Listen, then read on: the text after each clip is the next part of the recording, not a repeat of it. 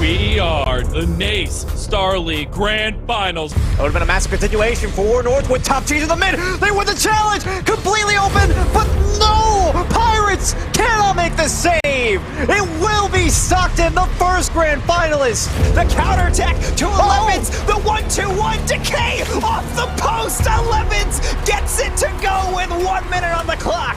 Ladies and gentlemen, we have ourselves a grand final. UC Berkeley have just punched their ticket to a date with Maryland on April 30th. Mal, great job kind of continuing to watch. Got 1, 2, 3 frags for David. A Nose Dragon. What? Oh my god. And it's over. Nose Dragon with the shot on target.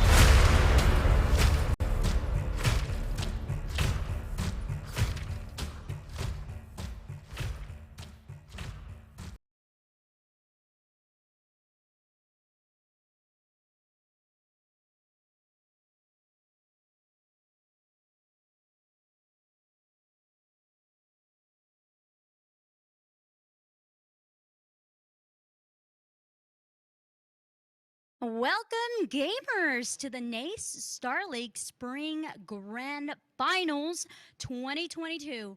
I am your host, Cute Noob, and I will be your guide for this weekend. We have 6 games lined up. We're going to start off today with some, it's going to be starting off with some League of Legends. Then we're going to be moving on to some Rocket League. And to end off our day, it will be CSGO. On Sunday, we will have some Overwatch, some Super Smash Bros. Ultimate, and then to end that off, it will be some Overwatch.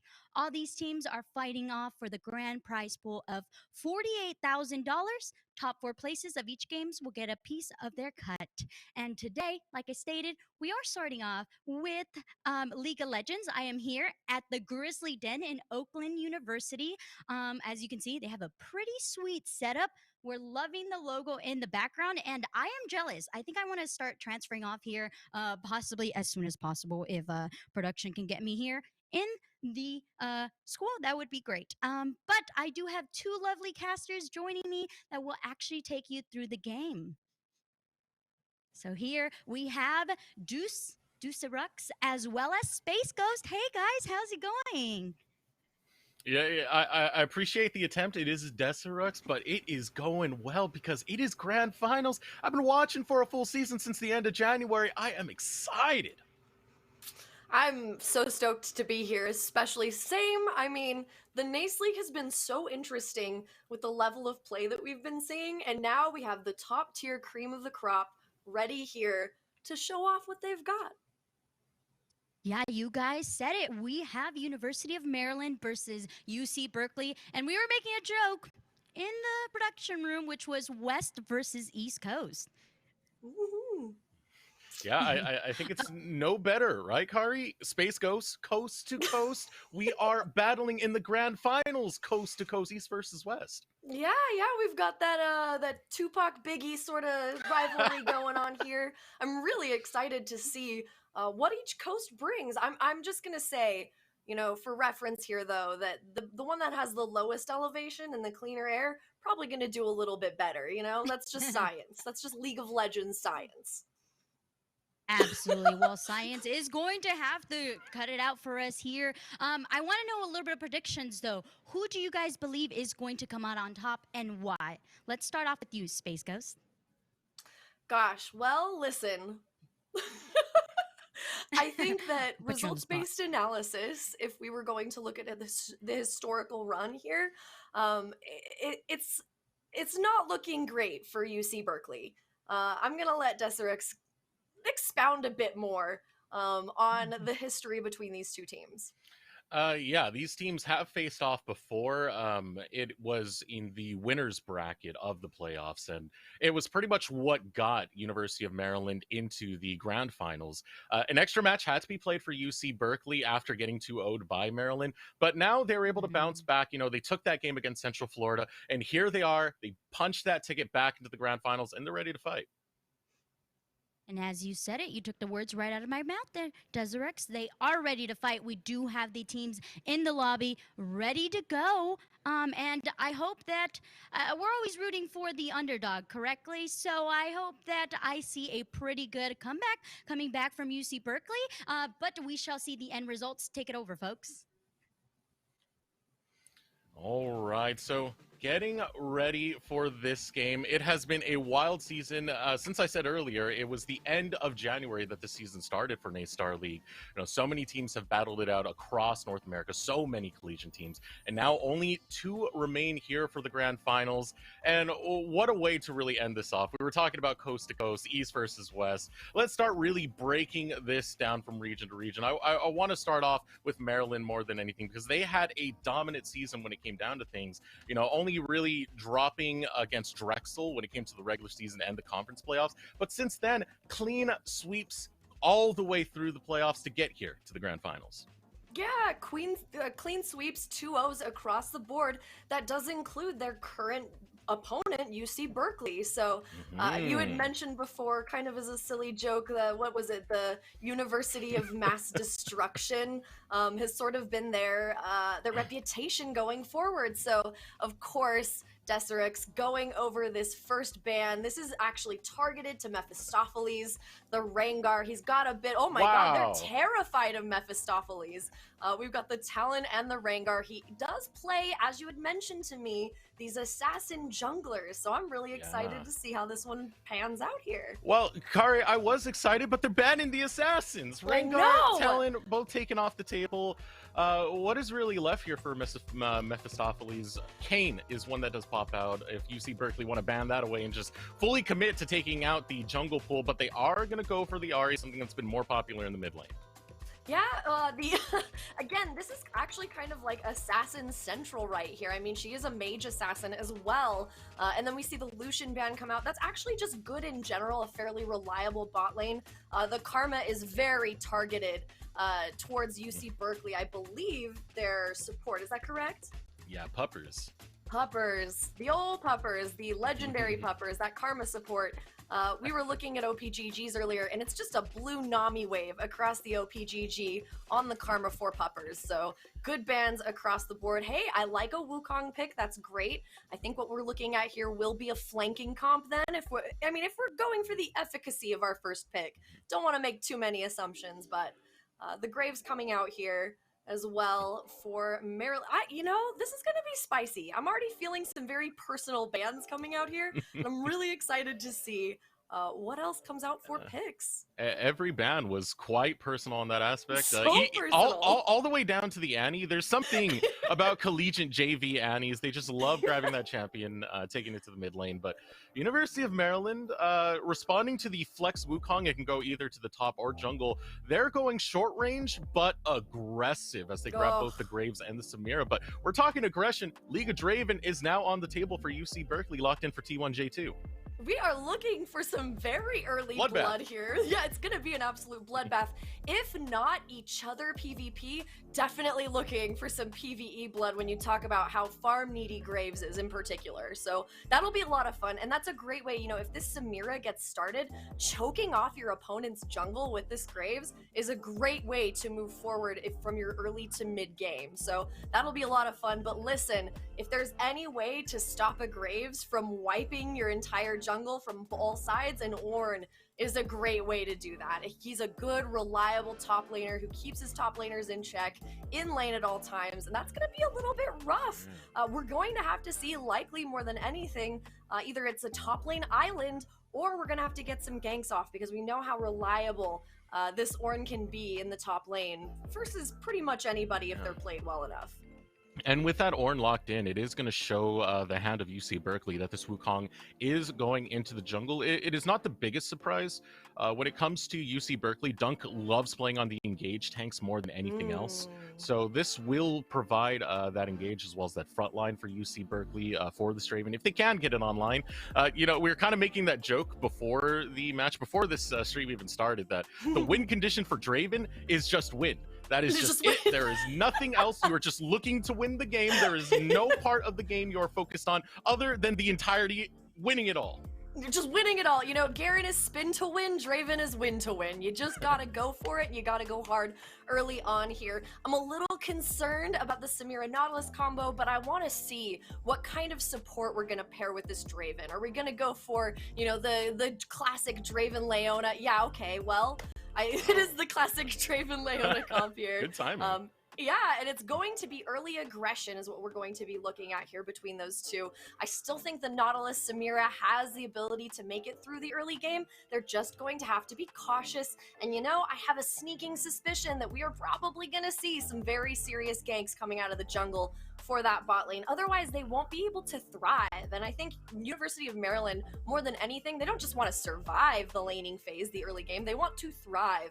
So both of these teams, it's going to come down to this matchup where whoever gets the most blood into the early to mid game is probably going to thrive. Recovery on Samira is very difficult. Recovery on Draven is very difficult if your lane phase doesn't go amazing. So, I mean, as far as like the meta goes too, at this level of play, it really does come down to skill-based matchups as well, which makes it more exciting, in my opinion, that we can look at these champs, we can look at the draft, but at the end of the day, the destiny is in the hands of these players, whereas, you know, pro meta, LCS meta, sort of predetermined matchups, whereas the level of play here, we have a little bit of wiggle room to be surprised.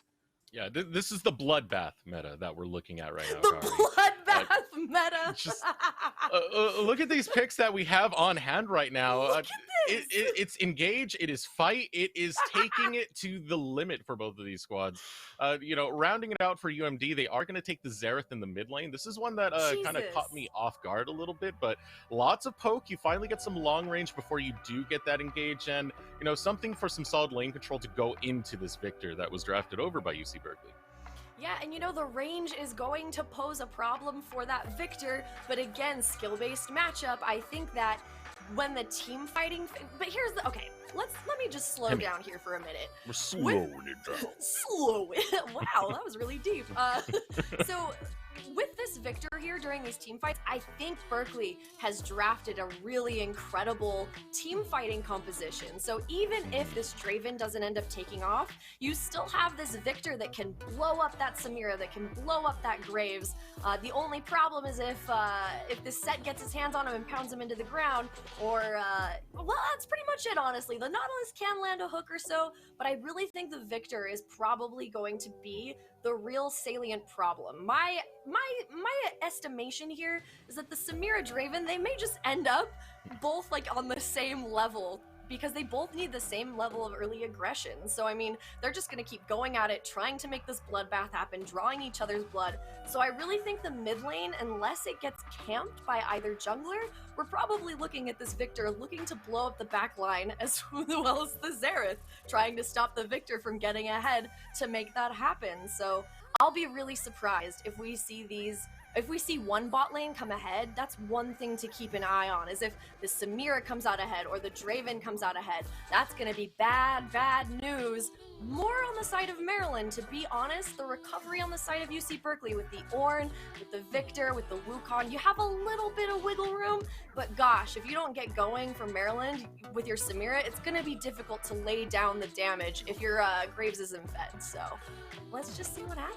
And for UC Berkeley, like, Victor pick is one thing. I want to look at the Draven because T1J2 has been a player who has stood out for UC Berkeley, who has been much more consistent, a very strong mechanical player. You know, we saw that in his game 1 against Maryland when he was able to play Xayah and try and take it to Maryland over in the bottom lane. You know, now it is the rematch. Now you are on the Draven. It was a struggle last time, but if they can get past that struggle, my God, if you cash in on Draven, it is a snowball that is out of control. Yeah, absolutely. And, you know, Cheha on the Samira does definitely, I hate to bring this one up, but one of the very first pentakills I ever witnessed live was now Danny, formerly Shiro, got a pentakill on the Samira last year, the very first pentakill of Academy in 2021. So the capability, if you are passionate about this champion and you are skilled, which based on historical records, Cheha has the skill to make this Samira work and has the passion to drive that one forward. I'd be a little afraid for the Draven. Be a little afraid. I want to look at the results that we had last time these two teams faced off, just because I think your worries are very, very warranted. It was so focused into the bot lane when it was, I believe, the winners finals before we got into the grand finals here, the last match that Maryland played, just constantly focusing down there, constantly engaging down there. A lot of that was because Mephistopheles did have the mobility of the champion he was able to grab, which was the Talon. It's going to be a slightly different story this time now that he's on the Wukong, but even with the Wukong, now you get creative engages more catered towards the mid lane. One of the creative ones you can do is just clone across the Raptor camp to get a mid lane gank going in without even getting spotted in the river. So even though Mephistopheles doesn't have the extreme mobility that he's had in previous champions, the Wukong still provides some way to get in and some way to kind of flex that mind. Yeah, I think it's the next best thing. You know, I wanted to point it out while we were doing the draft. Everything that they drafted, or sorry, everything that they banned on the side of UC Berkeley was these highly mobile assassin champs. I mean, the last two bans were LeBlanc and Akali. Like, these are they do not want Maryland no snowball to be allowed. able. Yeah, no walking. It's sort of like no fun, no walking, mind the gap, do not run. You know, they really, really want to be able to keep track of where everybody is. And so I think that that's a pretty good comp draft. And, you know, it shows, you said before that there was a lot of difficulty for that bot lane on Maryland. I think drafting the Draven says, like, we are here to annul your incredibly strong bot lane, and we're here for your blood. And I think that one thing that might happen in the early phases of the game is that Berkeley will likely see a botched jungle gank and be able to clean it up with that Draven, because if you do try to gank early, that lane is going to clean all three of you up. So they need to be very mindful about how they play this early game and these early ganks, because you really don't want to end up in a bot lane with a Draven with a triple kill within 3. That's bad news, Bears. And there's some good scaling for UC Berkeley. So good.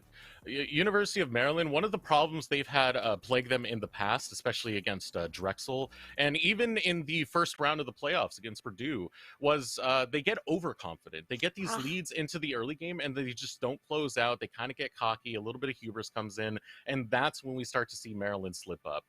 If they do this against UC Berkeley, there is some good scaling on UC Berkeley. You're mentioning the Ornn before. Tanks do scale. You can be that invincible, undying front line who just allows your backline to continuously get that damage in. Same thing with the Victor. Draven might not be a hyperscaler, but he's still a marksman nonetheless. You've got great team fight for UC Berkeley. I echo your thoughts a lot. If UC Berkeley get an early lead, it's looking a little bit grim for Maryland, but you got to look at Maryland's composition. It is catered for some early to mid-game aggression. Absolutely. And you know, I love to call these early game bot lane aggression, especially, you know, I just like to call Draven Mr. President. It's sort of the Mr. get down President. Mr. President early game comp where everybody really wants to, you know, the Draven doesn't necessarily have to end the early to late game. You know, the laning phase doesn't have to necessarily start out ahead, but when the mid to late game transition happens, he had better have some substantial kills on his side, and he had better be finishing a lot of items for that mid to late game phase, or he's relatively useless. So when I say get down Mr. President, I mean get down Mr. President early to mid game, and then Mr. President has to drink the blood of his enemies. So, you know, I don't know. Listen, my theory that the president's a vampire, I don't know. I'm just saying. President's a vampire. I gotta read this fanfic sometime. You gotta throw this one down to me. With the compositions now drafted out, I want to get your thoughts on this. Who do you think is taking this one? I'll leave this so you can think on it a little bit. I personally do favor Maryland in this one, simply because their early game is stellar, and if they get a lead, it's not just about snowballing a Draven such as UC Berkeley has. Any of these lanes can snowball for Maryland, and they've shown capabilities in the early games to have pop-off moments. Yeah, you know what? I am going to take the opposite. I think UC Berkeley, I don't know if they have analysts or if this is player run, if they have a coach, but somebody really looked at the last trends for Maryland and said, listen, if they scale in the early game, they have a really poor ability to close out quickly, and we have scaling. We have the Ornn. We have the ability to engage, whereas if Maryland doesn't, they don't really have very much great engage. So I think that if Maryland doesn't, you know, stay on top of it and the whole game goes very quickly in their favor, I think that UC Berkeley has the ability to sneak in there with that scaling and overcome. So I'm gonna throw my hat in the underdog ring, but if this doesn't go well, I will hold a grudge forever. Kari, we're not doing this right. We're not doing it. I'm supposed to be the one who's voting for UC Berkeley. I know. You're supposed to flip the other way around. You're going for the West Coast. It is what it is. Let us know in Twitch chat who you think is taking it. We are now ready for the grand finals. UC Berkeley versus the University of Maryland. Both of these teams fought hard to get here, but now is the time to show up. Show up or shut up, as they say. I don't know where they say that, okay? But we are looking at a very, very good early game here. So this should be relatively bloody. But like I said, if both of these lanes get out of the lane phase and neither of them have a particular edge, the mid game's going to be doubly bloody because they're going to have to make up for the edge that they didn't get in the mid game. So either way, Desirix, no matter what happens, there will be blood. And I'm so excited to see where we go with that. Right now, neither team has very much substantial information. You see in this river here, we do have one ward for the side of UC Berkeley, but that's not really giving you any current information. That ward isn't necessarily going to come unless we're vertical jungling or we're looking at that 315 scuttle, which it'll already have depopped by then. So maybe not the greatest ward with the most information, but it does help if you're looking for a vertical jungle or an invade, which is, you know, that's all you can really ask for. I think more than anything, it's that second one you just said, the invade. Graves is such a power farmer. Loves to go in and take your jungle if you can get a chance to. So spotting that out, it's not as much information as you did say, but it is something to know where the Graves is. At least he's not invading me.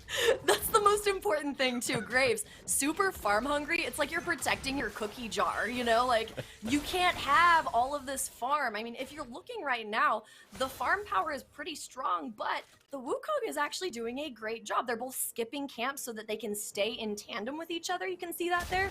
The Graves skipped the Krugs, Wukong skipped Wolves, and so we're just trying to stay step for step. And this is really exciting to me because both junglers are intending to go for the Scuttle. So we may see a Blabbers Crabbers original here fighting over the Scuttle at 315. So let's just give it a minute here. The Grump is going down. Mephistopheles is actually skipping his blue as well. Let's take a look and see where the Wukong is going. Looks like an early gank. Oh my god, this actually is so spicy.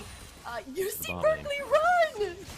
Here comes Captain Zero. No, the Zenith Blade coming out of Puppers into Mephistopheles. A brilliant flash out of Puppers. Having the wherewithal to take a very creative escape route.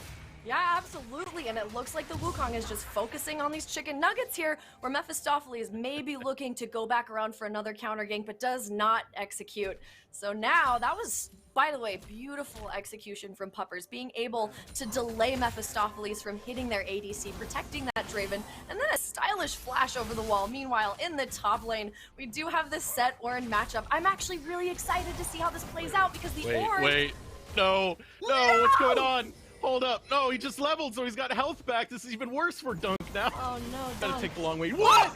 He turned it around. Dunk just gets first blood out of nowhere. Oh, no, that is so crazy. It's that rune. He's got that green tanky goodness for him. This is actually so gross, but listen, both of the flashes are down in top lane, so we might see some blood up there. Who knows? Right now, Dark Lord 70, the Wukong, is actually just trying to power farm to keep up with this Graves, and that is going to be the key for Dark Lord 70, is just like have his lanes hold back, play it safe until they can get farmed up for that mid to late game. So I don't think we're going to see any crazy Draven blood for the first little while here. I'd say let's see what happens with this dragon that's spawning in about 30 seconds. We might see a little blood. I mean, college teams, they sure do love dragon. I honestly love to see the way. Oh! J2 just got dragged on in by Captain Zero. Nasty. Falls to about 100 health. Does have Dark Lord there. So, a little bit of a catch-out coming out from Captain Zero, and more catch-outs coming out in the top lane. I think we saw this story before, Kari, but we didn't see it with Mephistopheles there, who's looking to get some revenge for his fallen top laner. A couple of shots with the buckshot into the back of Dunk. He's taking the long way. He's a tanky boy. This is still an early game Ornn, but he's got that Warden's Mail, so he's able to walk out. Yep, let's talk about Mephistopheles. He is on a grave, so he has plenty of time to walk up to that lane and stop him from clearing that wave. But the Ornn is actually tracking him, and it looks like we've got a pincer for Berkeley on Mephistopheles. This is a disaster for University of Maryland here. Dark Lord actually is gonna get a kill on Mephistopheles. Oh, he's waiting for the cooldown. He's waiting for the cooldown. He's not close enough yet. No, he can't get it. That scuttle that he grabbed earlier gave him enough movement to get out. Yep, looking pretty good here, and then he's just back on the farming train, getting those chicken nuggets. Dark Lord, back to the farming game. Both of our humble farmers here on our junglers. I told you that maybe we'd see some blood in the top lane, but all the blood is coming from the laners themselves. Sprinter, pretty impressive on this set, but not impressive enough. Both of these kills have gone over to Dunk, who is... Listen, that Ornn's so gross. We've seen it on so many different teams, so many different comps, from high school all the way up to LCS, and it is the old reliable. It has been so good lately, and I like to see it. It's hard not to get discouraged when you've got this champ that's so good in this early game, so reliable.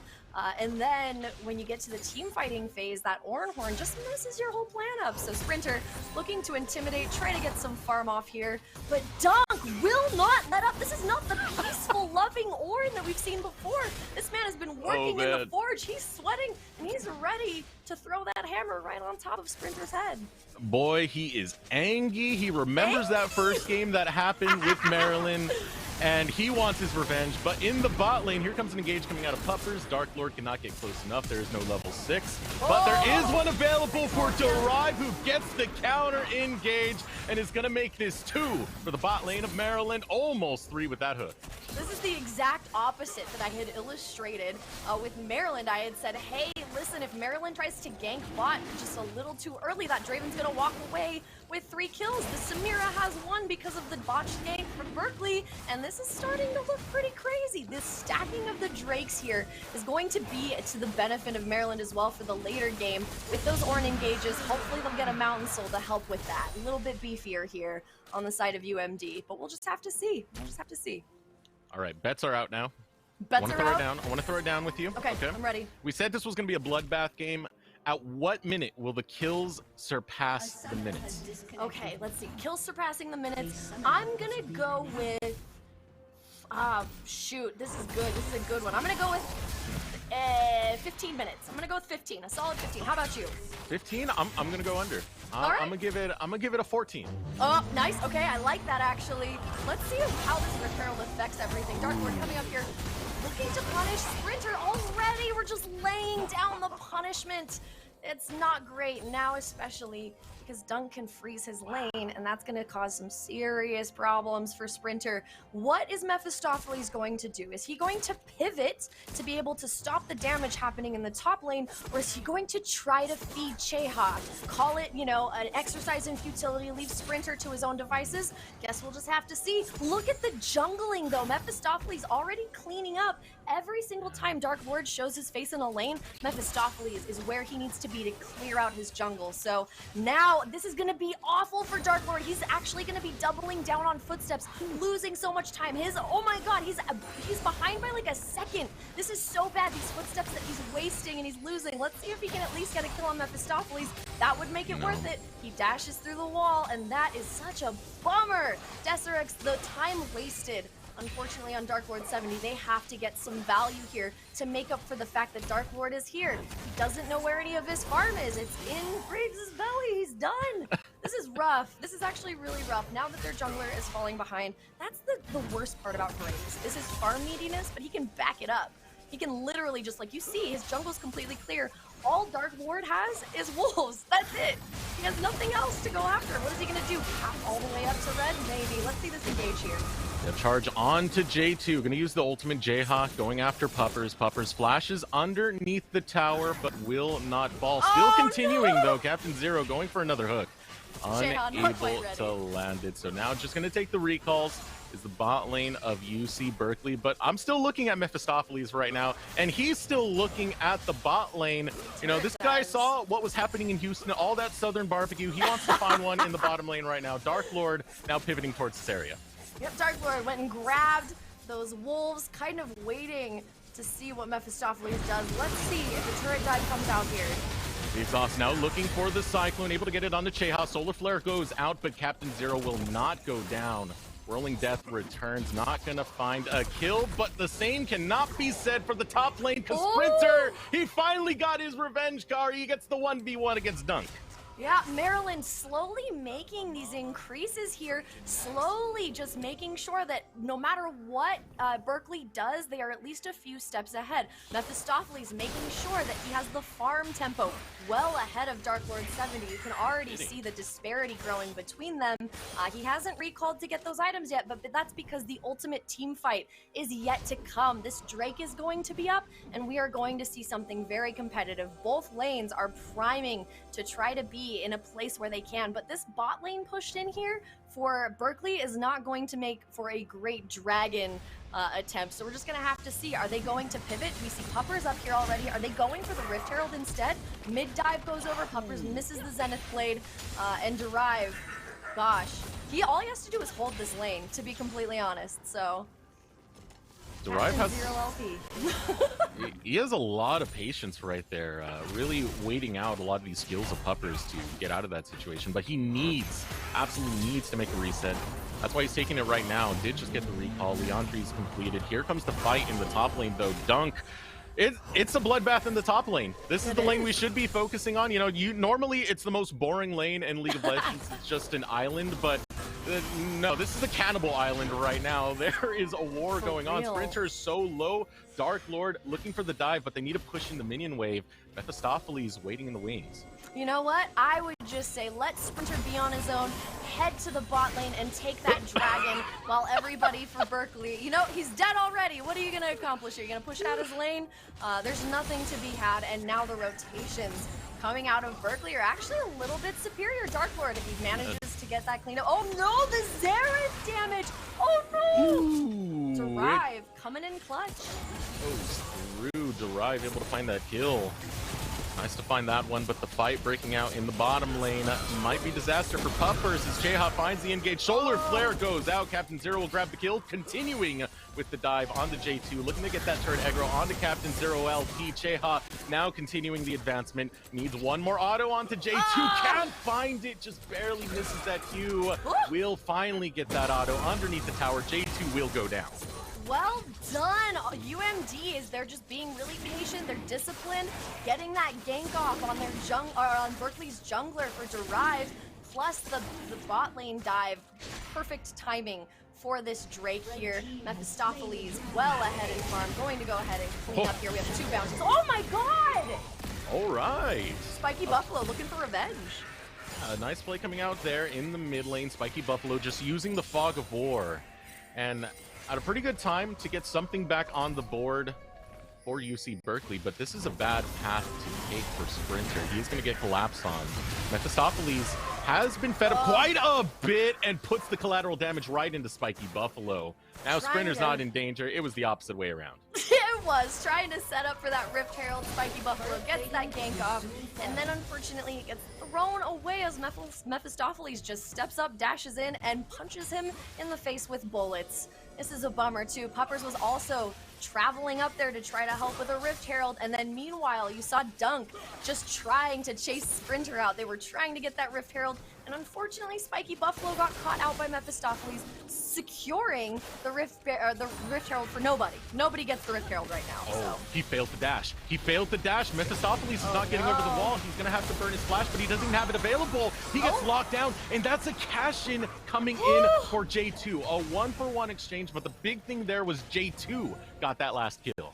Yep, and that's exactly what you want. You want that gold, that bounty, that 350 gold bounty on that Draven. That effectively makes up for the 25 farm that he is actually missing between Cheha, and I think this is a really bright spot. We're moving into the later game here, and we are looking at Cheha, who is getting ahead, but we're getting the Draven slowly trying to make his way up here. J2, not quite where he needs to be, but getting up there. Yeah, he still needs a lot of catch-up. If you look at the itemization, Che has already finished the shield bow plus oh my God. We don't have the first item done for J2, so he's very far behind. And this is why Maryland are constantly going for these dives on the bot side. Yeah, absolutely. And you know, what would be really great for J2 that would make them get back on this is to get a kill on Cheha. You have to be able to get that kill, get that bounty, make sure Puppers doesn't get the bounty. We'll see if it goes through. The Samira ult comes down. We're looking at Dark Lord 70. They know that they need this 250 gold bounty on J2 in order to continue to be competitive. We are at 15 minutes right now. We have, oh gosh, I can't do math on the fly. We have 13 kills on the board. Comes in, Puppers is already down. Here comes the Cyclone, only landing onto 2. It's gonna be another shutdown. Cash in for J2. He's grabbing another one, still alive, but Mephistopheles is trying to take down J2. Look at the body blocking from Dark Lord. It will keep J2 alive, and Maryland are gonna be the ones coming up short on this one. Mephistopheles jumping into Spiky Buffalo. Derive brings the smoke, and a couple more shots from Mephistopheles will make this a done deal for what was looking like a disaster for Maryland. No, they're looking good now. That was a disaster. Draven did collect that on Cheha. J2 is still in good form despite needing a little more help in Mephistopheles cleaning up the rest of his team. Those are the kind of sacrifices you're going to have to make when they're so far ahead with so much firepower on the side of Maryland. But UC Berkeley is making the correct moves for recovery. We see that. Oh no, Mephistopheles! Oh, that smoke screen does so much work. It bought him a lot of time, but now J2 is caught up.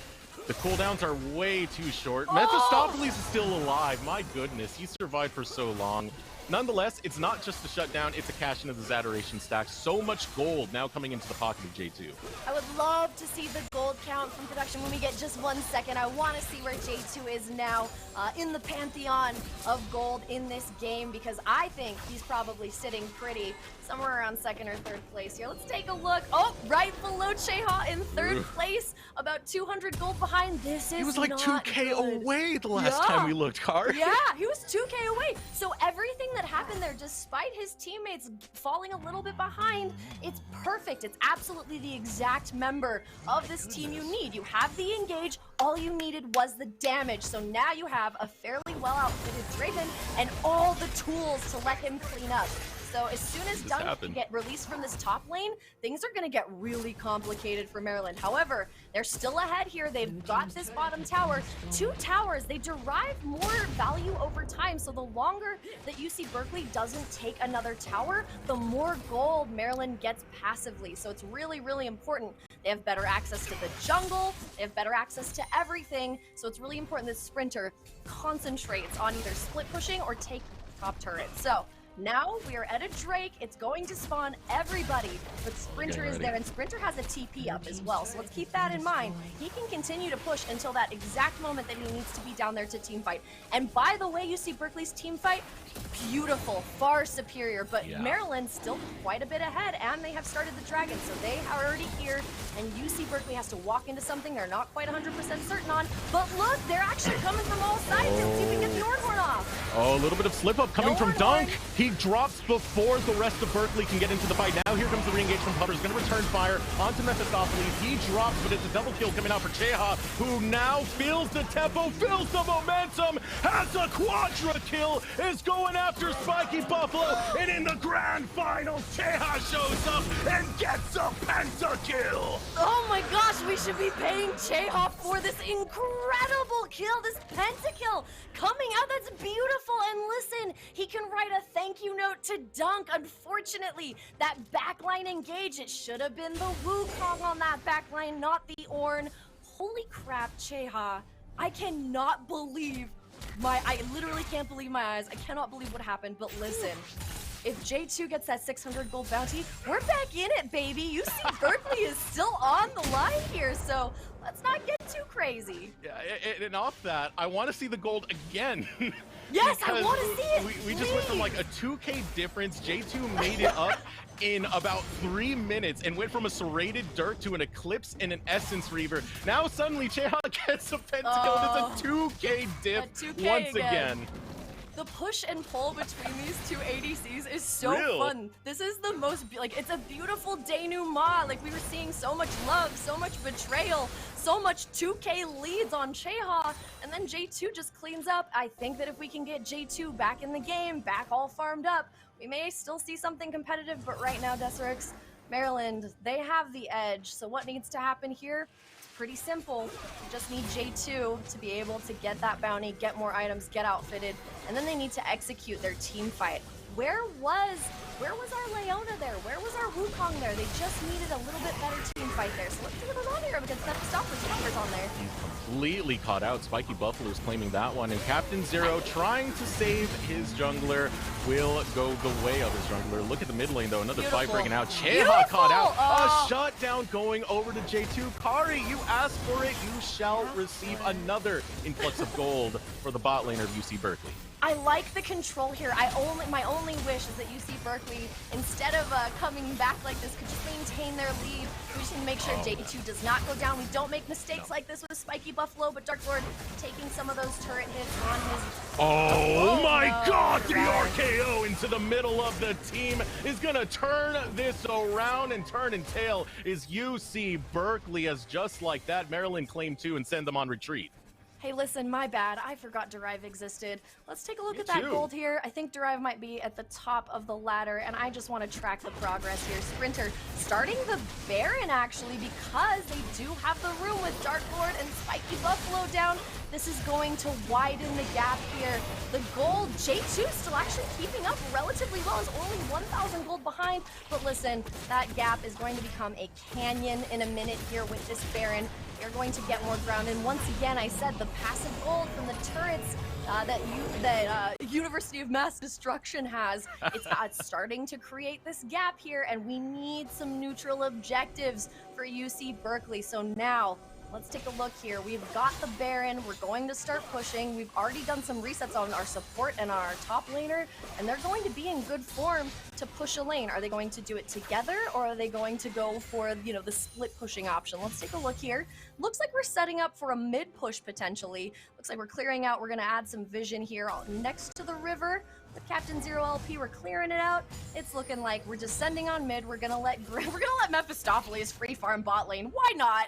Why not just let him get even more farm? He's about 70 farm ahead of this Wukong Dark Lord. It's going to be really hard for UC Berkeley, but again, they still have this extremely fed Draven, who is only we've got the Samir at the top, and we've got Draven at the bottom, and he's keeping up very well. Extremely impressed with J2 right now, but it's going to be an uphill battle. You saw the amount of damage coming out of Cheha. If Cheha doesn't die first, it's already over.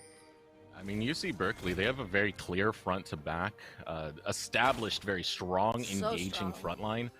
But the biggest problem is they just weren't able to get the gold in a timely manner enough to get J2 online when he needed to be. He is online now and is popping off and is having a pretty good performance 22 minutes into this game. But as it is right now for the rest of UC Berkeley, he is the only one who is finding really pivotal success for the squad. So, you know, with that success found, that makes him a target. If he falls in these fights, that is everything for UC Berkeley thrown right out the window. You got 30 seconds until this Drake does spawn. So J2, his flash is down. We're going to be watching that. Yeah, nobody else is capable of carrying this game at this point. It's 23 minutes in. There's not enough resources for the remainder of the game for the rest of UC Berkeley to be able to catch up. So we need to be really careful here to protect J2 as the final, spark to be able to win these team fights here. We do have some great engage still. We have the Wukong, we have the Leona, we have the Ornn. So there is a possibility of an incredible team fight happening here, but we are going to see a TP come out from Sprinter. Don't be deceived. Maryland, if they don't kill this Samira first, it's pretty much over. So we're just gonna have to see how it goes. I would like to see Sprinter there as well. Kari, this is Infernal Soul. This is so big for Maryland, who are bringing so much damage to this fight. Yeah. Never mind the long range. Oh, no. We're actually gonna have an engage right here. Call the Forge God was popped. The engage coming out from Captain Zero. Tries to go after Puppers. There's the showstopper. Sprinter gonna slam Puppers to the floor. 4 down. UC Berkeley get annihilated as Maryland get a clean ace. Maybe I exaggerated there. Happy birthday to the ground. It looks like UMD, University of Mass Destruction, Maryland, is going to probably have not their final push, but we're looking at what is essentially the final push. Infernal Soul. Listen, they don't need no Mountain Drink. They don't need any of that. They just need the raw firepower to crush UC Berkeley. Listen, I think UC Berkeley had a really clear idea of how they wanted to play, but skill, that individual, it's Cheha, it's disgusting, and Derive with that map awareness. I want to see Derive on an Assassin champion. I cannot imagine what they can do with any amount of mobility, because on the Xerath, they're already eagle-eyed, very sharp, exactly where they need to be cleaning up. So the way forward for UC Berkeley, it's going to be tough. They're going to have to find that perfect team fight, but to me, it's going to be picks alone that will make the difference. So who will get caught out? Maybe nobody, and that means Maryland wins. You need a picture-perfect scenario to come out for UC Berkeley, where J2 has, you were making presidential jokes earlier. J2 literally needs the Secret Service to protect them if UC Berkeley are going to find any chance to come back in this one, Kari.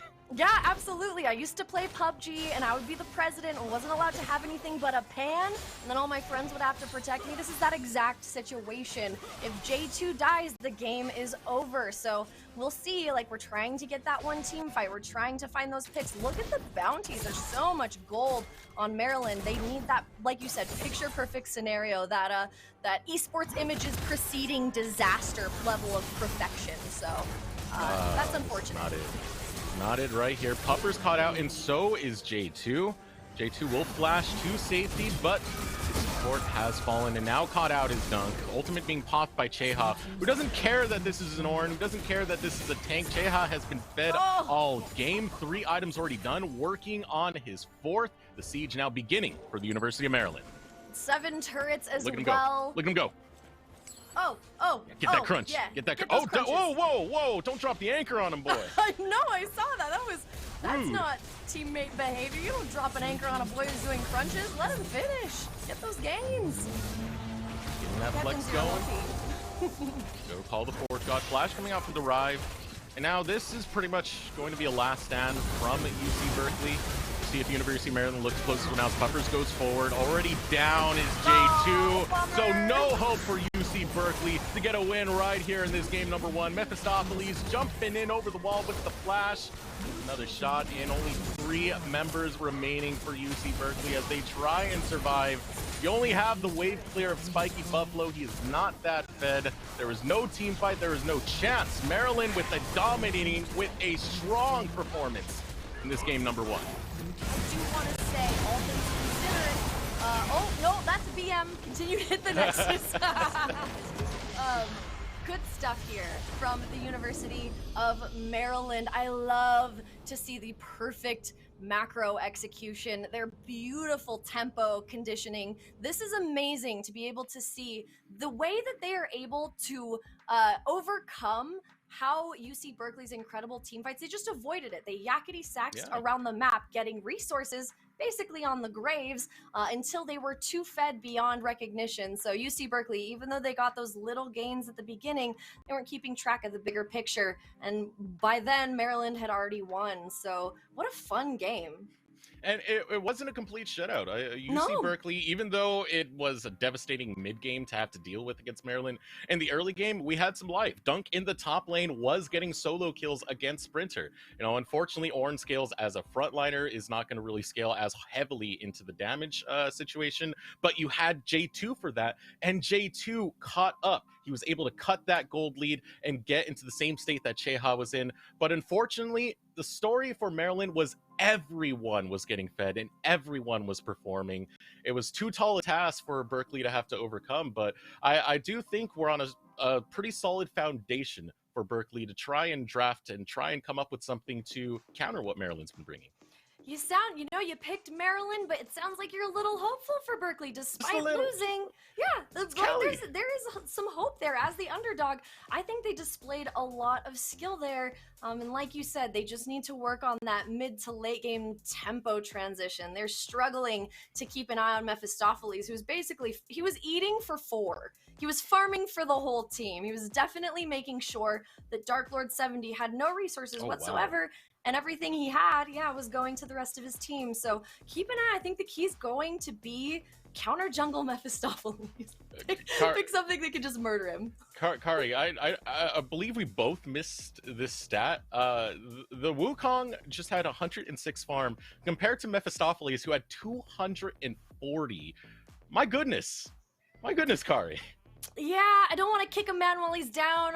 Dark Lord also had 8 deaths, which is really discouraging. Wasn't feeding, though. Was very active on the map, making the best plays possible. But sometimes, it's hard to concentrate when Graves is clearing out your jungle and you keep pathing to your jungle and it's already empty. Show up to the party. It's like that dream where you show up with no pants at school. Just feels bad every time it happens. So, big bummer to Dark Lord for, showing up to the party late or a day early. And Graves just took all the party hats. He took them all. He's wearing them all.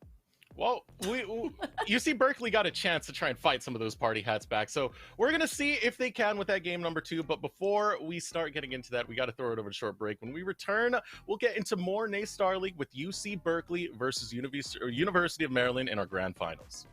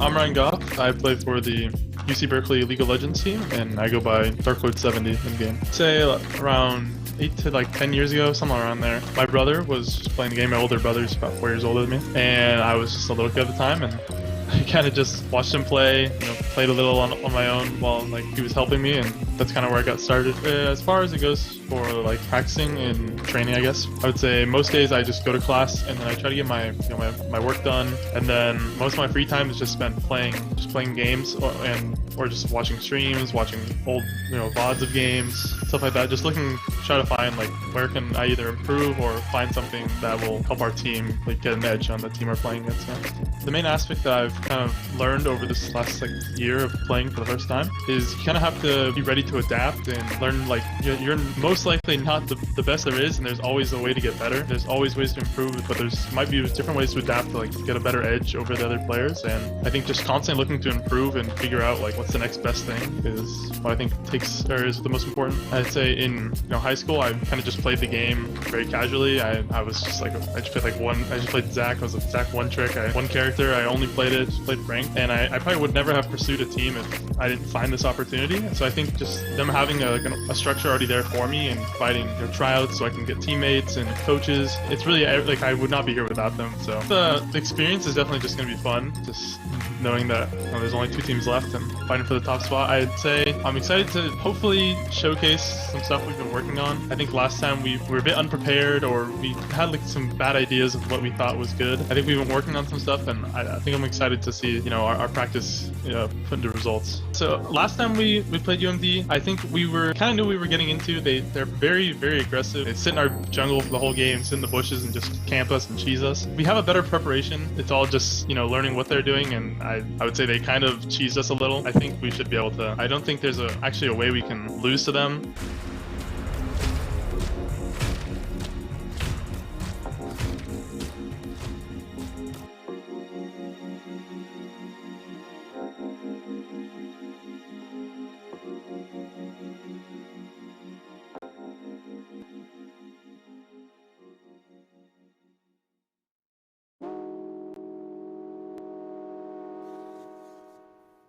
And welcome back, everyone, to NACE Starleague. Our grand finals between UC Berkeley and University of Maryland off to a strong start and a strong right hand as University of Maryland take game number 1.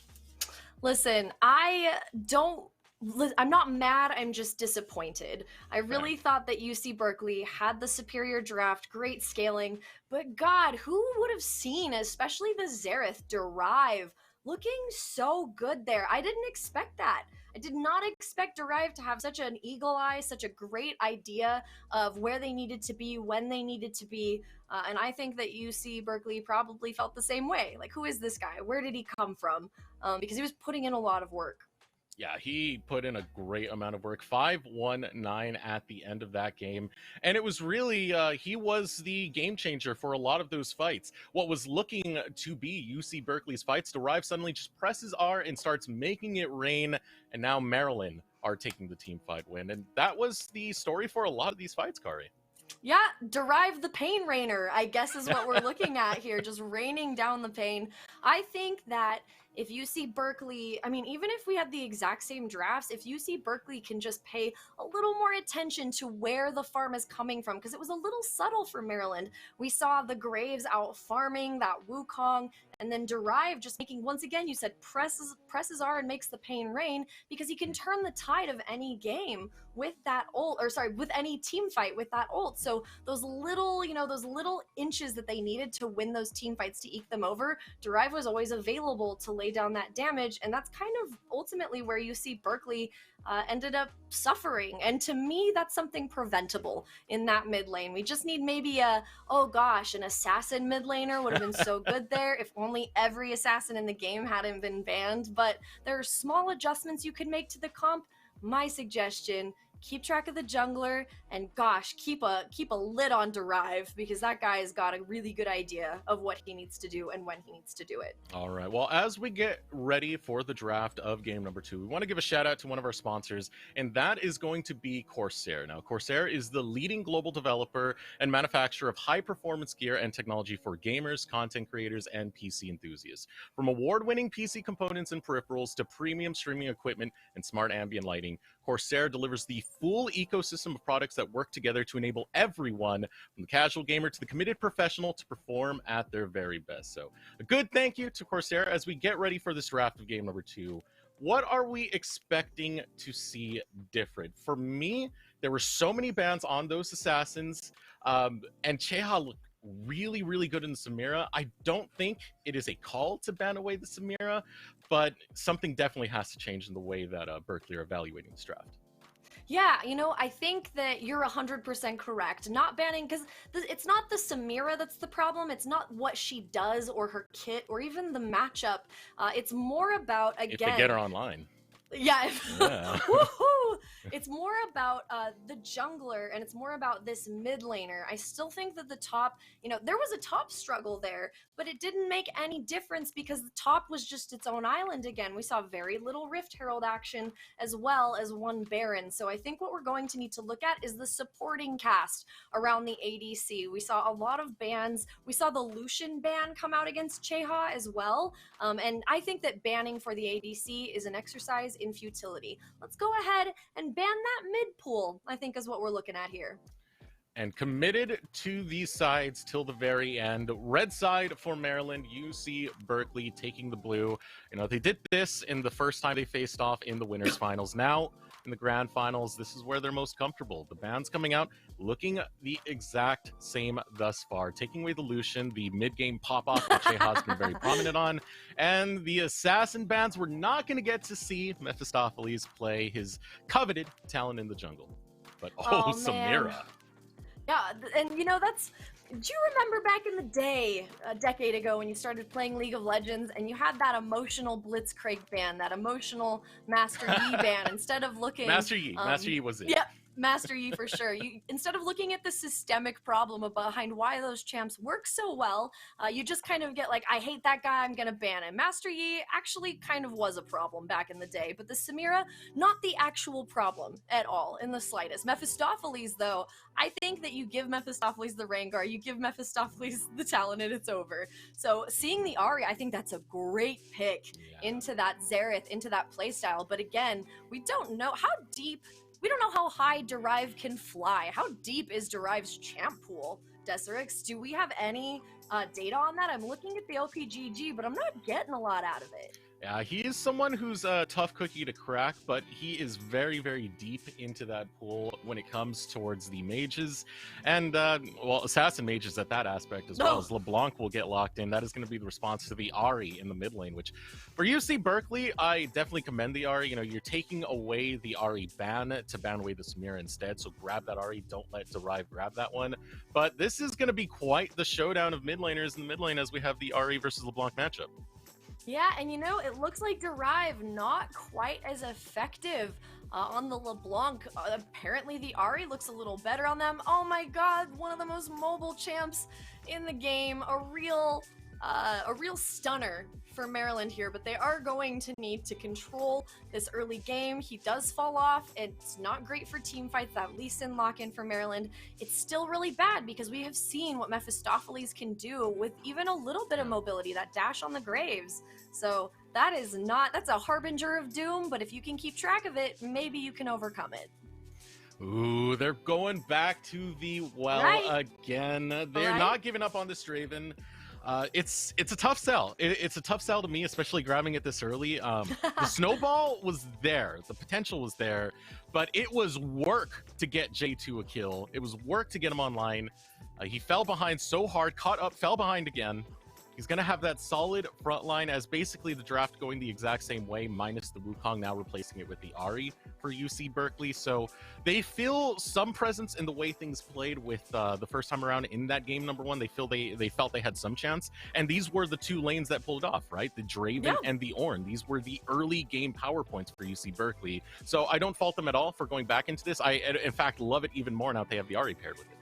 Yeah, absolutely. And this is the exact change you and I were talking about. Somebody to keep track of Derive. And, you know, I think that Ahri absolutely can keep up with LeBlanc, but, you know, again, at this level of play, this is actually a completely skill-based matchup for these two, and these champs can do a ton, both of them. So I think it's going to be a matter of just keeping track of Derive. Stay on him like white on rice. Just stay there. Do not let Derive do anything by himself, because the damage that he can do, because he's so aware of what stage of the game that they're in, is going to be critical to their success. At least this time, you know, Xerath can affect the map from very far away. LeBlanc has to be on the map, has to be present, and is therefore more vulnerable, specifically to this Ahri. I think it's a great pick. It's a great answer. And if you're first picking this LeBlanc, you're basically saying, come after me, come find me, here I am, find champs that can keep track of me. And I do think the Ahri is one, but I do think we're going to need a support that can protect the Draven. I love those bans coming out of Maryland, because they're going right after Puppers. They realize they want to neuter this bot lane. They want to make it as weak as possible.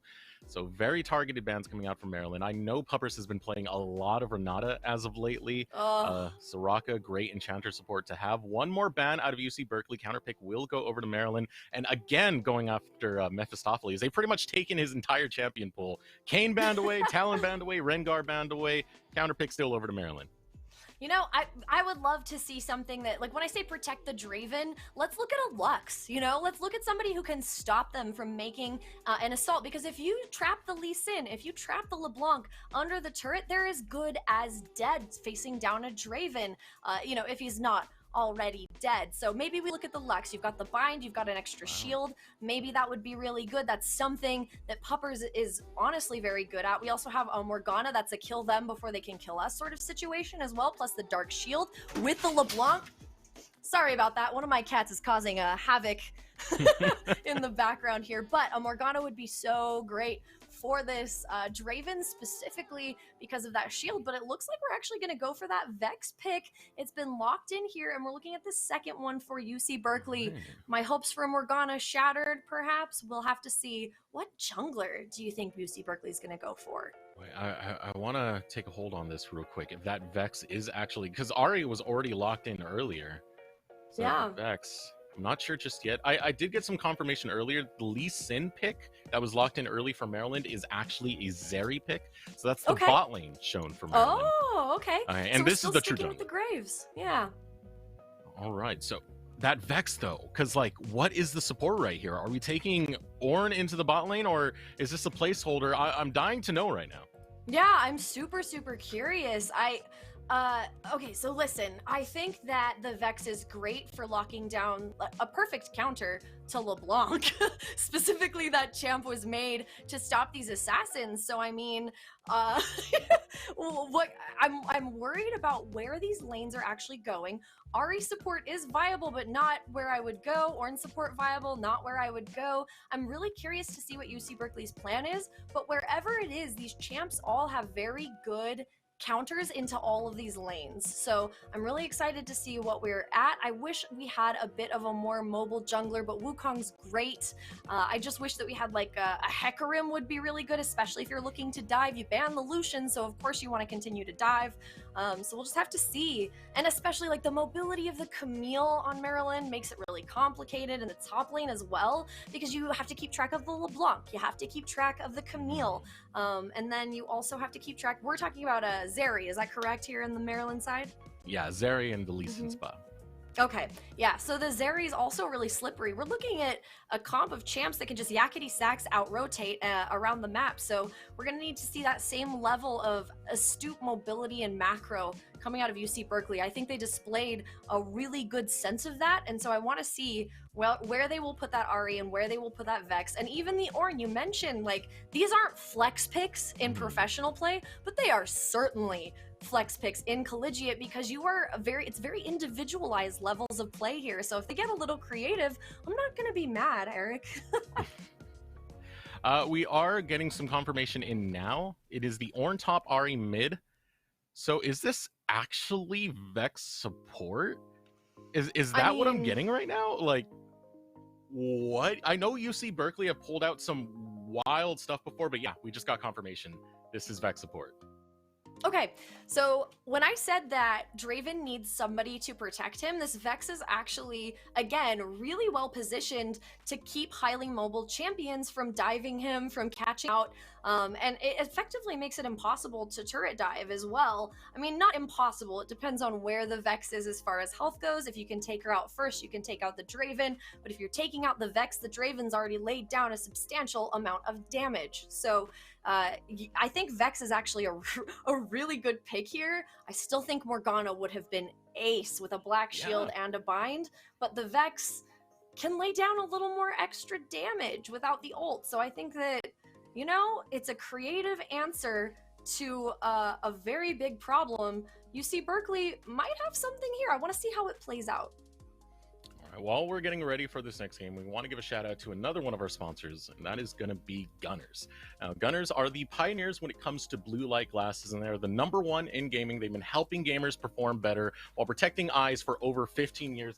I got a pair right here. I bought these like 9 years ago, so I'm talking my word when it comes to Gunners. You know, they have a youth line for teens and kids aged 8 to 12 and 4 to 8. The Gunner difference is, in addition to blocking blue light, Gunner's unique patented lens technology also combats the symptoms of digital eye strain, which helps to improve your visual performance, which most competitors just block the blue light. So be sure to check out Gunners. Before we load onto the game, we do have a little interview with UMD. We're going to throw over to that and get loaded on the Rift. My name's Eric. My league username is Sunbe. I play for the University of Maryland College Park for League of Legends. So initially, I started back in Season 1. I was actually at church with a bunch of friends, and they were like, yo, you really need to play this new game. It's called League. And then back then, I was playing like Heroes of New Earth, Warcraft 3, you know. I just started playing into it and got hooked to it. Yeah, everyone was playing it, so. My daily schedule would probably be going to class if I wake up on time, working out at Epley, playing solo queue whenever I have the chance to. I work at a Korean barbecue restaurant, so I normally work, and then at 2 in the morning or 1 in the morning, I go into a solo queue game. So the exciting thing is we've just announced this semester that we've been officially acknowledged by the university. There's funding, but we just hired a director of esports from University of Ottawa. It's getting really hype. You know, we're starting to give scholarships to actual premier esports players. So things are finally changing, and I'm super excited to see it. Most excited, you know, we fell so close but so short last year, so this is our time to come back and be a nice senior send-off. And of course, we said if we won first place last year that we eat hot pot all together, and it would be on Sprinter's tab, or old captain's tab. So we didn't get to because we lost, but this year we will. The more I go to my econ lectures, I realize that I enjoy esports a lot more. It's a small window to hit, and I know I just got into competitive, the amateur scene, so working my way through and then learning step by step. But I really do want to, going to solo queue and seeing all these big names, these pros, these streamers, and they're making a living off of it. To me, I think it's surreal.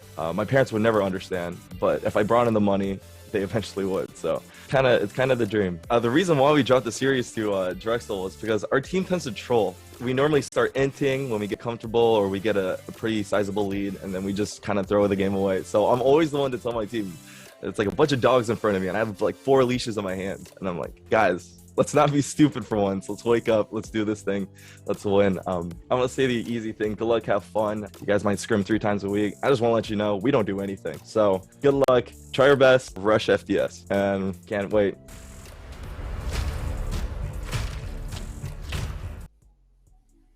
Kari, how spicy was that? Did you hear that? They don't even scrim. They are that confident. They are that good. Gosh, and you know what? I think that they did display that. One thing that I do want to point out, though, is that UC Berkeley has now come up with a very creative solution to these turret dives that Maryland has been showing off. The Vex support with this Draven, we'll just have to see how it goes, but forcing another team to come up with such an innovative solution is a testament to their skill alone. I do like the admittance of, you know, the University of Maryland is human. I like that, you know, if things don't go well in the early game, they start to int. That was very honest of them to say as well. But these players do display just a lot of raw skill. These are the type of players that I would like to see in Academy. You know, you're getting your fundamentals down and you're becoming a very competent team, capable of being team players, which is the most important quality. But UC Berkeley still keeping up step for step. They're just one step behind Maryland, which is why they're here in the NACE Grand Finals. And I do want to point that out real quick. You were just talking about Academy. I want to bring that over to Proving Grounds. Sunbet was looking for a team, so anyone out there scouting for Proving Grounds, keep a very close eye on that young man. Sure to bring you a solid performance, even though he's not playing on the roster here today. You know, he was involved last year, spring 2021, where they had lost to the University of Maryland before the Grand Finals. And now, you know, for this matchup right now, this is an attempt to come back from that. This is to rectify that loss and take home that trophy. See if Maryland can do it, as they are at match point. UC Berkeley fighting from the ropes. Yeah, you know, the best teams always have that storyline to overcome. This is their revenge storyline, looking to get that crown after losing it last year. Puppers in a little bit of trouble, but not really. Not really at all. We're getting that emote off. Big brain plays coming out of Puppers here, who didn't even sweat it. I think even the confidence of that sort of that stylish play coming out of Puppers is a preview of things to come. Because they do look really confident and really good. But hey, speaking of information, we talked about how UC Berkeley did not get a ton. It was just to prevent the invade from the Graves. But now they have sort of a little bit more information on Sprinter on this Camille, where they're going and how they will be executing. So we know that the Graves, well, UC Berkeley knows that the Graves will be starting at the blue. That information invaluable, because there will not be any invade here. The Camille protecting that red buff. But otherwise, UC Berkeley, a little more information than Maryland, and that is really important and can put your team doubly ahead when you know how to jungle. So we can vertical jungle here if we decide to Dark Lord on that Wukong. Maybe we'll decide to step up and steal his enemy's farm, but we'll just have to see here. We also got a leash for the Graves. Mephistopheles, it's going to be really irritating. Once again, Dark Lord, I personally think a great jungler, really good skill, but against this Graves, Mephistopheles just a farming machine. Sprinter going for Dunk. This is a little bit different than our last matchup. Dunk was on the Ornn, but it was versus a set. So now we've got the Camille, a little bit of extra true damage, never hurt anybody, plus a true damage shield. That's a kind of a pain in the ass for an Ornn. Yeah, a nice flash there from Spicy Buffalo. Sorry, Spiky Buffalo. It was an okay flash. I'm gonna roll that one back. It was an okay flash, but I would be afraid of Derive 2 after the last game, just to see how that skill goes. But the Wukong's still pretty scary. You know, we'll see. If Spiky's able to get first blood, we'll switch it to that. It'll be Spicy Buffalo now. Spicy Buffalo. Spicy Buffalo. I like that. I like that. Buffalo Wild Wings. Are you listening? There's some branding opportunities here. Sponsor the man. But against Derive, I really don't blame him for bringing that flash. Both of these mid laners have taken Ignite, so these are kill lanes to say the least. And keep in mind, pre-6 Ahri not going to have that Spirit Rush. Very immobile champion before you're able to get that ultimate, so Derive will be looking to punish that. And with Flash being down, this is a potential lane for Mephistopheles to pay a visit to. Ooh. See what the visit looks like here. Mephistopheles going for that farm. We're looking at these Scuttle Crabs in about 5 seconds. Sprinter actually looking really good against Dunk, but it's looking to turn into a potential turret dive. Level 3, and we have the ward in the back. Can that ward save you, Desirix? I don't think it can. Not gonna save anyone, but that knockup might. Oh, almost one more turret shot to go down, but first blood nonetheless going over to Maryland. Mephistopheles. You know what's better than a flash being down, a health bar being low, and they get that dive. Make it look easy. Yeah, make it look almost seamless, pretty flawless here. We get the charm over on Derive, but Spiky Buffalo not quite close enough to close it, but Derive uses that Ignite. Do want to point that out on Derive. Oh my god, no, Dark Lord! He was so close, he was so close, Kari. I know, and there wasn't even a ward in that bush, so that means Derive, a split-second reaction there, using that flash. But listen, that means the next time Derive comes in there, it is blood to be had. First blood does go over to University of Maryland. Maryland on the top there. Just to remind you, there was a turret dive against an Ornn, and that's pretty scary. That says, hey, you're old reliable in this top lane.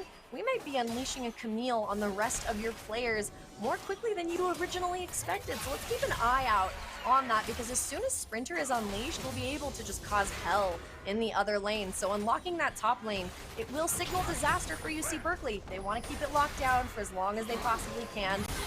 And it looks like we're going to shift our focus a bit here. Mephistopheles looking to clean up that Gromp. May swing over and grab Wolves, may not, but probably going for a bot gank or at least a solo dragon. Sprinter, nice. True damage shield comes out and doesn't get stunned. That's pretty nice, actually. I like this Camille matchup into this one. It takes a lot. You have to be an artist. Sprinter is going to have to be very careful about which hits they take and how they boomerang in and out on the top lane. So Mephistopheles stopping at Wolves here to grab it, and their lane is going to recall. There aren't going to be any ganks today, but you can see Derive here pushing in that mid lane. I think that signals the intent to go for the dragon, but who's going to arrive at bot lane first? It's going to be the Draven Vex combo. Can they actually push this bot lane in to grab control of the dragon? It's going to depend on where Dark Lord is. It's going to depend on where Mephistopheles is. We have plenty of time to see that one out. Sprinter, oh man, that shield, that orange shield is so, like, it's just, listen, there's only one word. It's kind of sexy. Like, it's so good at keeping this Ornn at bay here. But again, the margin of error on the Camille is pretty high. Sorry, pretty low. See, you can't make any mistakes on the Camille. But boomerangs back in. Really beautiful stuff. Mephistopheles doesn't even get an assist for that one. Sprinter just takes care. Yeah. That was beautiful, actually. Sprinter, my dude. Sprinter, my guy. My goodness. He's playing around those cooldowns so beautifully. Every time you see Dunk burn those cooldowns, Sprinter instantly goes in with the hook shot to punish. He's so capitalized gross. so many times, and it is terrible for UC Berkeley because of the nature of Camille, given once she is unlocked, you were talking about it earlier, you know, it tends to be a very volatile lane very early. If you can shut her down, good for you, but if you can't, your side lanes are in lockdown. She will conquer them, she will destroy them, and she will split push all the way into your base. All the way into your base, which is why it's so imperative that this Ornn just try to keep her in lane. That was beautiful, though. I can't, like, I don't want to gush too much, but I can't emphasize, again, the margin of error is pretty small. You saw that tiny window of opportunity boomeranging back in. Looks really good. Dark Lord going ahead and invading to grab this blue buff. It's not really an invade, though, if you're vertical jungling, to be honest. Mephistopheles is handshaking, probably walking, yep, now that they know, handshaking, walking over to their blue, pivoting. This is a bad spot for Cheha and Captain Zero LP. So they're getting out of there. The most important part of that play had nothing to do with trying to get a kill, but getting Mephistopheles the information to know if he needs to walk down and grab that blue. So they accomplished exactly what they wanted to there. There wasn't any other goal other than to get him that information. So all's good that ends good. Wait, all's well that ends well. Another turret dive perhaps on this Ornn? This is a tougher one to pull off, as Sprinter hasn't gotten that much damage and a nice knockup coming out of Dunk. It'd be a risk, even if this for wave sure. does crash, yeah, I completely agree with Mephistopheles. Just taking the recall here. Tension should be a little bit more towards the bot side, mid lane. You know, his bot lane camps are coming back up, so if he wants, he can just clear those bot camps and path over to the Rift Herald to try and grab that and accelerate Sprinter. Or he can try and focus on this bot side, which is so heavily pushed in. Yeah, super heavily pushed in, but no moves. Oh, we actually did get a Drake, a Mountain Drake over. That is where the Wukong was during all of this mess here. Just going ahead, grabbing that Drake for posterity's sake. Plus, it kind of leaves you, sort of leaves Maryland just a little bit without sort of direction. There's not a lot of objectives. You just got your Graves going ahead to farm, but what is Derive doing? Going ahead and taking a look at this red buff for Mephistopheles. You notice how all of his teammates are checking things for him, making sure that they know exactly where Dark Lord is, but that's nasty double for that chains. Ahri. Oh, no, Ignite! no. Beautiful Alright. combo from Derive right there. You know, really utilizing the maximum duration of those chains. Able to get the double snare with the Sigil of Silence, Ignite on top of it, dead to rights Derive, the 1v1 in the mid lane, and now it's time to cash in on the plates. You know what? Dark Lord 70 has just said, I'm going to mind my own business. I'm going to farm. I'm going to grab this red buff. Not a lot Nothing I can to do see about here. this place. Yeah, I'm just going to, I'm just going to drink some water and mind my own business. I agree with that call. Oh, the play coming out of Puppers going right after Cheha. Whirling death. J2 lands it. There's the reality of this Vex pick. It sets up the Draven beautifully. Seeing that Vex pick work exactly as intended with the extra damage, man, looks like I was in the wrong there. As Morgana's the safe option, Vex is the all-out war option. Did you see that like perfectly executed under turret combo? Absolutely, we both saw it. We were witnessing it, and Puppers. She needed to be seen. This was the big moment for her. She was able to pull it off and give some leverage to UC Berkeley in the bottom lane. You can see Dark Horse here trying to set up for a dive. Oh no, Cheha, this is the wrong side to be on. Dark Lord shows a little bit early, so Cheha is able to walk on out. The goal of this is to be able to grab that first brick, but look at the mirrored movement coming out of Maryland over in the top lane, looking for a dive on the dunk. You know what? UC Berkeley not dreaming big enough. Go ahead, and we're gonna dive the sword. Captain Zero LP is there to help on this Braum. He doesn't have a shield up. He might go down actually. Nope, doesn't go down. We have a Rift Herald problem on top. Ooh, collateral goes off. It's going to take down Dunk as the Rift Herald. 69 HP left. A good nice on that one. As the next charge comes on through, slamming into the tower. The siege continuing for the University of Maryland, not just in the top lane, but the mid lane as well. Yep, it looks really nice for Maryland here with that extra Rift Herald.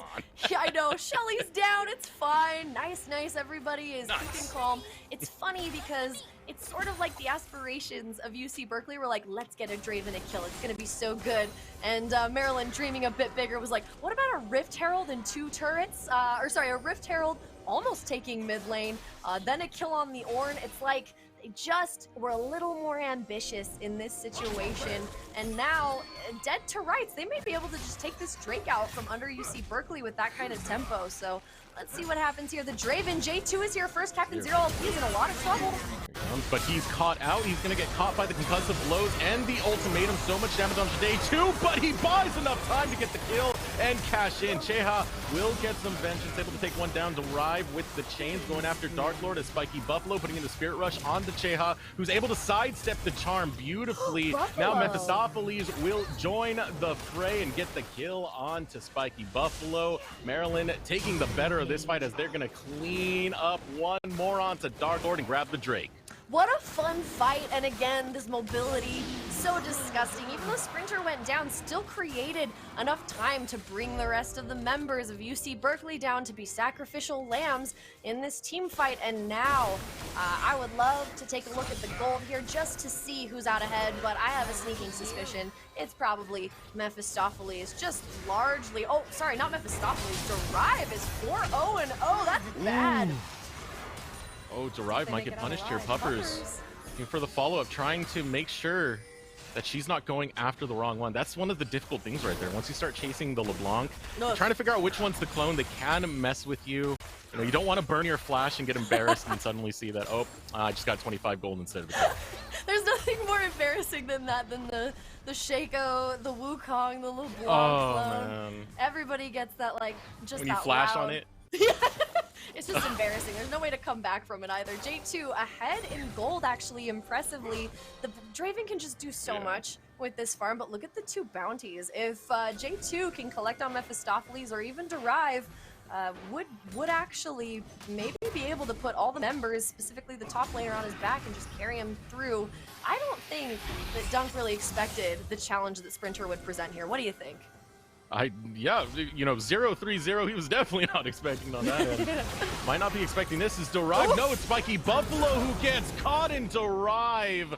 Beautiful right there. Gets the combo on the assassinate. Spiky Buffalo goes down. That's a perksy looking Derive there on that LeBlanc. So disgusting too. Literally, mostly hangs out in the shadows, you know, jumps out. But this LeBlanc is so fed, she can just walk out in the daylight and take down anybody she wants. So J2 trying to keep ahead on that farm there. This is such a bummer because the Zeri and J2, oh my god, Puppers! Go again with Puppers going after Cheha. Whirling Death goes wide. Cheha with the shield, gonna be A-okay. Steps aside. but the power right there, the potential for that pick, they're still trying it. UC Berkeley trying to find the assassination off the back of Puppers on the specs. Yeah, it's rough because UC Berkeley really did need a solid laning phase to execute the Draven Vex combo, and UMD just decided they don't want to lane anymore. Now they're everywhere. They're all across the board. The Camille is chasing down this Ornn. It's rough. This is a really, really rough game for UC Berkeley because they drafted very well to protect their ADC, but UMD is playing a different game, the neutral objective game, and it is going extremely well. Puppers, meanwhile, trying to keep the team together, trying to rotate where they can be most valuable, but it's hard when all of your lanes are cracked open. Yeah, you just said it. All your lanes cracked open. The minion wave shoved in all around the rift right now. Maryland doing an absolutely phenomenal job this far. See Sprinter here playing with the split push on this side of the jungle. Just UC Berkeley pushed into their own base. They can't really escape right here as vision control so strongly established from the University of Maryland. And a lot of this has been the mid-jungle synergy that we've seen from the University of Maryland. Derive looks so good on this LeBlanc, has gotten so many 1v1s. Mephistopheles has been a great jungler when it comes for pressure and applying that for his team to get those early leads. Both of those two players in this game number 2 have popped off. Absolutely, and you know, I want to ask you a question, Desirix. Do you think that this synergy between Mephistopheles and Derive is the kind of synergy that you could see going into the semi-pro leagues? Because I love this. I think this is a really, really well-timed. Again, Derive has this incredible, like, well, yeah, anyway, watching Sprinter get chased down here actually is way more exciting than that. We'll wait for the ultimatum timing right here. Uses it to block the call to Forge God, but J2 is just too strong. Brings in those autos and will take down Sprinter, but look at pressure elsewhere. Maryland flying into the bot lane, flying it in the mid. Yeah, that's our dynamic duo going here to Derive and Mephistopheles. Exactly where they need to be. Sprinter sacrifices himself, and Derive and Mephistopheles get their hands dirty in the bot lane. What was up? Who's Robin? Who's Robin? Oh, you know, I think junglers, they need some love and attention. I think you're gonna have to put Batman on Mephistopheles here. Batman on Mephistopheles. After what Derive's been doing, he's been fighting crime across the rift. Look at that 6-0-0 perfect KDA. Listen, everybody knows that one of the Robins, Jason Todd, is actually really bloodthirsty. So I think that we can, you know, Derive Jason Todd Robin, bloodthirsty, got a lot of blood in his hands. You know, Batman doesn't kill a lot of people. 3-0-2, that's modest. Wait, are you saying one of these is Nightwing, actually? Yeah, so Zeri's also Night. We're just getting into the deep Batman canon here. I can feel it happening. Cheha is Darkwing, yeah. I'm going to keep this in mind because we have a fight that's breaking out. The dynamic duo is right here, right now. I love a Hex Tech Drake, by the way. It causes so much pain in a lot of really good team comps. Ooh, the nice charm coming after Spiky Buffalo, but it doesn't matter because Sprinter's just the sacrificial lamb. Weak side for UMD, can take the hits, does not mind dying as long as the rest of the team doesn't suffer. Trying to start this fight is UC Berkeley. They still have a good front line. They still have a good team fight, but the Braum is really good at blocking the call to Forge God. But here comes the engagement. Dark Lord's able to get the steal and take down Mephistopheles. Suddenly, UC Berkeley have some fight left in him. Derived over the wall. The rest of Maryland on retreat, caught with the charm. Mikey Buffalo gets killed, but the Ignite will take him down. And returning fire is Cheha. Derived continuing with mobility. Sprinter will see this through. 3 down for UC Berkeley. J2 trying to survive, trying to get his team back into this one, but the ultimatum says no. Dunk, the last survivor, about to get dunked by Sprinter, but there is no more mobility for Sprinter. There is some left over on Derive, waiting for the ethereal change to land. There it is, the 8th for the University of Maryland. Okay, looking good here. This is probably the signal of disaster for UC Berkeley. They did show some fight. They did show some moxie. It's those fundamentals that they have a great I mean, honestly, macro play is one of the harder things to master, and I think they've got a great idea of how the game develops. It's just the execution of it, the skill base, the hands. That's what they need. Where is she? Yeah, Where is she? Takes him down. Where is she? That was pretty good, actually. Everybody has to suffer at the hands of this moody, angsty Robin, okay? He just wants the blood. We're going for the Jason Wait, I thought Todd Mephistopheles was Batman. Yeah, Mephistopheles is Batman. It's Derive who wants the blood. Batman, he doesn't use guns or anything, you know? He's a good guy. Oh, you got a point there. Yeah, I just realized that. He's, yeah. I just want to see J2, like listen, a miracle can happen here. J2 can get the bounties on Derive and on Cheha, but that's the fairy tale version of this, where we get another 20 to 15 minutes of this game, but it's probably not going to happen. UC Berkeley, they've shown some, once again, incredible sense for the macro, which is the harder part of the game. Now it's the individual skill. It's time to just 1v1 in an ARAM. Play a ton of ARAMs. Get really skilled on your champs. Ooh, coming in from the Hex Gate, caught out is Captain Zero, Dark Lord, wanting to hop in. Mephistopheles, kind of just watching right now. Another knockup. That was 2 Cyclones. Wow, was that Spirit Rush on top of that? A lot of ultimates used just to take down the support of Maryland. Hey, you gotta take the blows where you can. You know what I mean? Like, you're at a point where you're well behind the other team by about 10k, and you want to just get whatever you can. If that means using 4 ultimates, 3 ultimates on somebody, well, it's Braum. He's here to take the hits. This game, I don't want to say it's over, Deserix, but I do want to say that recovery, once again, it's going to take a miracle, and that gold is going to have to go straight to the Draven. It can't go anywhere else, otherwise it is just not being utilized to its fullest. So picks are still possible. It's still possible for Maryland to make some serious mistakes. I mean, look at them here right now. They're already kind of playing with fate. All the members of UC Berkeley are down here, and they're still kind of just tempting fate. There you go, with the Vex, gets marked. Nice shot coming out of Puppers. Whirling Death will almost take down Derive. Finally, Puppers is able to get the kill, and that is 1 down, 2 down for Maryland.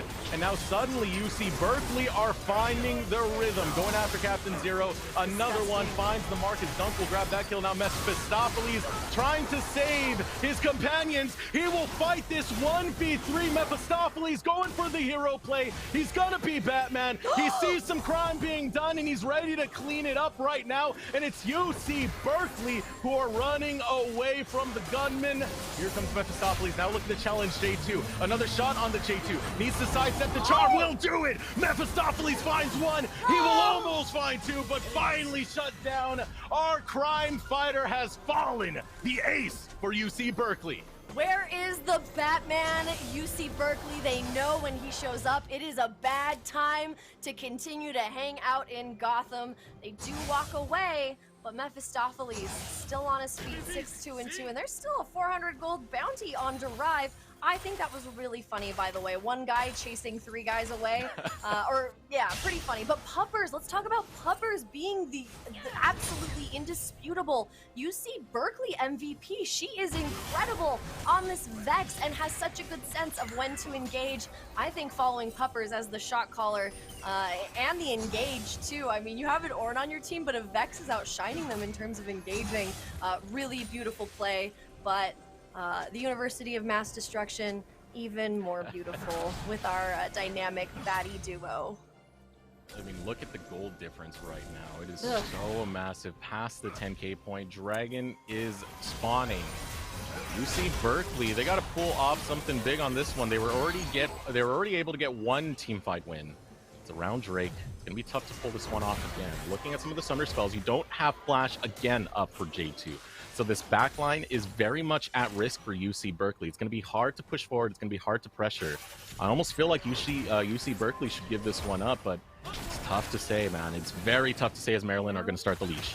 I'm right there with you. This is not a great contest, but what else can you do with your back against the wall? You do want to stack Drakes, but it's gonna go for it. All right, the Drake's been taken. Pupper's able to get the fear onto 3. Here comes Call the Forge God, looking for Sprinter. It's going to be denied. Captain Zero now wants to get the stun onto Dunk. Dunk will get the knockup right back. 2 going down as Maryland are suddenly finding the fight. Jeha will make it a 4th. And with only J2 alive, Maryland are going to claim the ace. Sometimes, it's okay to walk away. I do want to say that. It is A-okay. UC Berkeley, when you don't steal the Drake, don't go in. Just walk away. That would have been a great recovery. Then you could contest this Baron. No big deal. I understand the sense of urgency that sets, UC Berkeley, they've already done so much. They've shown a great competitive spirit, but it looks like University of Maryland is gonna take the Baron Nasher of the California Nasher family, so it's extra insulting that way. Why you gotta do me like that? I just gotta take some of your joy away. That's it. That's all I got. It's so strange to me that this is like East versus West, and it's taking place in Oakland, more known to be a Western city over in California. It's actually in Michigan, Oakland, Michigan of all places. Oakland, Michigan, and the Barons from California. It's just so convoluted. Everybody's got stock in this game, looking to win on their side.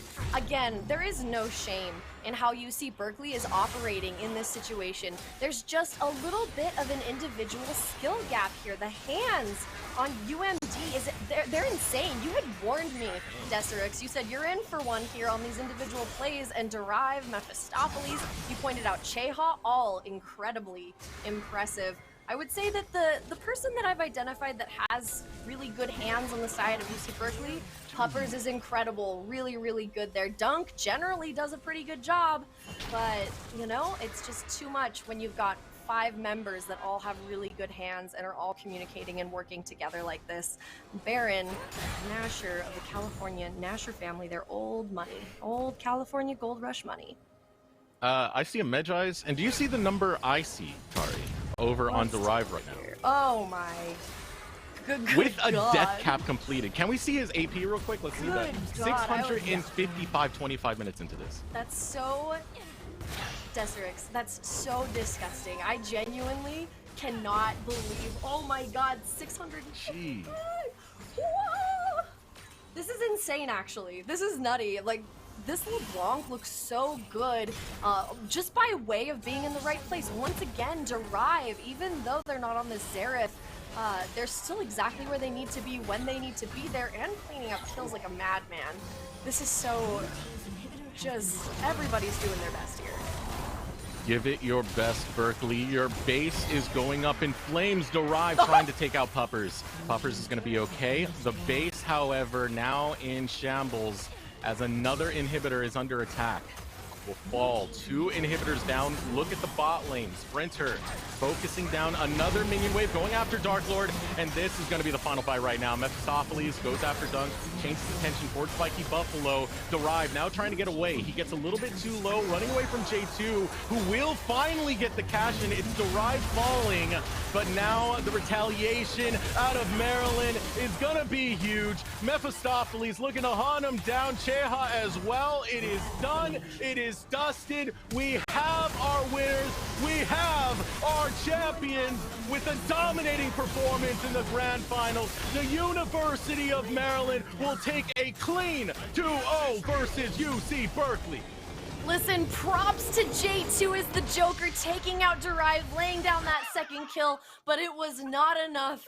Too little, too late. The Batman, Mephistopheles, gets his revenge. Beautiful storyline, by the way. It played out exactly like the comic books. I'm pretty impressed with us right now. I wasn't ready for you to make the Joker reference on the channel. He's got the green hair with the Zeri, so... Yeah, it was pretty good.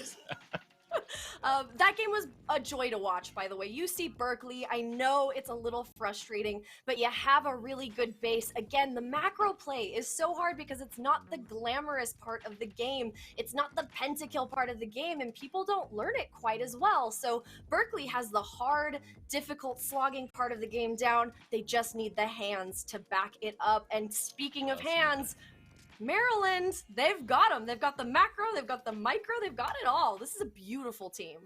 And it means so much for them. We talked about it earlier in 2021 versus Waterloo. I'm saying it right this time, Curtis. Don't Revenge. you dare.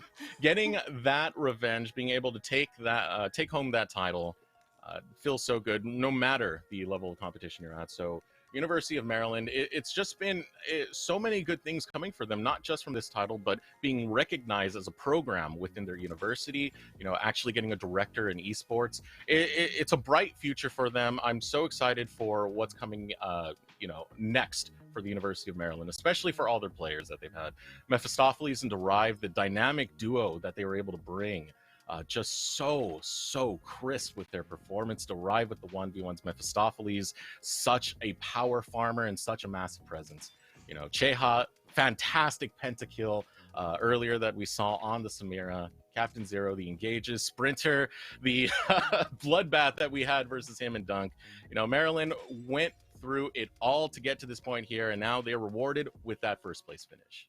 I'm so impressed. Their new director of esports, Sergio on physics for Maryland, going legit for an esports program feels so good. And it's so important to getting your students the resources that they need to get to this level. But it's such a testament to Maryland's moxie that they were already at this level before they went fully legit, before they got this incredible esports director. So I'm with resources, who knows what they'll accomplish. We're looking at Maryville 2.0. This is a program that I want to see everybody who's viewing support, because a rising tide raises all ships, and it looks like Maryland is looking to raise us a little bit higher. And collegiate esports, it is a very, very important thing for a lot of colleges to take notice of and grow.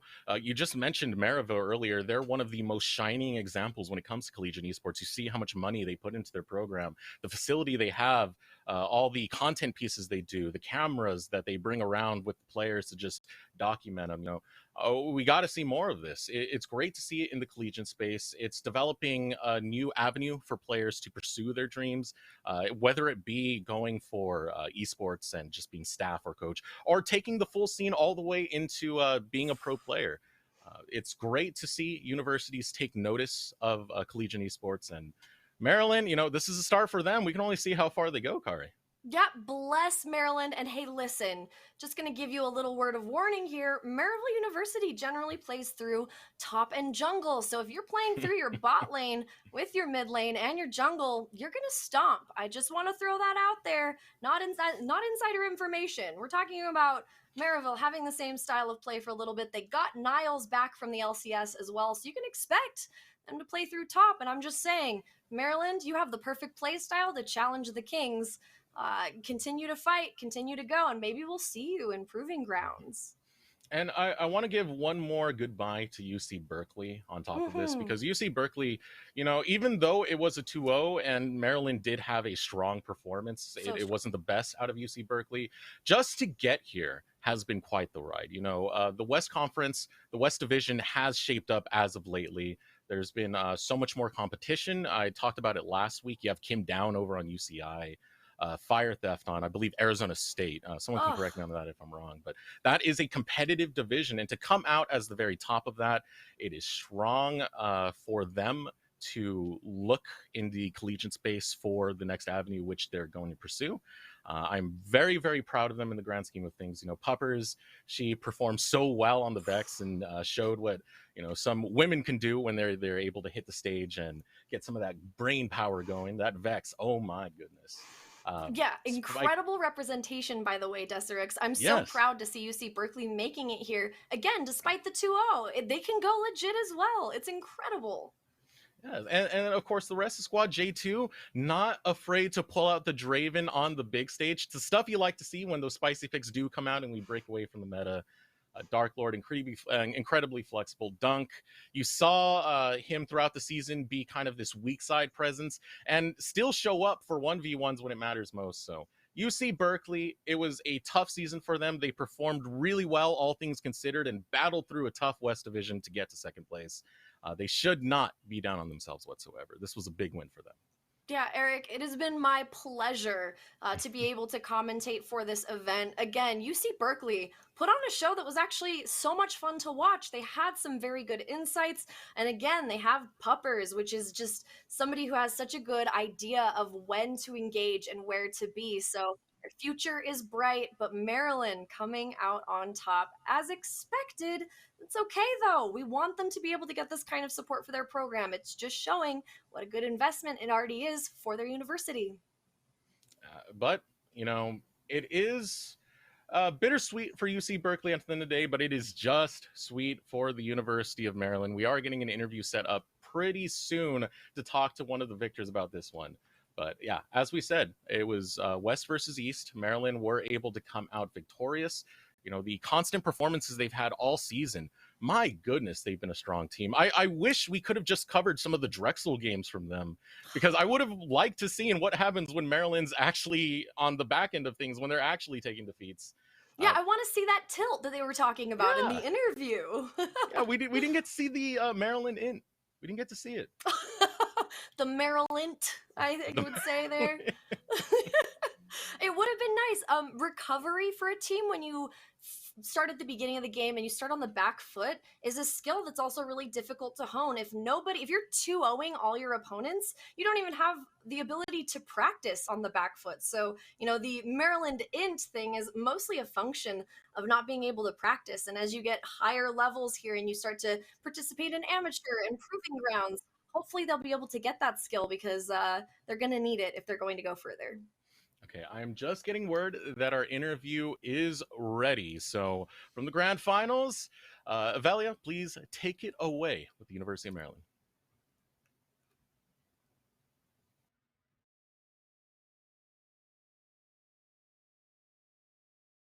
Pleasure to meet you. I am Cute Noob. I am here in Oakland. How do you feel to be the champion of NACE Starleague Spring 2022?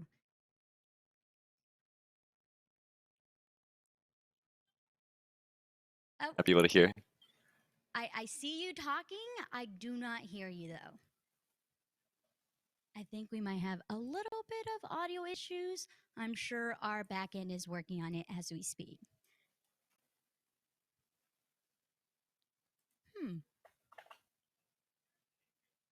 Let's see. Can we see if we can hear you? Check 1, 2.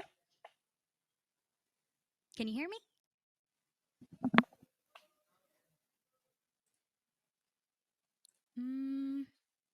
Apparently, we might not have you in the Discord call. Let's see if we can get you in there.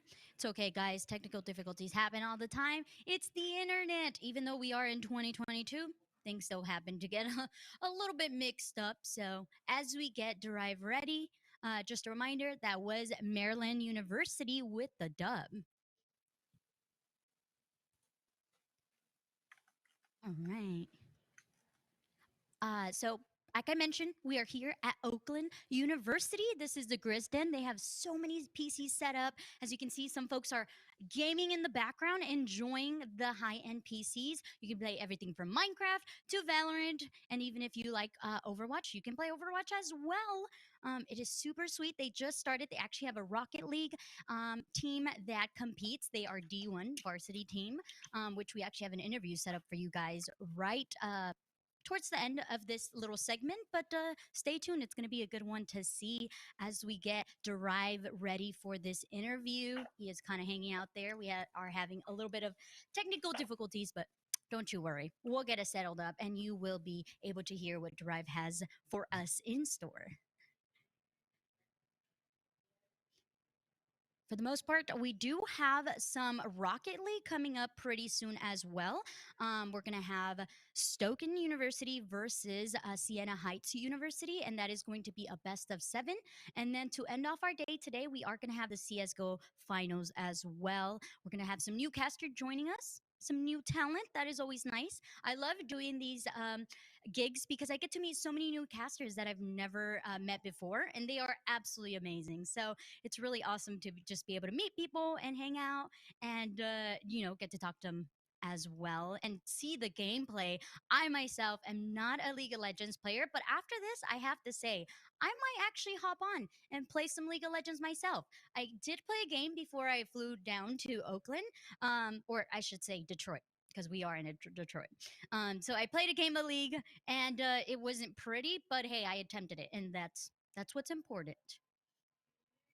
Okay, I think we are ready for this interview, folks. Derive here from Maryland University. Can you hear me, Derive?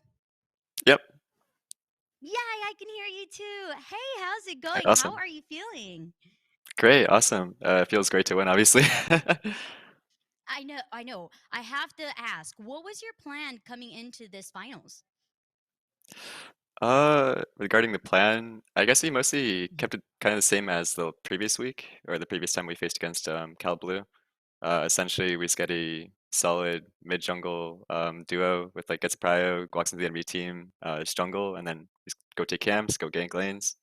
I think the first game we definitely saw that in terms of we, whenever took the Raptors probably 10 times in a row, and then we ganked bot after that. Second game, played more towards top side, helped out our sprinter in the top lane, get a lead, got 2 turrets there, and yeah, I think it just worked out pretty well. Yeah, you guys looked absolutely phenomenal. Were there any worries coming into this final? Maybe something that you expected to see from UC Berkeley? Um, I wouldn't say so. I think mainly it was the draft. There are some things we were considering regarding bans. Obviously, they have a very talented Draven player in the bot lane, so we had to consider that. Um, Also, in this meta, Lucian Nami really popped up, and so we had to ban that rather than our like previous week we had to ban Draven. But since Lucian became a priority pick, we also had to ban that, and so we had to basically consider between which one we want to prefer to ban, and then go from there. We came up with Samira as a counter pick, and then that worked out. Game 1, they banned a game 2, so we had to look for something else. And I think it still, despite that, it was a rough lane, but it worked out. Yeah, well, you guys definitely got the W for Maryland University. And I have to ask, what is next for you guys as a team? Yeah, so recently we got approved as a official collegiate team by Sergio, so he's gonna be walking or coming into Maryland. I believe he's already here, and so we'll be looking for more official tournaments, probably CSL in the fall as well, CLOL in the spring, and hopefully we can stand with teams like Maryville, Winthrop, those high-end teams that are really well known across nation, and yeah, we want to compete against them. Well, congratulations again. Anything you have to say to your fans out there? Uh, I would say thank you for supporting us. Maryland's definitely a great community.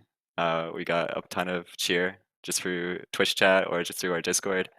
On top of that, I also want to thank our top laner Sprinter. He's been here throughout the entire time. I've been teaming up with him since high school, where we won like national Wow. leagues there.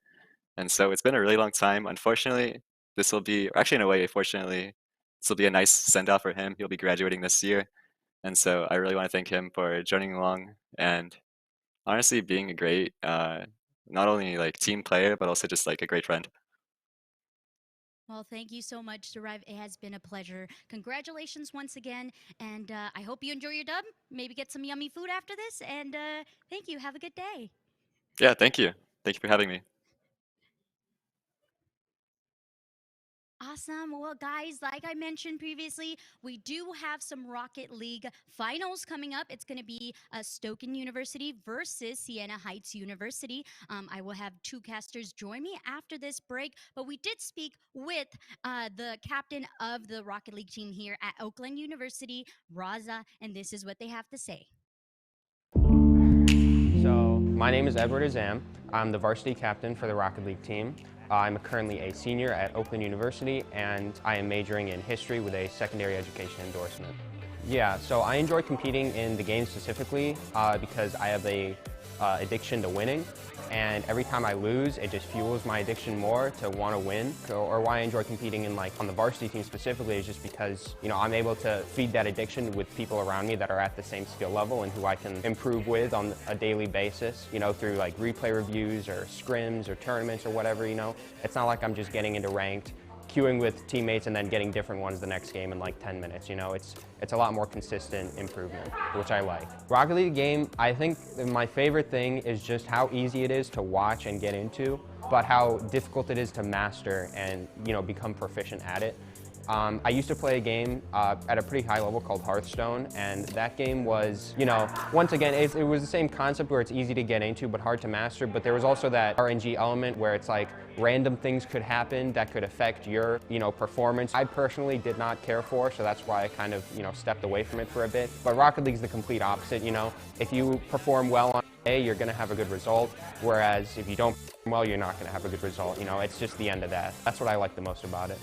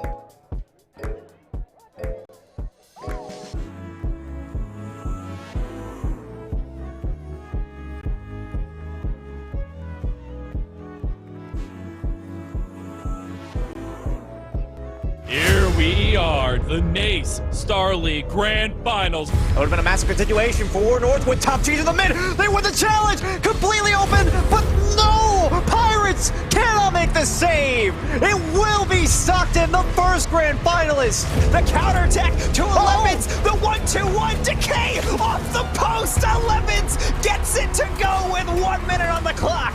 Ladies and gentlemen, we have ourselves a grand final. UC Berkeley have just punched their ticket to a date with Maryland on April 30th. Mal, great job kind of continuing to watch. Got that 1, 2, over top. 3 frags for David. A Nose Dragon. Oh my god. And it's over. Nose Dragon with the shot on target.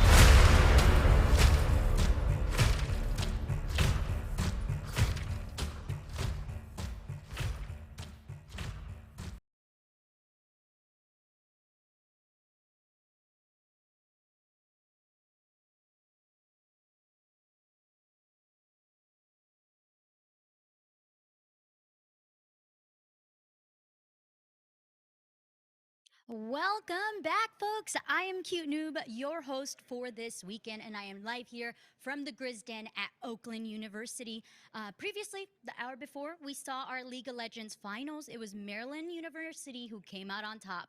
Now we are moving on to some Rocket League action. We have Stockton University versus Siena Heights University, and it's going to be a banger.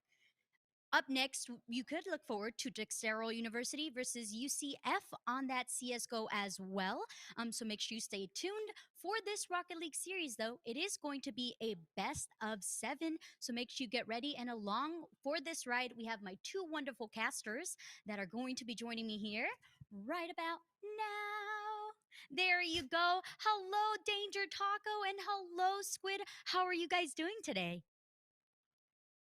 Well, I mean, just another day in paradise, I suppose. You know, CRL stuff here with me and Taco. I could not be more excited here for the grand finals. I mean, we've seen a massive story so far along this bracket, Taco, and yeah, I mean, there's few words that I could really put out right now that express how grateful I am that we see this opportunity for Siena Heights. Ooh, Yeah, please do. I can agree with Tell that. more. Well, just said I don't have the words. What? Well, that's the thing, though, is that I thought you were is that gonna he go doesn't have the on with words. those words. I see. Well, guys, I am super excited. As you stated, I do have a couple of stats for you guys. As we know, in the regular season, Stockton University went 8-1, whereas Siena Heights went 7-1. So it is Siena who actually made their way back from that lower bracket to be here in these finals. What are your expectations for these two teams?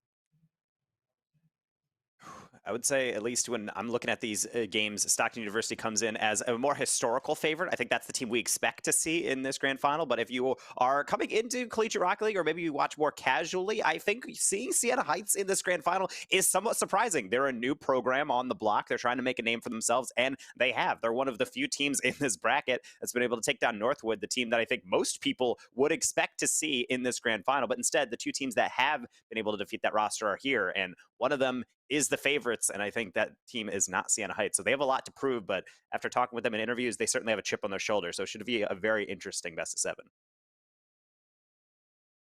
Absolutely. Squid, what are your thoughts going into this match? I mean, really nothing that that Taco didn't really touch on there, and that's the wonderful part. Is we kind of have a window into each other's brain. But I think that the nice part about all of this, of course, is like I said, I think it's a wonderful opportunity for Siena Heights.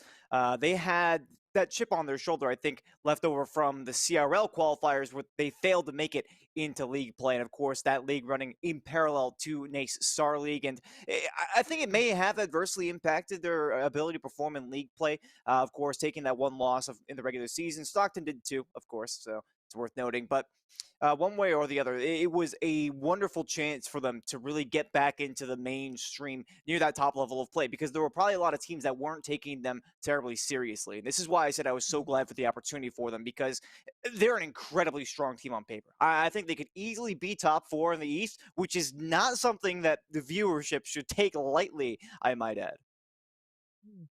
Well, with that, this is going to be for honor. This is going to be for the $3,000 first place. Take it over, guys. Taco, it's the big kahuna. The coup de grace. It really is. The 6 feet under. The sleeping with the fishes. You talking to me? Forget about it. I love it. I love it. I can't wait to get this match underway here. I want to see Siena Heights take this. I know we talked about this in the pre-match in the green room. And you don't have faith, Taco. You don't have faith.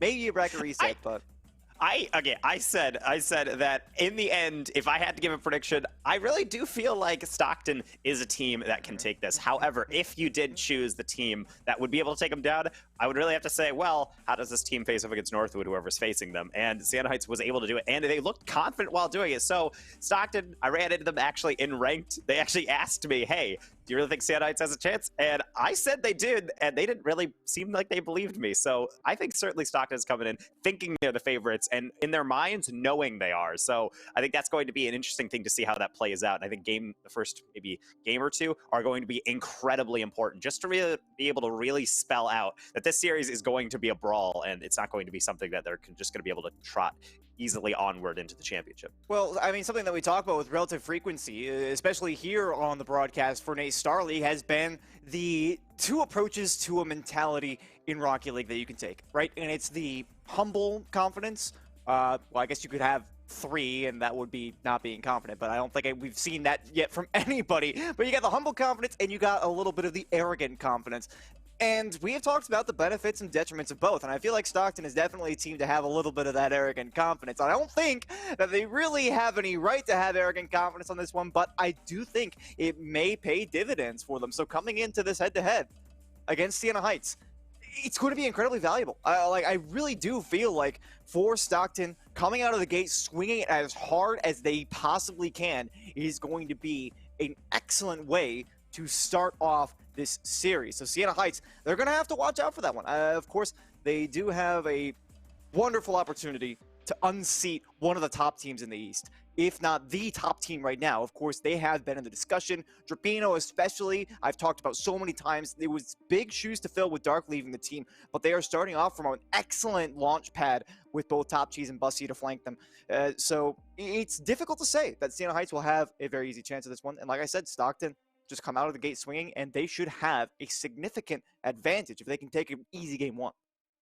Yeah, and things like that are always important because we talk about lineups a lot, and Drapino coming in, again, having those big shoes to fill, doing so well is really something not to be understated, particularly because when you have one player leave, it can really make a huge lineup difference. And in fact, we actually talked about the fact that Stockton beat Northwood in the upper final, but that was without Lion Blaze, arguably the best player in all of CRL. And you're thinking, okay, well, yeah, you did it without Lion Blaze. Then Sienna Heights beats the Northwood team with Lion Blaze in the roster. So even if they think on the Stockton side that Sienna Heights might not stack up, they have beaten, in my mind, a more difficult opponent, the Northwood roster. And so, of course, we don't want to talk about Northwood because that's not about that team. It is about Stockton University. It is about Sienna Heights, and it's about this best of 7 getting underway right now. Oh boy, ladies and gentlemen, we're underway here. NACE Starleague Grand Finals. It's a battle of the East, I think. To be fair, we did all expect this, but Sienna Heights, the challenger, versus Stockton, the long-standing Titans.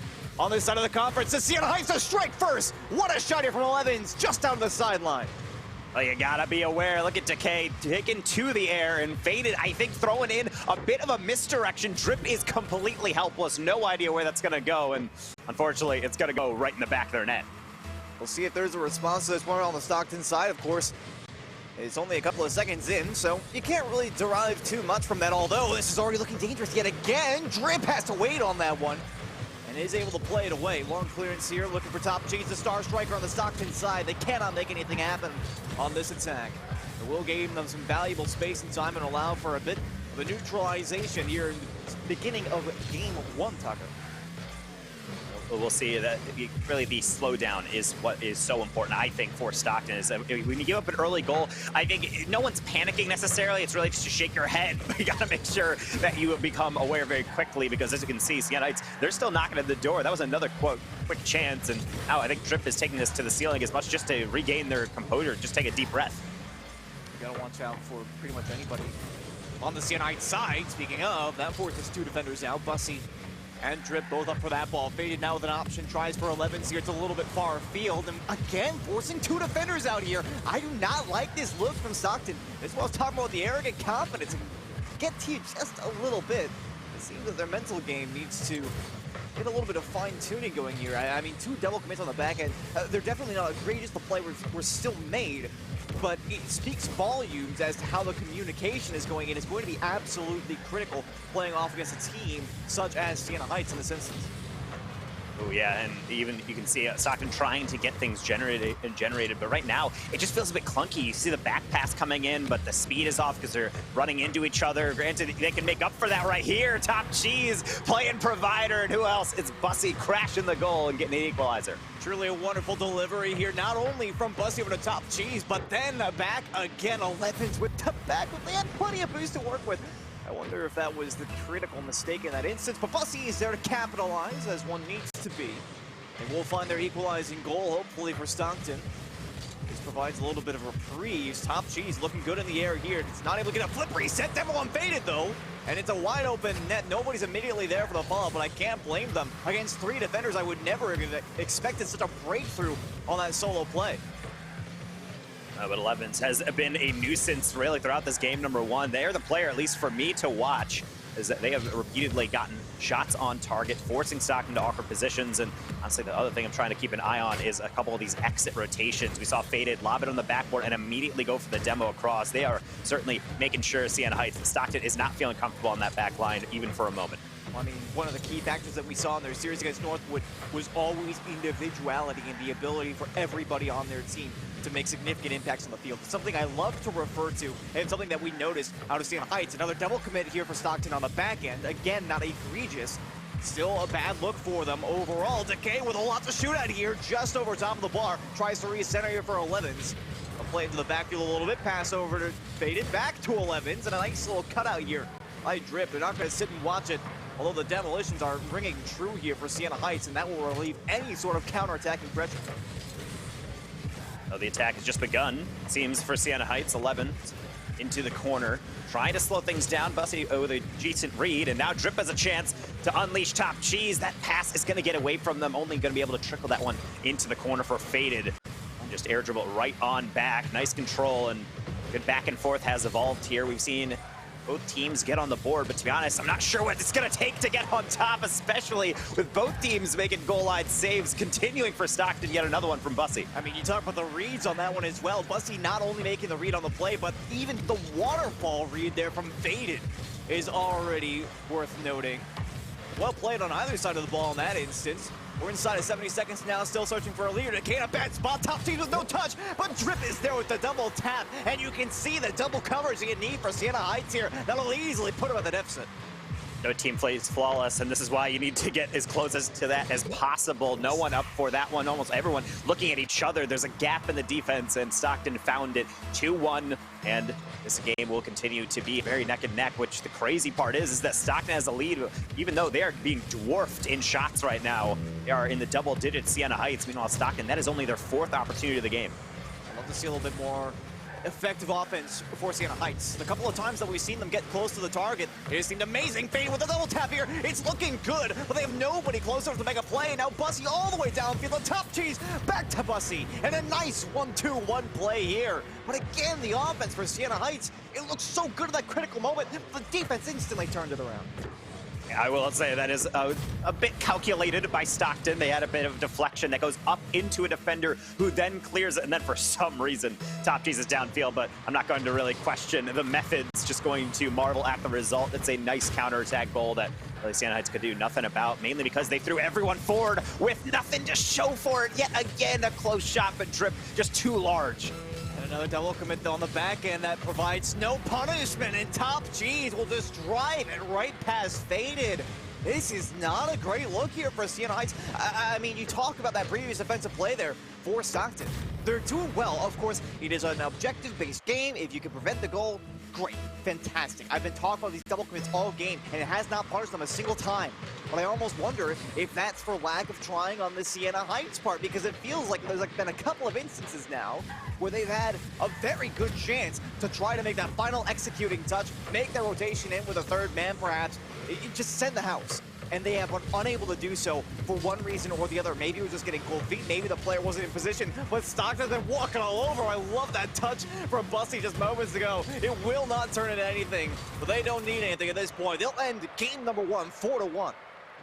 And that's a dominant victory from Stockton, but it certainly did not start that way. Honestly, the first minute of this game, I'm thinking Sienna Heights came here to play. The issue is you got to make sure you get those shots in. There were so many that were right on the doorstep, and whether it's spectacular saves from Stockton or just shooting it right at the defender, they're not placing the shots well. I think Sienna Heights is getting very much a lesson that quality obviously comes in part from that quantity, but at the end of the day, it's all about that execution. Stockton has that. That's why they're their upper finalists. That's why they got here through that upper bracket, because they're consistently, when shown opportunities, burying them in the back of the net.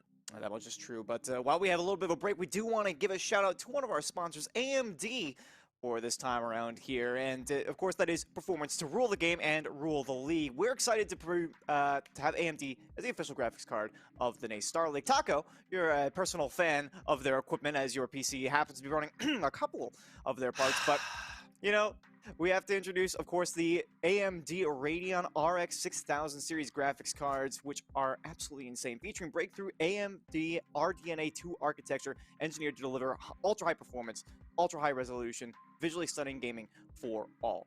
And with that, we got game number 2 on the horizon here, Taco. See, I mean, Sienna Heights, it didn't look that great. I saw the SHU. I almost said Seton Hall. I was this close. But this goes. I'm the same way. We got him here on the field now, and I gotta say, there were a lot of good looks for them. I hope to see some improvement. I want to see them get just a little bit more fire on the offensive side. Give no quarter here to Stockton. They have them sometimes, and they just are unable to execute those final moments. Speaking of, 11's not going to let Bussy execute on that one. And of course, and I said game number 1 is important always, is the tone setter. And again, it looks like Sienna Heights is in the mood to get in the lead, but unfortunately, no early goal. They're going to be their own worst villains. A deflection from the teammate out to the side. I mean, still a good idea, though. Yes. These things do happen, all right? Laugh it off, you know, come back another time. Faded actually almost with a double tap there off the ceiling. Unwitting as it may have been, 11's with a decent look here, looking for the double, low boost, still on target, one and save! Bussy is there on the goal line to turn that one out, even in the midst of an insane mechanical angle there. They'll keep it equalized at 0, even looking for a counter here with a demo in the back, but it was not meant to be. We'll walk away unscathed. So Decay will try and dig this out, but fortunately, just gonna go right back in the air over the goal. Faded. Now into Top Cheese in the midfield. He'll slow it down into the 50. Deflection pass drip could be a breakaway. Bussy quick challenge, and it needed to be. Decay was really bearing down on that chance, and Siena Heights, it seems like they're chasing, but honestly, what else can you do if you don't get to this ball quickly? Stockton always seems to have that flawless touch to be able to tap it just around you, as Bussy does right there. Speed of play is absolutely vital in a game like this. Wonderful touch up to Decay, but there is no redirect on target. They have loads to shoot at. Drip was set in the net, but that's a difficult play for a defender to make if they put it in the right spot. Not a lot of space and time here. I do enjoy the patience on the Siena Heights side. Levin's forced into action on that one. Again, the communication's solid. It seems fundamentally here that Siena Heights are playing phenomenal Rocket League. They just cannot find that one gap that they need to strike here against Stockton. They had the first goal in game 1, but it was only a couple of seconds in, and since then, they have been at a complete loss for how to get seemingly out of their own half. Bussy threatening a double tap here. Only go as far as the sideline, but we're seeing a heck of a lot of the orange side right now, Taco. And right now, we're seeing it for the worst for Siena Heights right now because they're just trying to escape. Meanwhile, they were dwarfing at a certain moment Stockton in shots, but up to this point, they really only have one on the board, partially just because they can't build anything. Transition games are huge. If you're playing good defense, that's fine, but the issue is it doesn't start offense by just clearing it down the field. You need to make sure you have boosts in the tank. You need to make sure you have players following the touch, and you need to make sure you have follow-ups on every single ball. That's exactly what Stockton's doing. Siena Heights helpless to watch Bussy putting in goal number 1. Almost seems like panic here on the back line. I mean, it was a missed touch there for Drip, and I say missed touch, it honestly looked like a fake. Like they knew there wasn't going to be somebody there immediately prepared with the coverage from Siena Heights. Maybe they're giving just a little bit too much respect here to Stockton. They're realizing that and allowed Top Cheese to take that space, forced 11s out, and then Decay. Again, just seemed kind of panicked on the back line, trying to prejump everything so early, even as Stockton aren't making complete, amazing plays. We'll be able to save this one away at the very least, but we need to see some offensive presence here for Siena Heights. This might be it. 11s, though, absolutely nothing doing on that one, and Bussy will easily clear away. Actually, that deep rotation from Stockton might have given Siena Heights an open opportunity to set up, though it will not be able to generate anything, and then look at that teamwork at play. The pinch all the way downfield for him try to work with into the ceiling. Faded.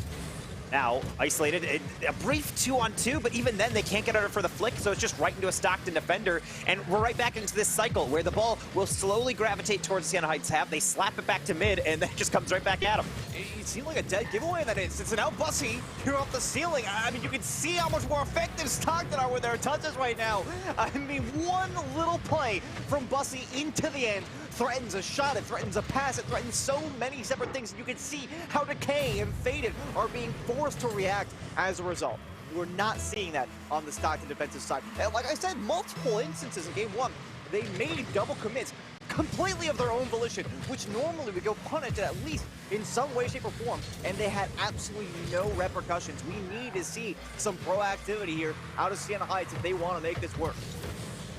And I think right now it has to start in the backfield because they're certainly being stressed. I would say they're bending, but at this point it feels like they're breaking. We have 83 seconds remaining on the clock, and right now it seems like Stockton is just licking their lips with a lot of these chances. It's right on a platter for Top Cheese, and you know what they do with that. Of course, Top Cheese, as I mentioned earlier, one of the star strikers for Stockton in their rookie season, if you could call it that, as a player on this roster. I mean, they put up an insane number of goals.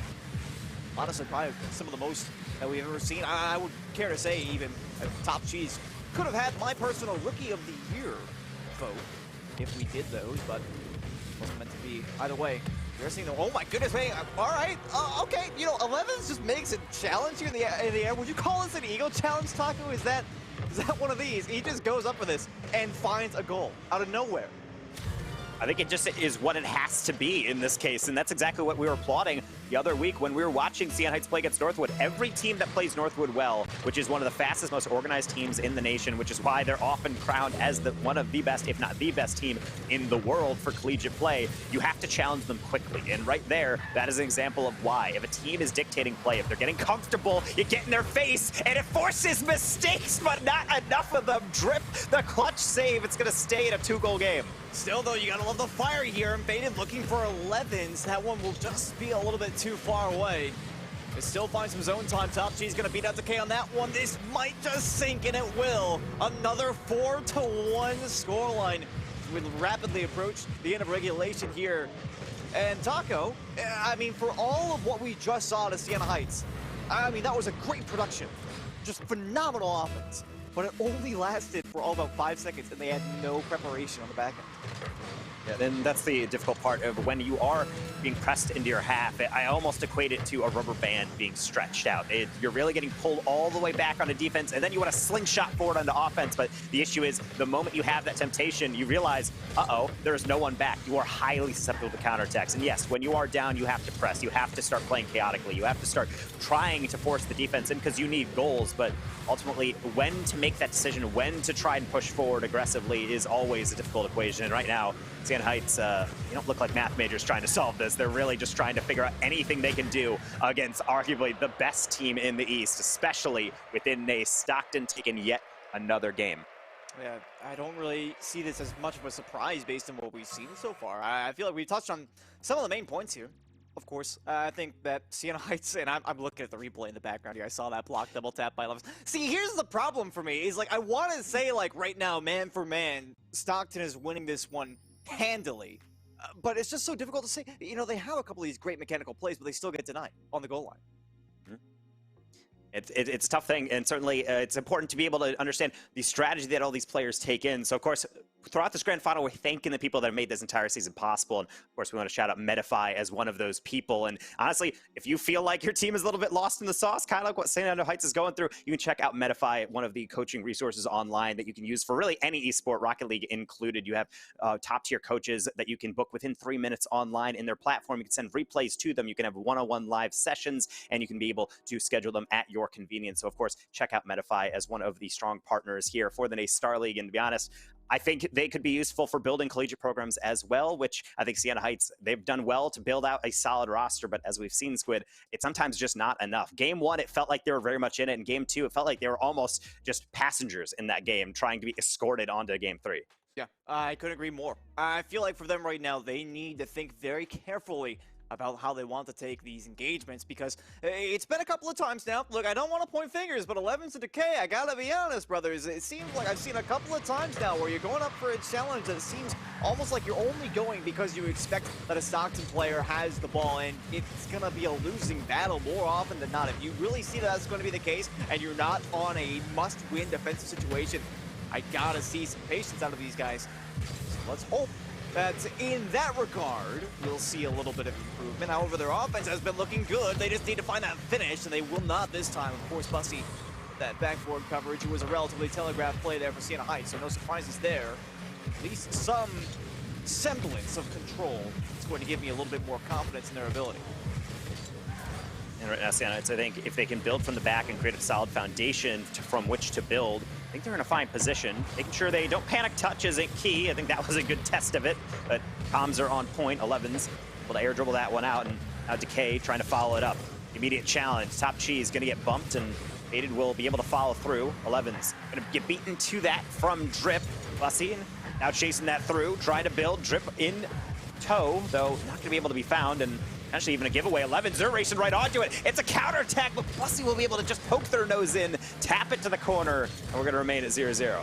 That may be, but still, look at how Siena Heights positioned themselves. Faded drove in on that one and knew that Bussy was going to make that cutoff. The call was made. Nobody burned their options on the Siena Heights side before it was their time, and they were able to hold on to possession as a result. I very much love this patience that we're seeing out of them now. See Faded with a rather nice position, or it would have been, if not for the fact that Drip came as if there was a target on their opponent's back. A nice little air drag here from Bussy, denied easily by 11's. Not too many options on that play. Still though, I think for Siena Heights, that last offensive drive was an amazing example of what they can do if they are critically evaluating their opponent's options and not just diving at balls because they feel like they need to be. Of course, this is gonna be a perfect antithesis. Faded is back just in time, but Decay, brother, you have got to be a little bit more patient on that play. And certainly that could have been a disastrous play. Good recovery from Siena Heights. Play's not over until that ball crosses the line. So we'll see Siena Heights can be able to really replicate anything. They're still being put on the back board, and I can't really blame them for it. Stockton, if you watch the rotation, they're rotating deep because ultimately that's what Siena Heights giving them. I would like to see them try to play for some more 50s, try to keep it a little bit closer, because right now it seems like the strategy of them just trying to buy time is really not a valid currency for them to use. You can see the gap is starting to close very rapidly. Your Stockton players are not very concerned with the plays as they are. It allows them to move farther and farther upfield here and make these challenges. Cheese down low with a little bit of a cheesy play in that regard. 11 will finally find some clearance, even with a lead blocker down the field. It will not be good enough to get Bussy out of the play. And now one-on-one, Faded, excellent read on that one. Is able to get Drip away from the net. Another read here against Top Cheese. Bussy looking for the back pass even. You can tell that comms have definitely improved on the Stockton side, where we saw a couple of double commits defensively. It's been a rare sight of late. This is a bit of an awkward play, but easily made here for Top Cheese. And that was almost a miscommunication to Disaster. That led up to an open shot after a double commit from Stockton. Not going to harm him quite yet, though that read might. Top Cheese had to come to the rescue. Faded. They got a player in the middle. They're trying to find him. None needed. It's just going to roll right on in. Nobody home after some interference. And Siena Heights, despite all that pressure, will have our lead. Ooh, what I was going to say, Decay came out of nowhere on this one. 0 boost left, but still bumps Bussy, still bumps Strip. Absolute steamroller in the opposing net. And hey, it's a means to an end. They still have to hold on here for just over 90 seconds. Drip down low here, supported by Top Cheese. It may have been a slightly over-aggressive challenge on the Stockton side. They're going to find some difficulty trying to hold on to this ball. As a result, Faded up early for that one, pinch out into the mid, and they will have control of this one. Still low for Stockton. I've had a lot of confidence in their gameplay so far, as what I've seen. Bussy, a nice read off of the back wall there, denying the double tap for 11s. Continue to see a little bit of control here, though, from Siena Heights. Again, the patience from Faded in that 1v1. So important, baiting out that touch, and allows their team to play safely in the defense. So Faded, trying to play some control, though, will not be safely contested.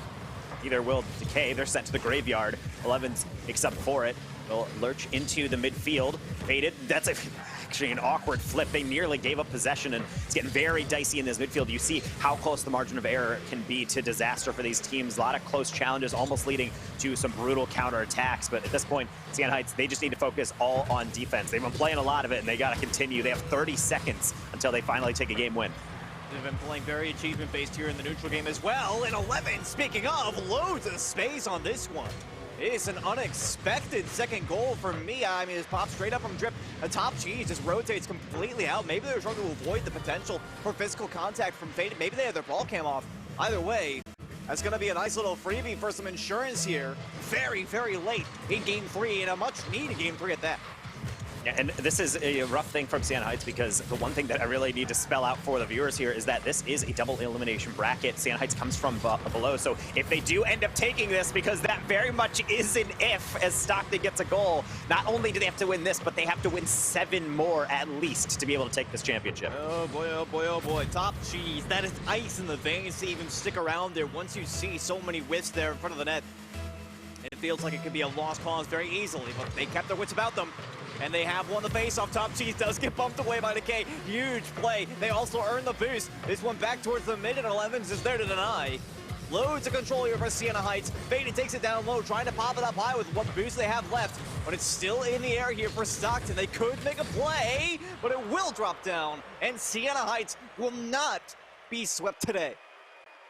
Not at all, and that was 100% what they needed, mainly just because it is so incredibly hard to go down into the game and get to that third game, drop it, and then have to fully reverse sweep an opponent, especially in a game as principled as this. Both teams really trying to play into their strengths, and to be honest, I would say we see Stockton start to falter, and partially it's just due to the fact that once they're finally put under pressure, going back to that demo meta, it does cause them to make uncharacteristic mistakes.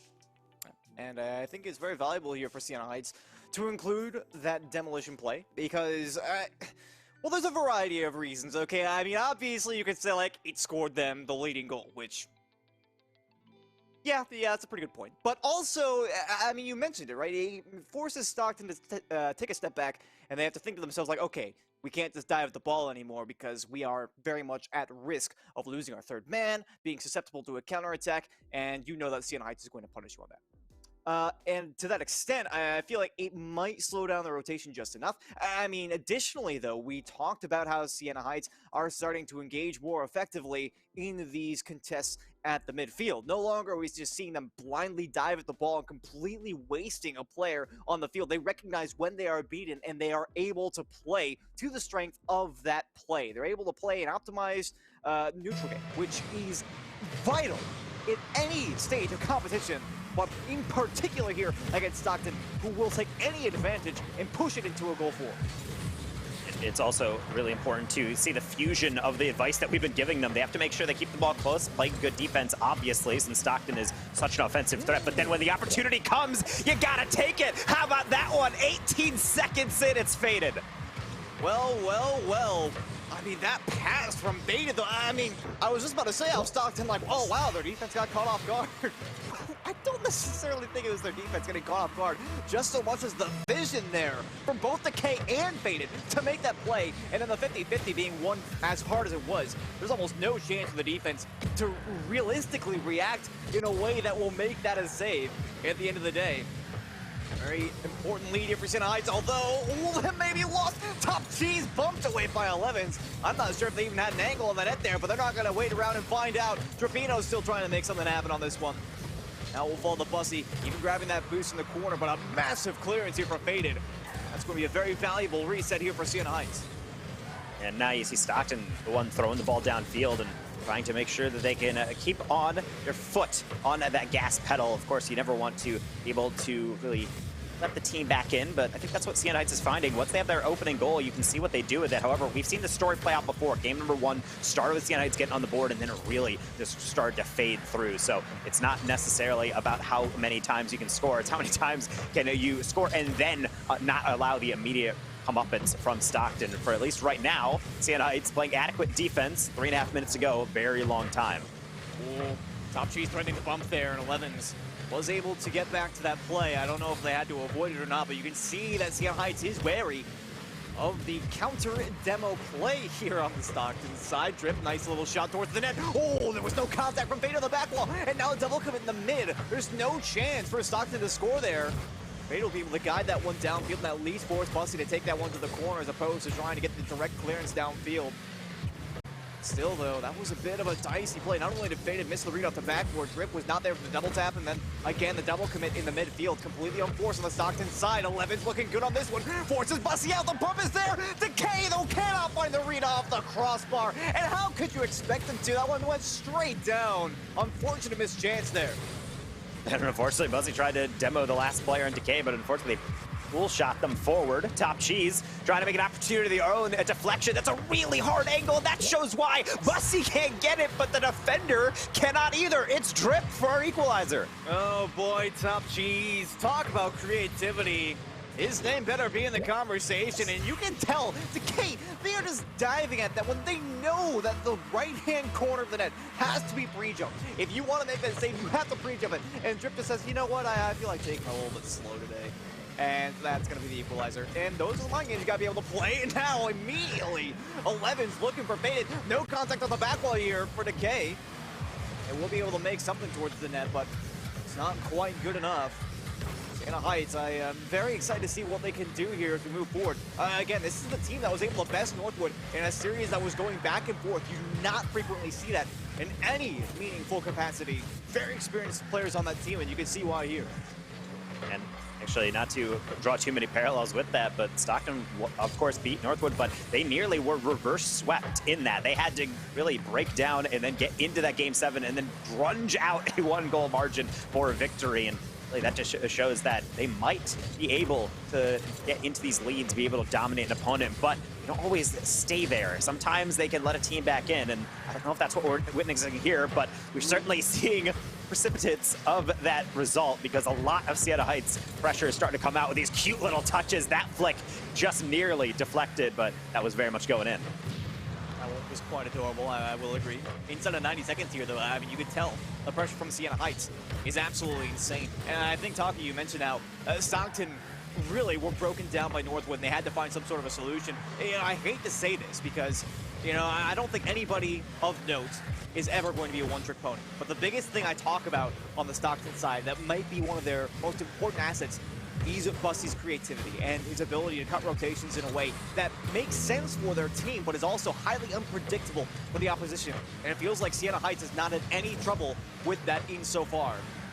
And I feel like that may be causing some reasonable amounts of damage to Stockton's strength in this situation, although we still find ourselves in a tie game, so there is no decider yet. They're still looking for the chance to move on the match point. It's a nice double tap here from Bussy. Just a little bit too telegraphed for 11's taste, and now back over to Faded in a one-on-one situation here. Will not be enough with the flip reset. Decay still in the zone. Will be easily denied by Drip. Relatively textbook play on the defensive side for Stockton inside of 30 seconds now. Faded, they got two in their heads about that one. Top Cheese faked him out. Not gonna hurt him though, so we're going the other side. Faded, testing with Bussy, a fake challenge, and Bussy will take over with a flick. Now a deflection, Top Cheese, they're hounding the touch. That's past the last defender. Bussy trying to get a harsh angle. That is going to be too rich for him. Might be looking at an overtime, rare as they have come in this series. Be able to tear these two teams apart to see if Stockton going on to series point, championship point at that, or the Siena Heights have one more game to have. Well, I gotta say, you know what I'm looking for, and oh, this face-off is looking good so far. Siena Heights looking at the middle here. Top Cheese denied the chance to get out to that play. Bussy with no contact. It is just outside of the post here. Drip faked out on that, and 11's making this difficult. The pressure already mounting.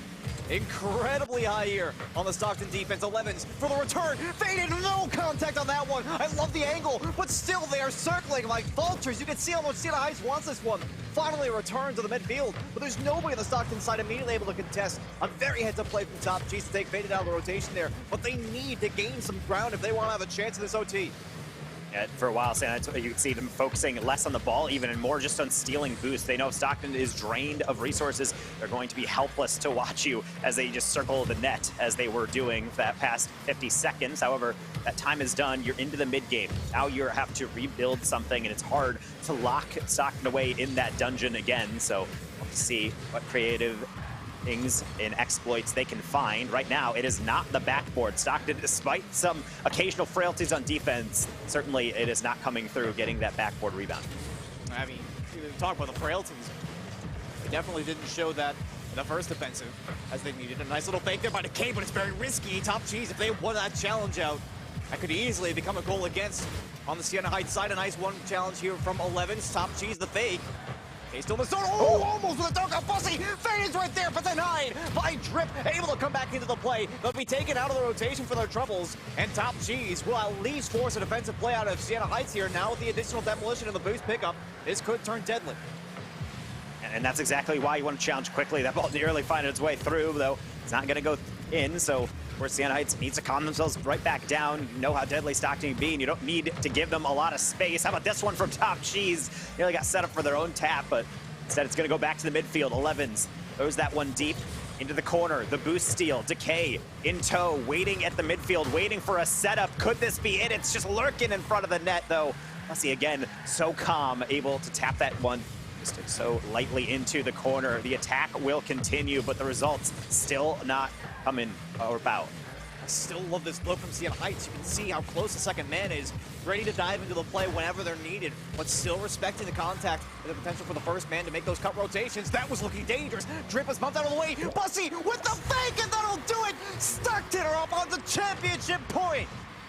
And this is so brutal, but ultimately this is the trickery you need. Bussy goes up and then just lets it fly. You can see him lean back, and contact or not, that's going to be a tough one to react to. You have to pre-jump that, because otherwise it is going to just sail in, and you never want to go down swinging, but at the very least you don't want to go down at all. A brutal loss yet again, and Stockton, as you mentioned, on championship point now. Oh my goodness. Well, I mean, Taka, you mentioned that you don't want to go down swinging. You sure as heck don't want to go down looking. And that Faded, that's the problem, is you have to respect the redirect and you have to respect the fake. You cannot cover both. It really is just a 50-50 at that point whether or not Bussy chooses to make that contact and redirect it onto the opposite side of the net. But Siena Heights, they continue to get better and better with their gameplay. 3 games in a row is a tall order, but far from impossible.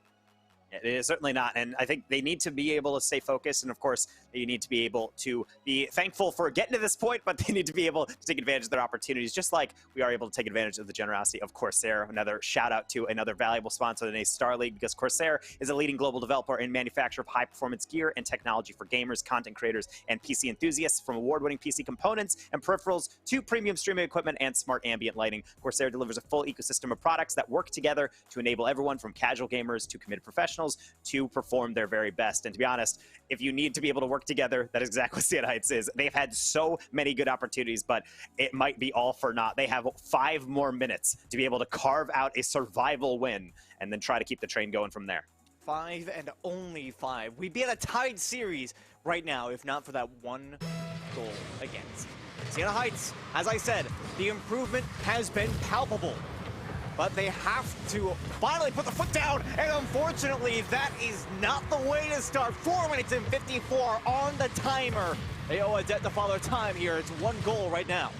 And that is such a difficult read. It comes off a deflection, so to be honest, you gotta give him some lead, but at the very least, you have to have some contact on that. Otherwise, it's just a sit and duck, and even though Sienna Heights has really cornered the market previously on those early goals, seems like Stockton wants in. Oh boy. We'll find out. Stockton. They came on very confident, Taco. As I mentioned, I thought that would be a significant strength of theirs if they were able to take that first game. Well, the first 2 games, apparently, this time around. Seems that it continues to pay dividends for them. See if they can keep it up, though. Sienna Heights, as little as we know about them, in as little time they spent in the Collegiate Rocket League space, we don't know them to be quitters. A nice little cheesy touch there. It will not be good enough to fool the defense. Again, they're not going to give up so easily. 1 goal against it will not phase this squad. They're looking downfield already. Off the backboard to K with no read, though. The setup is brilliant from 11s, and they're still actually right in the mix. In fact, that ego challenge we're talking about, that is why, out of nowhere from the corner, that's a cheeky way to tie things up. You're going to take your time like this, Top Cheese. You are going to get punished. I mean, and that is just a beautiful play from 11s because it's a recognition play. Pure and simple. They know that Top Cheese only really has 2 choices with that. It's let the ball go or try to make a weird pop-up. And there is no effective follow-up for Stockton that results in a goal. What in the world is that from the K? Just instantly off the hood of Bussy. And now 11's up high with options in the mid, going for the bump instead, and it would have worked out. The K so fast up to that ball will be beaten out by Drip, and they need this rotation back now. Looks like they will have it in plenty of time. But still, Sienna Heights, they are leaving off right where we saw them. Previous game, Bussy with no contact on that one. A bit of a rare miss. I think it's just going to be a message to Stockton. You can't rest easy yet. They're still fighting. And you have to be very careful on these challenges. You can see them just likely skip past Sienna Heights. And granted, the key of Rocket League defense at a high level is being staggered. Even if your first man gets beat, you have a second and a third to back them up. But the problem is, a couple times we're seeing touches like that. Bussy then isolates Decay. It's a one-on-one. They're around them. They're going for a bump. Drip and Top Cheese. They're both looking at it. Nobody is touching it. What is happening in front of the Sienna Heights goal? Apparently, it's just going to be a quarter clear. I gotta be honest, I mean, that was a huge disrespect play on the part of Drip and Top Cheese. But you gotta make something happen, and now the counterattack. Speaking of make something happen, what is going on here? I mean, it's just a long clearance. Bussy makes no touch. Top Cheese makes no touch on a completely free and clear ball, and then Bussy is not close enough to make the play. Just what? What happened there? If I didn't know better, Squid, I feel like the entire server DC'd. It felt so uncomfortable for both sides, but I promise everybody, these are some of the best teams in this entire great nation, entire continent, to be honest. And sometimes things like that do occur, but gotta hope that for Stockton's sake, if you're a Stockton fan, not gonna happen again. They're behind, and gotta carve our way back as we're only halfway into this crucial game for Sienna Heights, and they're gonna keep on going with attack. That's a tough angle from Faded, but they're gonna try nonetheless. They're certainly starting to ramp up the confidence. Oh, Top Cheese up to Bussy. It's a beautiful shot on target with a 4th defender. Oh, and then Faded with the follow-up. 11's going to close out Top Cheese. And that is an offensive stand as they needed one. Faded still waiting against Top Cheese here off the backboard. Again, it's Bussy. They're trying for the attrition play. Drip will be denied here by 11's. And finally, some closure here on the defensive side, and maybe even more. Cleared downfield. Bussy is forced out to the corner. The read off the back wall, but they did suffer a demolition. They'll slow their defense the offense down to a crawl and force them onto the back foot. That was a ridiculous sequence of plays, though, again, on the back line. And that was one of the biggest things that we saw in their series against Northwood was a just staunch defense in just about every capacity. Siena Heights are trying to replicate that performance here. This actually almost seems disconnected. We just actually saw Drip had 2 different demos, and yet it didn't work because Bussy was trying to just get the ball to the ground. It was a slow air dribble, the worst possible play to have in that situation. However, that is the best angle possible we've seen all series. How does Faded do it? I don't know. You can see Bussy, though. You can see what the thought process is in live time. It's like, okay, I got my defense coming back. I'll just give this one away to Faded. He'll throw it off the back wall. I get the boost. I'm available for a pass. This goes perfect, except, oh, Faded doesn't hit off the backboard. They just throw it inside the uprights, and now your entire play is in shambles. What a play from Faded. An absolutely key difference maker here this late in the game as well. 75 seconds to go. And that clock is rapidly ticking here. We mentioned Siena Heights, they gotta win 3 games in a row, but they are well on the way.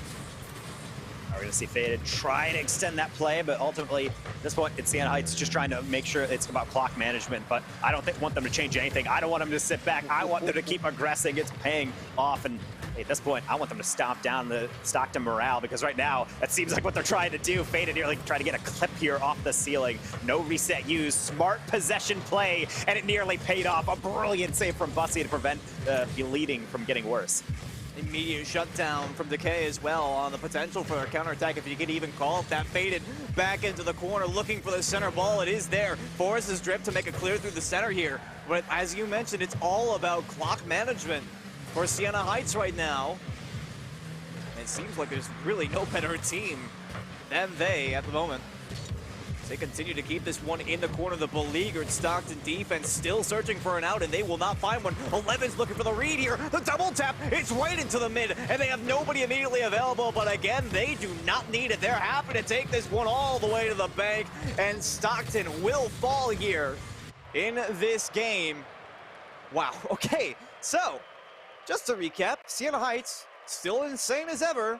Absolutely no concerns whatsoever from their players. I mean, not from their gameplay at the very least. And this is lovely to see. And of course, this is going to add another chapter to this story of our grand final. And then Siena Heights now has a bit of a glimmer in their eye, because now the bracket reset is something that has become maybe not a distant possibility, but certainly not a certitude, but they have some confidence, because not only are they getting the victory, but Stockton was looking very disheveled. And I think it goes back to Siena Heights trying to capture that delicate balance between playing confident and playing cocky. And I think that's the main thing that they need to go on, is if as long as you can challenge, get in Stockton's face, force them to really panic on those touches, I think you really do throw them off. And it's something that Stockton has shown that they're not able to fully counter yet. Whether or not everything gets reset next game, I'm not entirely sure, but Stockton has questions that are being asked of them that they just do not have the answers to. That much is true. And I would like to reiterate one of the points that, we didn't really touch on yet, and that was the Siena Heights defense. As I said during the game, that was one of the big, just major factors of their series against Northwood, is they were playing insane defense.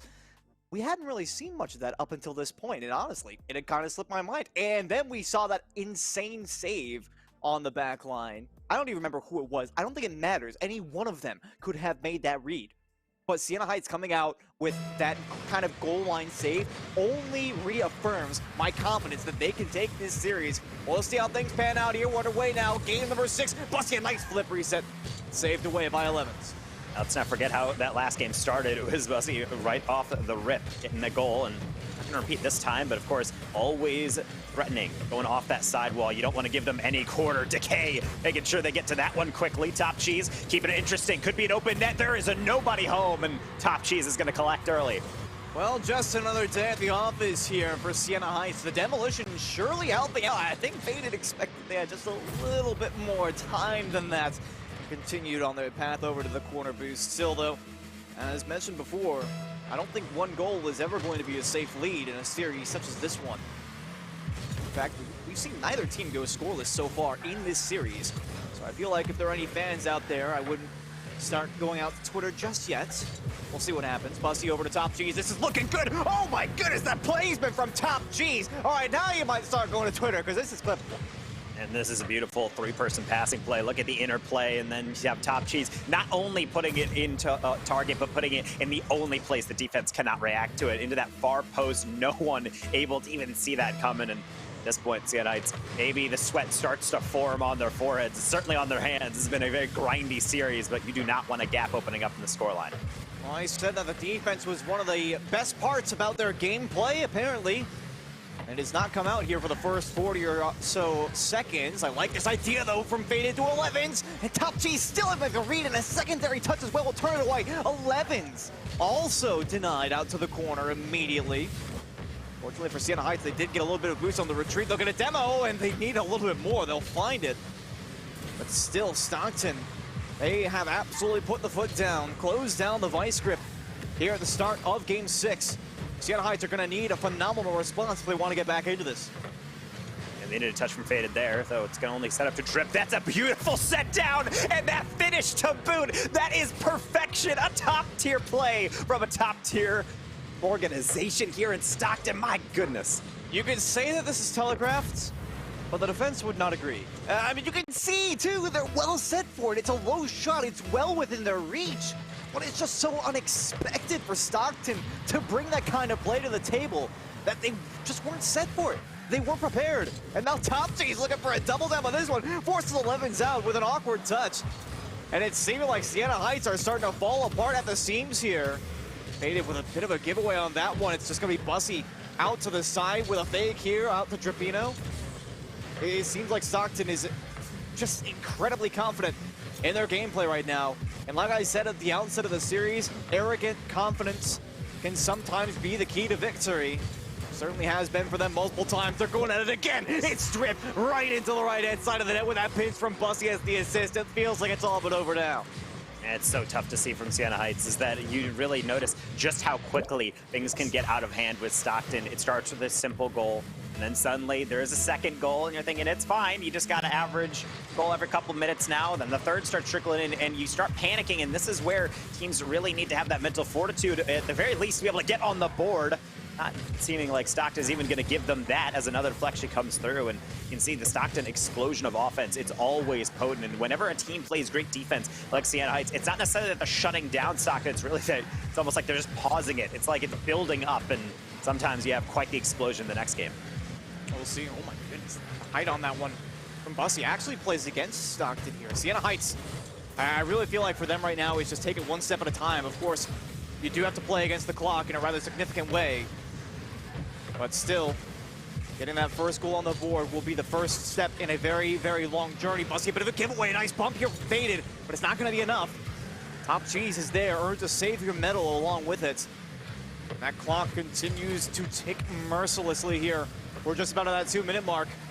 Still 0 goals from the Siena Heights side. Still almost as many shots, it feels like, or at least impactful shots. The scoreboard reads 6, but Taco, if you asked me to recount the nature of those 6 shots, I'd be ill able to tell you. And there's a difference between putting a ball near goal and putting it really on a goal, forcing the defense to be able to make a save. And a lot of them are just lofted touches. We even saw a couple times 11s would be coming in from an angle, almost from the corner, and just trying to bend around it and get a shot when maybe it's just better to lob it across, keep possession, throw the defense off. And regardless of the circumstances, you know the end result here. It's really a lack of offense and being pushed back on defense. And now even with demos being exchanged, players getting sent on and off the field in rapid succession, there's just not enough really for Siena Heights to do. If they need to score, they need to start right now. And apparently Stockton have lived on their back line at times, but they're feeling right at home. Yeah, Bussy, even under threat of demolition or at least a little bit of a bump, they're still able to make that play with almost no problems whatsoever inside of 60 seconds now. And it feels like we're playing for formality's sake at this point.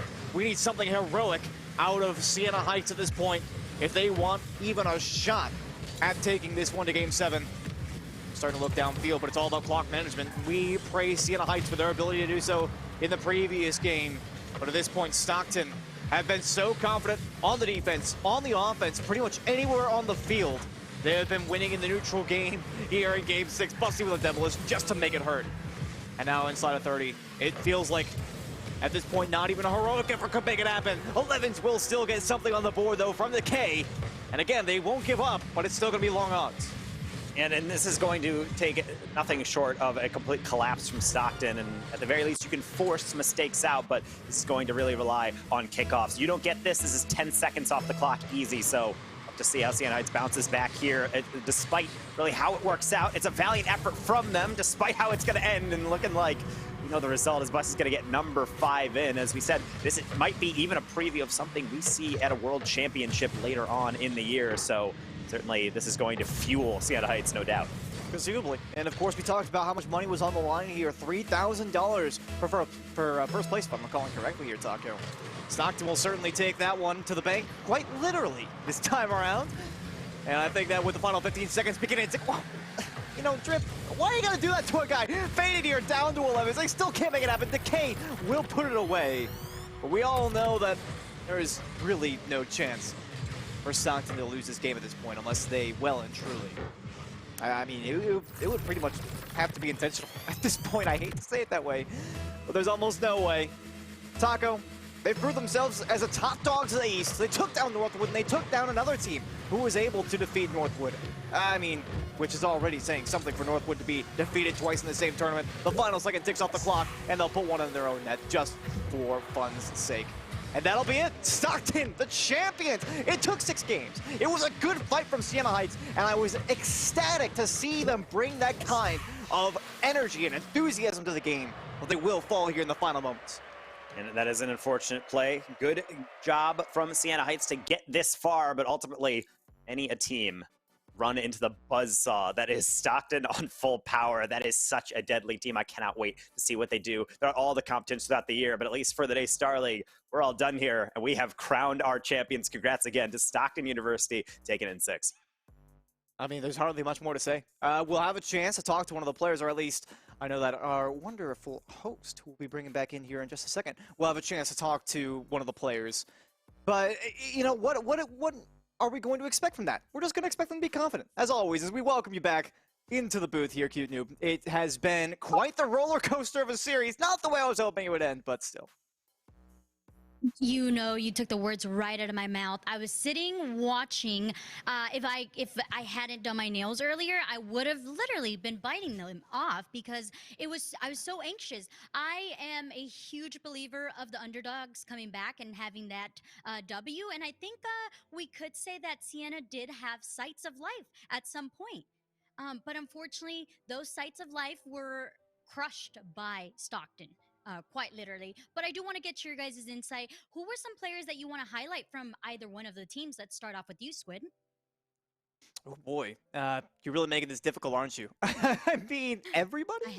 Is that a valid answer? I feel like there's a lot of stories to be told here, of course, because, yeah, I mean, you look at a team like Siena Heights, and of course, 11's Faded is the first player that you think of course, with loads of experience at many levels of competitive areas in Rocket League.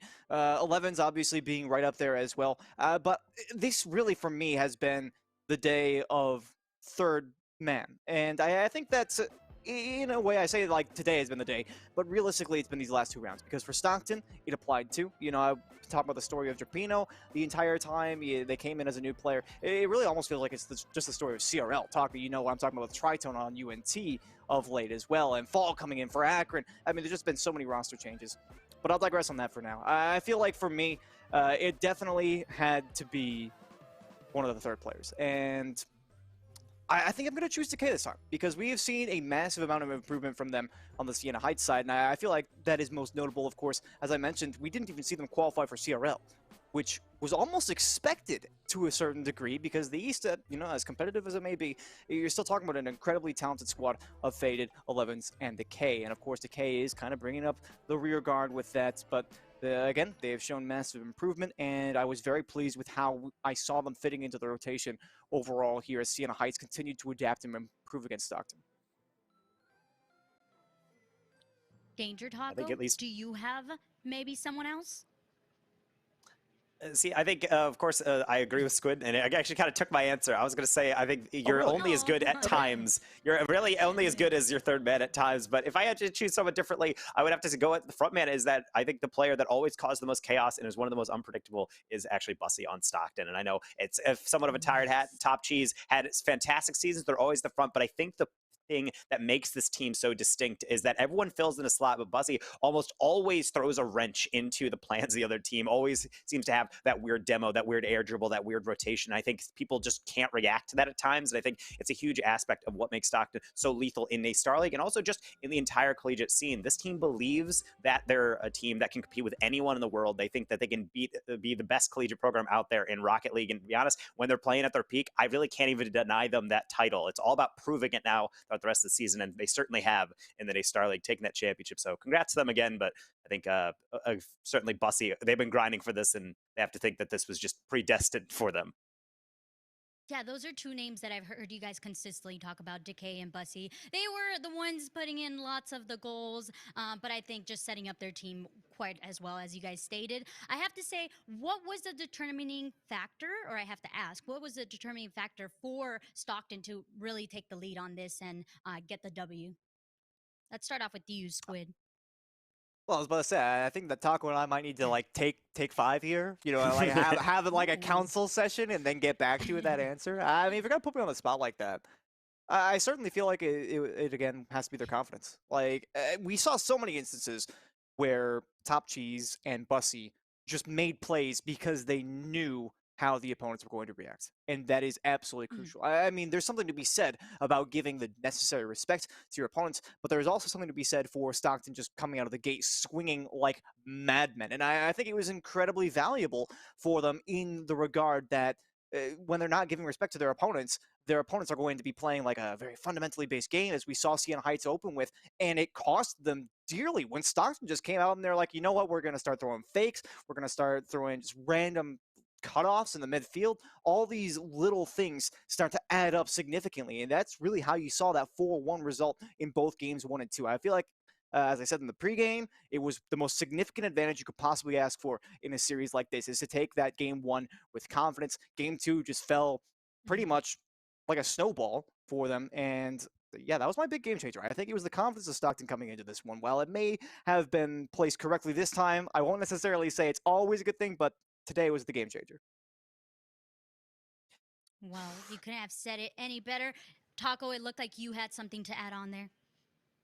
I think the thing that it speaks to me with Stockton, I think it's something I almost like say this as in a way like a subtweet of other groups, is that the thing that Stockton does so well that I think is really important is a maturation of play. And that the biggest thing you want to do on offense is, of course, make the defense uncomfortable. You throw constant pressure down. You're trying to get them to crack, but knowing when to take a breather and then hit reverse and have a back pass or have a possession play or just tap it to the side is so important. And the amount of times that we've seen Stockton just like a hurricane throwing themselves into offense, and it's constantly just right bearing down the defense, and then they all button up on the defense and wonder, wait, where's Stockton? They back pass it. They get boosts. They regather. It's a nice, calm, deep breath, and then they're right back into it. And so many teams try to force the play through. And that's honestly a criticism I had of Siena Heights at times. It felt like they were trying to make a hard angle shot instead of just hitting it to the corner and trying again later. And I think it's plays like that. It's tiny, but it all builds up ultimately into a fantastic final product. So I really would like to applaud Stockton for that. And certainly, if anyone's watching this team and wondering how you take them down, well,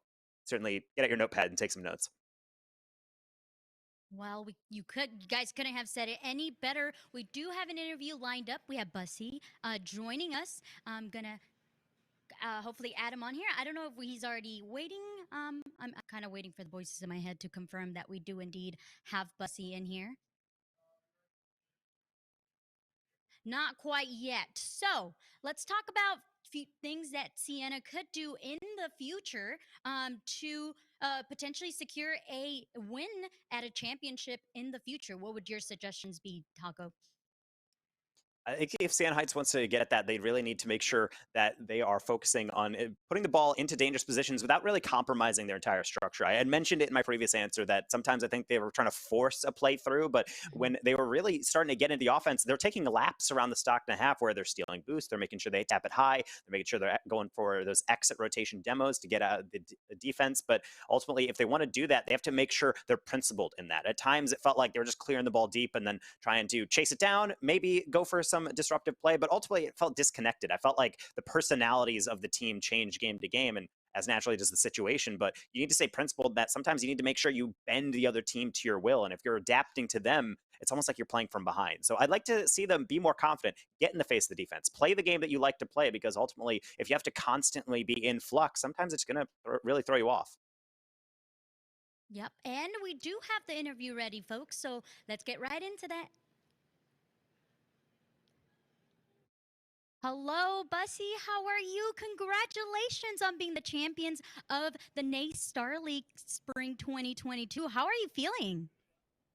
Thank you. Yeah, I'm super excited. I've played in this league for a few years, so it's finally nice to win it. Oh, and when you say a few years, do you want to give us a number on that? This is my 4th year. Okay, wow. So you're going off with a W. I'm going to be a 5th year, so not quite. Okay. Well, then you're gonna secure another. You're gonna Yep. secure another win coming up for sure. I totally get that, and I just want to hear, what was your mentality going into this final, and what was your plan towards fighting off Siena Heights? Our mentality going in was we knew we were the better team, and they were talking some trash, but I feel like they were just trying to make it a little more fun. So we didn't sweep them like we wanted to, but we got the result. So I'm happy. It went as I expected. And I want to pick your brain at what was some mistakes that allowed Siena Heights to come back into the series. Honestly, we were just kind of egoing them. Like we didn't expect much out of them. So like that game 3 where we lost, we just kept messing up because we didn't really expect them to score on us. So I mean, they did. So good for them for winning a game or two. But yeah, once we had to like really focus in, it was easy. Well, you guys did absolutely phenomenal. 4-3 for the win. And do you have anything to add on here to your fans that are watching and cheering you guys on throughout the league? Yeah, I just want to say I'm not sorry to like Siena Heights friends and family that are watching for beating them, but I appreciate their support in watching us beat them. So yeah, thank you for that. And I also want to say thank you to CSL for hosting this competition. It's a lot of fun. Well, congratulations once again. I hope you enjoy that money and have a good rest of your day. Thank you. We are back with our casters. What did you guys think of that interview? Never change. Never change, Bussy. Yeah, that's exactly their. I was waiting for their response. Like, this is a very organized interview. I expected like a little bit of trash talk in there, but honestly, well done. I mean, it's a little different, not what I expected. Then right at the end, just be like, I'm not sorry at all. It's like, you just don't trash talk me, get out of my face. So I'm like, there it is. Hey, No. See, that's the thing though. It's like he says like, I'm not sorry at all for beating Siena Heights, and I'm like, all right, that makes sense. Like, why would you be sorry for winning in the first place? And he's like, thanks for coming and supporting us by watching us beat your team. And I was like, all right, that's where I draw the line. Yeah. You need to calm down, sir. That's just Bussy. But I was just saying, even in the text chat that we have going on in the background here, I found it ironic that Bussy was saying like, oh yes, Siena Heights was talking trash, and I was like,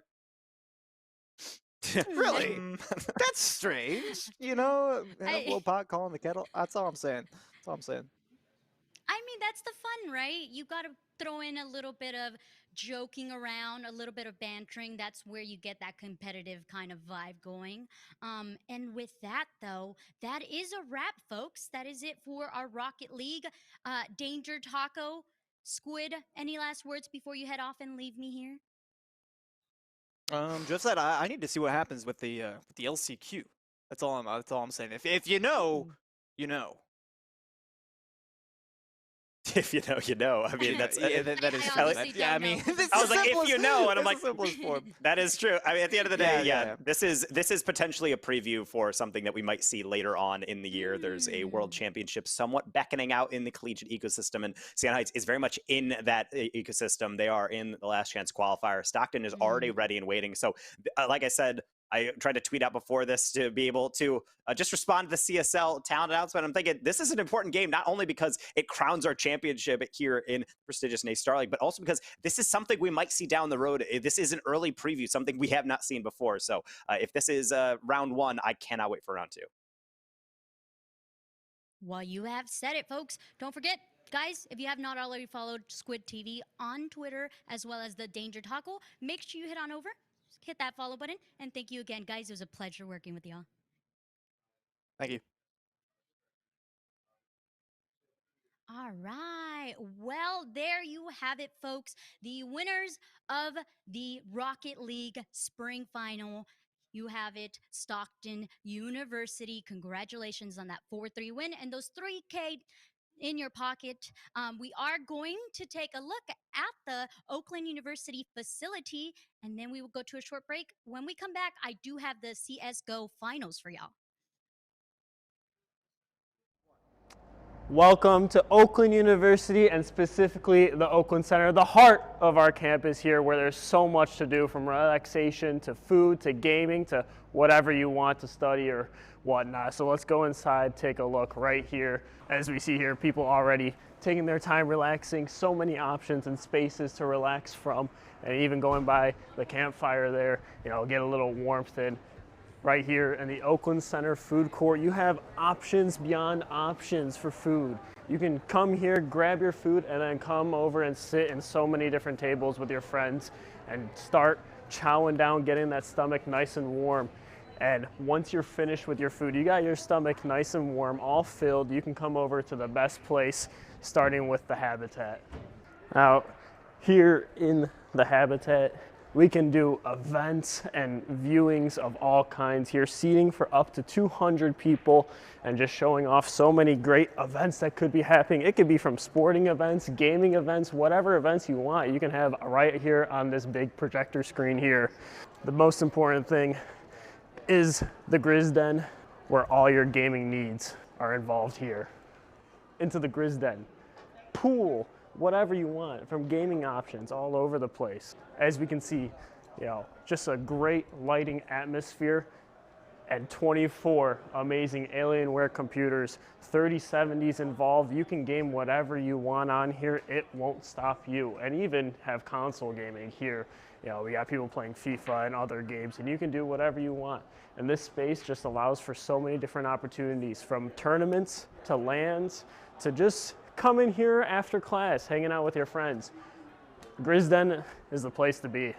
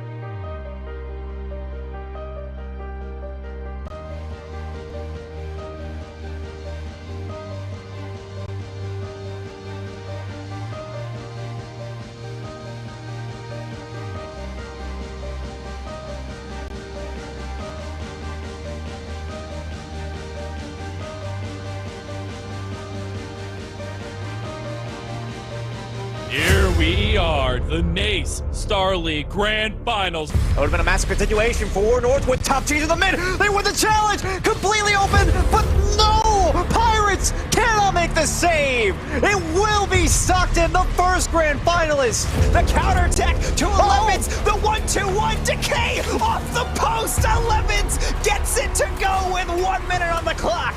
Ladies and gentlemen, we have ourselves a grand final. UC Berkeley have just punched their ticket to a date with Maryland on April 30th. Mal, great job kind of continuing to watch. Got that 1, 2, over top. 3 frags for David. The Nose Dragon. What? Oh my god. And it's over. Nose Dragon with the shot on target.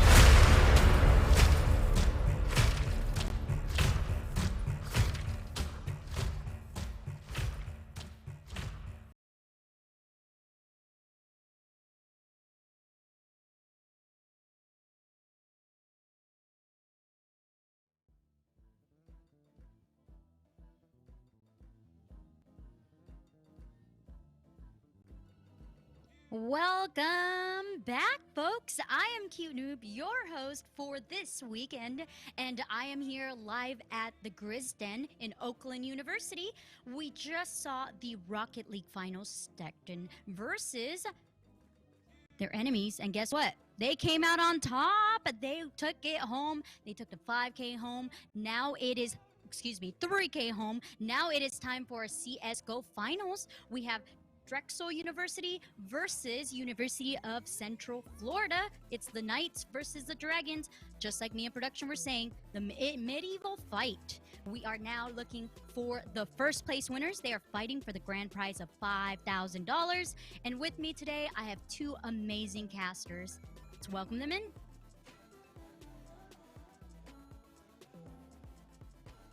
Hello. Hello, Vision. Hello, Exner. How are you guys feeling today? It is a pleasure to have you guys here casting the grand finals.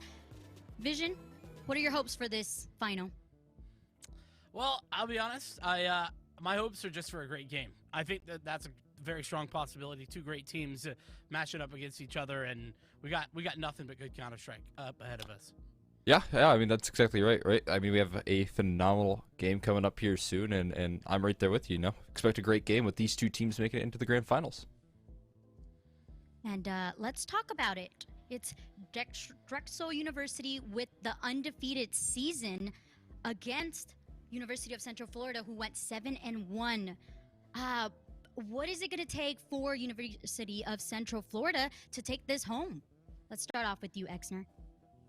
Yeah, I mean, they're going to need to keep playing exactly how they've been playing throughout the lower bracket right now. They got sent there very early in the opening stages of playoffs, right, where they were, looking a little bit worrisome. We were thinking they're going to make an early exit, but throughout the entirety of that lower bracket, I think they've shown some really good improvement since then, and so I'm expecting them, if they could play like that throughout the lower bracket and they just continue that form into this grand finals, that they'll be A-okay in terms of taking on the undefeated in Drexel.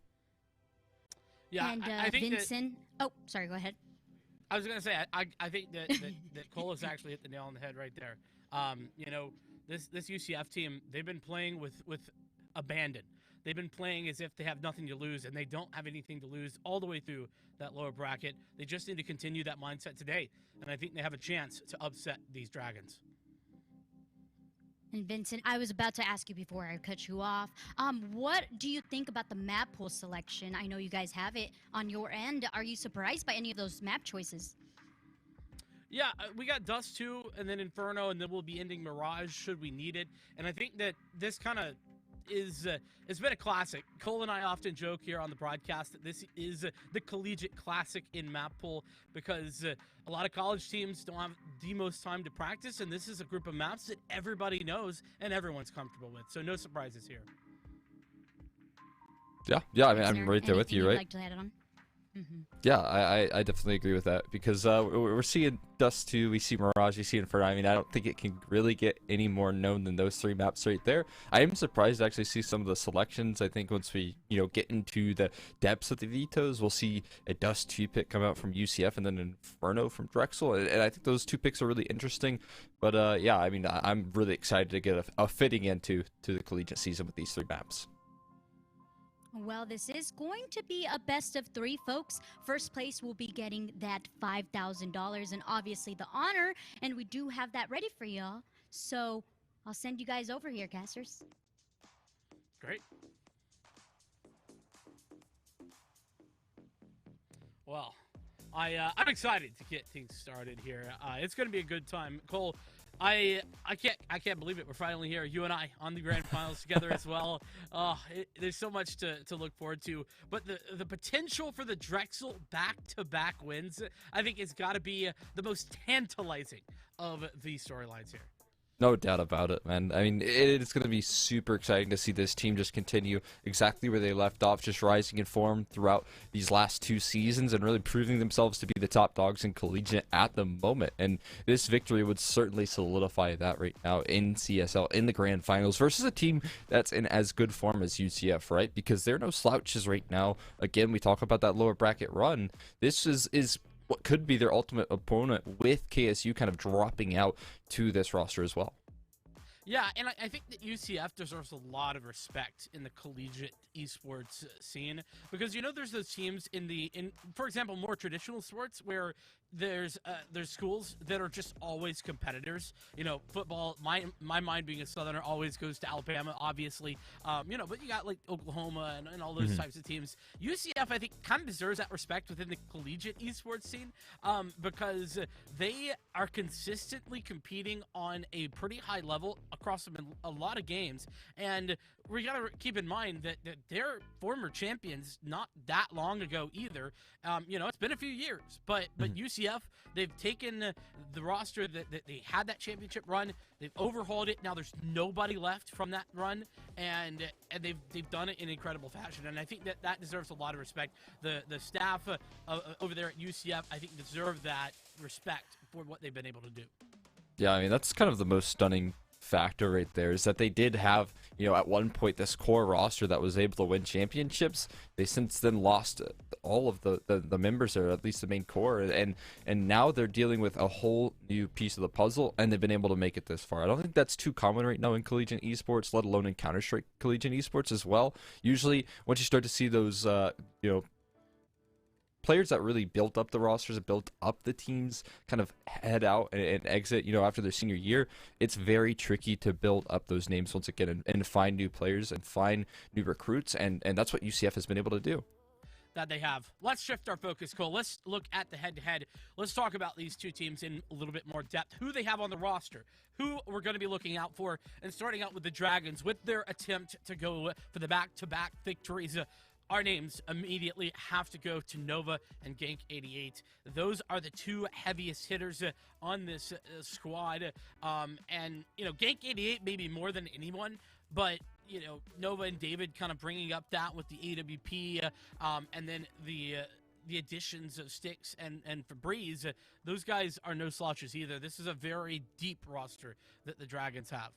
Yeah, the skill run's really core to this team right now, and that's why we're talking about their undefeated season. There's so many different pieces that this roster has that they can bring into the table and really prove themselves to be a deadly roster in every sense of the word right now. I mean, again, you kind of mentioned it as well. Obviously, you talk about Gank 88, but then you talk about some of the other pieces here, and Nova and David. That double up is really, really going to be a huge factor, especially when we consider some of the maps in play.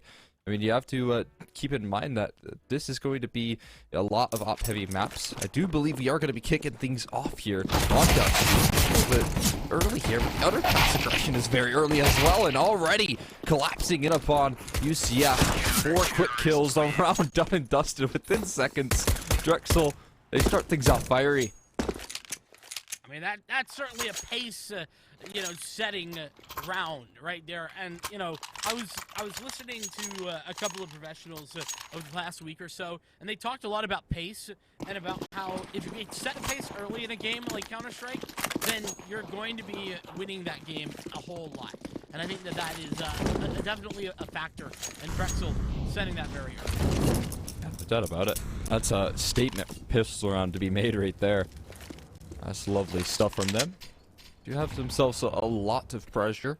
What's this upper tons? I think they're just getting ready and explode on out here with the pistols. Not much to be said here with only one Eagle in play, and a crossfire is just not going to allow them to pass. STX Febreze, they're going to get everything done between the two. And then get the two right there. Drexel making it look nice and easy. Drexel definitely starting out strong. Styx farming a lot of cash on that MP9 as well. But here's UCF and why. And I think we need to talk about Sorry, because Sorry has been such an incredible part of this roster. Doesn't have the op yet, but has never shied away from duels. And that's already to pick up that first frag and even continuing to move forward. Nova is tagged pretty heavily, so it's not a situation that Drexel wanted to be in the early stages of the first gun round. Yeah, that's a really nice pickup right there. They get that long control. They're able to win out in that duel. Now they're going to start to scale up towards Cat, so this round does look better and better as it goes on for UCF. Not only that, Nova down low here, and he's the player looking to defend on the Cat. The one concern I have at the moment is this B aggression going on right now from Febreze. in STX. He's going to hear this footstep. He's going to have a big jump on him. He jumps inside the smoke now. He sees the shadow. STX going to drop JJ, and that's an answer back. Well, maybe not exactly the answer that UCF were looking for. David pushing forward, having some success. That being said, sorry, up over the top has found a kill. Molly a little bit dangerous. Both players for Drexel is rotated in on the catwalk for Breeze. Snaps call for one, low health for the last two, and it's only down to a singular player for Breeze with the health advantage. A kit even, should it be necessary. And this is so close. Tarek, he spotted him out, one of the strongest players for Central Florida. Smoke, but is he aware? He's not aware that they've already moved forward, and Febreze with a 1v3 clutch. Drexel taking that round and continuing their lead. They have a slip right underneath his nose right there. That is lovely stuff from Febreze. Super sneaky, and out moves him up to 3 right there, keeping them in good standing, especially with how good that round was looking from UCF. A lot of those key components, that long control, that catwalk control, working out so well for them, but they just couldn't close the job. 3-0, but a short scout tag hit from Sorry. And I will say this guy, again, I mean, you mentioned it earlier, he doesn't shy away from any fights. I think that one match versus the Huskies was a testament to that. Yeah. Taking the head-to-head duels constantly versus Retina. I mean, that guy was an absolute monster versus them, and Sorry wasn't scared whatsoever. Yeah, I mean, when Retina's dropping 50 and Sorry is still like swinging into him, I mean, it's just a ridiculous situation, no doubt about it. But this time, Sorry has found a tag, not much more thus far. And it's some lower tons count presence here for UCF, but not too much more. And the duel towards Nova not working out for Sorry initially. Dragged down lower and lower as time goes on. Nothing really found out just yet here. Bomb being dropped. Now they're going to make their way out towards middle here. They've got themselves a good bit of ground to be scaled up. But there's still 2 players that they have to isolate on the site, and that's not going to be an easy task. They've just smoked up a tons here, so they're just going to have no luck walking in. The firing range here coming through the window, and last lurk out of the window. Oh my god, he's found himself 2 1-Deeks. He's looking for a little bit of extra credit here. Another one, not a 1v5 from Sorry this early. He's hitting some absolute blinders. He is getting flanked in upon from tunnels here. He has to be careful. David's making a move. Even if he gets a bomb plant, this would be an absurd success. He's going for another fight, though. Can he find another headshot? That was so very close. Down to 2 HP. David's going to continue to flank. He's running out of time. He'll be found out. Nova will hit him right through the wall, but my god. Sorry made it scary. I mean, I was sitting here terrified. I was holding my breath. I couldn't handle it. And that's the type of rounds that Sorry just makes you feel like are possible. Drexel getting away with that one, losing a little bit more than they anticipated. They're still very much in a strong position. That being said, the AWP is out. David taking it on, at least initially. It's actually Nova to fall this time. No, the optimal. The shots fired by Gang 88 are good for more than just one. And what a lovely long defense right there. Put up early. That's just what you run into sometimes when you're dealing with Drexel. Sure, you can find an early op shot. You can pick off Nova, right? But when Gank stands right behind him and finds himself a multi-kill, and then you have STX as well helping out, it's just not going to go well. Into that sort of brick wall right here. It's just Floridian left last man standing. Just to retrieve that bomb, and will do so safely. Doesn't know that just yet. And now he's going to get STX there. And third. 1v2 is somewhat workable here. Does have quite a bit of utility. Gonna start throwing that out now. I just realized that Sticks actually grabbed a couple of those frags from Gank. It was a good bit of teamwork there. But yeah, definitely a winnable situation. But you can see there's one player on the flank. That's going to be Febreze. And then David's AWP is watching for the cross. So Floridian is certainly stuck in this area. Yeah, knife out as well. Off angle's really huge for Febreze. That's an easy pickup. Lovely little angle thrown out from him, and a 5-0.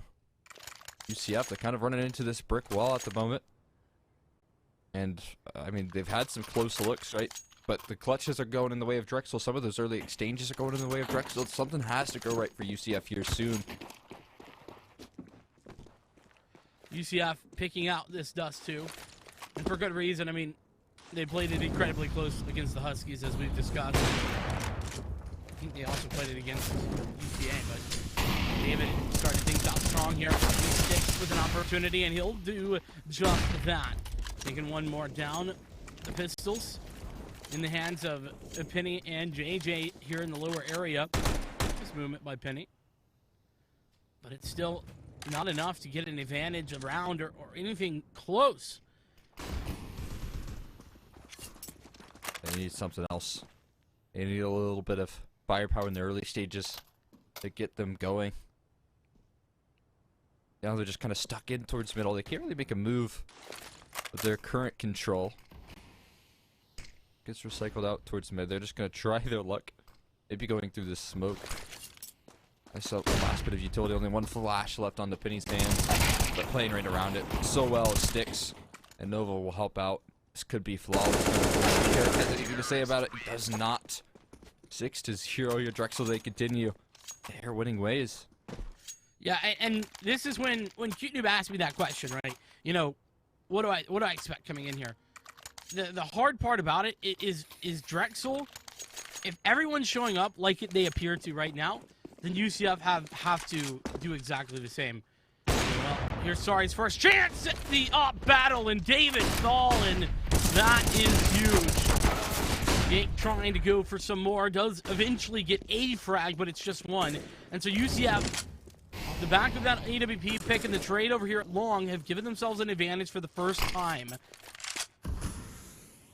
This is massive right now. This is that early firepower, that early success that we needed to see from UCF. Now it just needs to convert. Sorry, getting himself in towards pit. Be a big factor here. Yeah, I'm gonna toss that one back over to him. Benny will give that one back. Wasn't a full trade, just gonna try and drop bomb that way. The issue right now is though, they did throw that hinge smoke in. They haven't gathered any cat control. Regression sticks, and he will equalize. So JJ gonna drop now. And that's going to limit some of the map control here. That's going to give Drexel a better idea of where this attack is coming from. They have an idea, yes, but it's going to be hard to know whether or not it's going to matter. Nova really needs to stand tall. He's dropped the bomb. The first injury going down, that was Penny. Nova doing a good job on the site hold, and he's on an island this time. Still able to stand. It's Sari versus 3, and Febreze recovering the op of David has shut it down. No more whatsoever. And it's a still scoreless game for UCF. And that's a bold call to make right there for Drexel as well. That aggression towards mid in the mid round. You know, if you go down, you lose another player. That's a big deal. That's going to be stunting your chances of keeping it up flawless, but he's just able to clear the right angles. JJ played it really well, dealing with that aggression, but just couldn't find the kill. Aggression towards Long, easy pickup for Gank. Drop one early, and he's not done with that. He wants more as he looks to barrel through the smoke. This is not the UCF that you and I are accustomed to watching from these lower bracket games throughout the playoffs. Gank 88 continuing to find success. He's got 3 in just an outrageous amount of aggression. David's back, says hello with the Molotov, and it's going to be the Central Florida squad to back all the way up. They got 1 smoke pull, and that's going for Xbox. Going for Xbox here. That's not even a big threat, though, right now. The main threat is for Priest flanking in through the top of the middle. Going to clear things out, though. They have this idea that they're going to go up catwalk, and so now maybe that main threat is going to be Nova and the rifle playing in towards Goose. Trying to offer some cover fire right now, but he's going to peek out, catches the perfect timing. Uh-oh, cannot land the shots, though. He's going to drop him. Big whiff there for Nova, taking a little too much time, but David working on that AWP has been pretty darn consistent as well. And this is the depth, I think, of the Drexel roster coming to fruition here. You know, yes, Gank has that ridiculous push, right? And you can't deal with that and by other than just getting that kill, and no one can. But the rest of the team is like very, very strong, able to pull all the stops when needed. Yeah, no kidding. I mean, that is kind of just the game-changing factor you can see every once in a while, and I think that maybe UCF kind of know that. Maybe they know that Gank is kind of that game changer here. So they're going to try and execute it towards B. Early entry is found, but Six can also change the tides as well. Finds 2 to swing things back into the favor of Drexel. Post plant on that B site though, and that does make things a little bit tricky here. A retake possible. A lot of retake utility inbound here for Drexel, but they just need to hold down the fort for UCF if they want to get there first.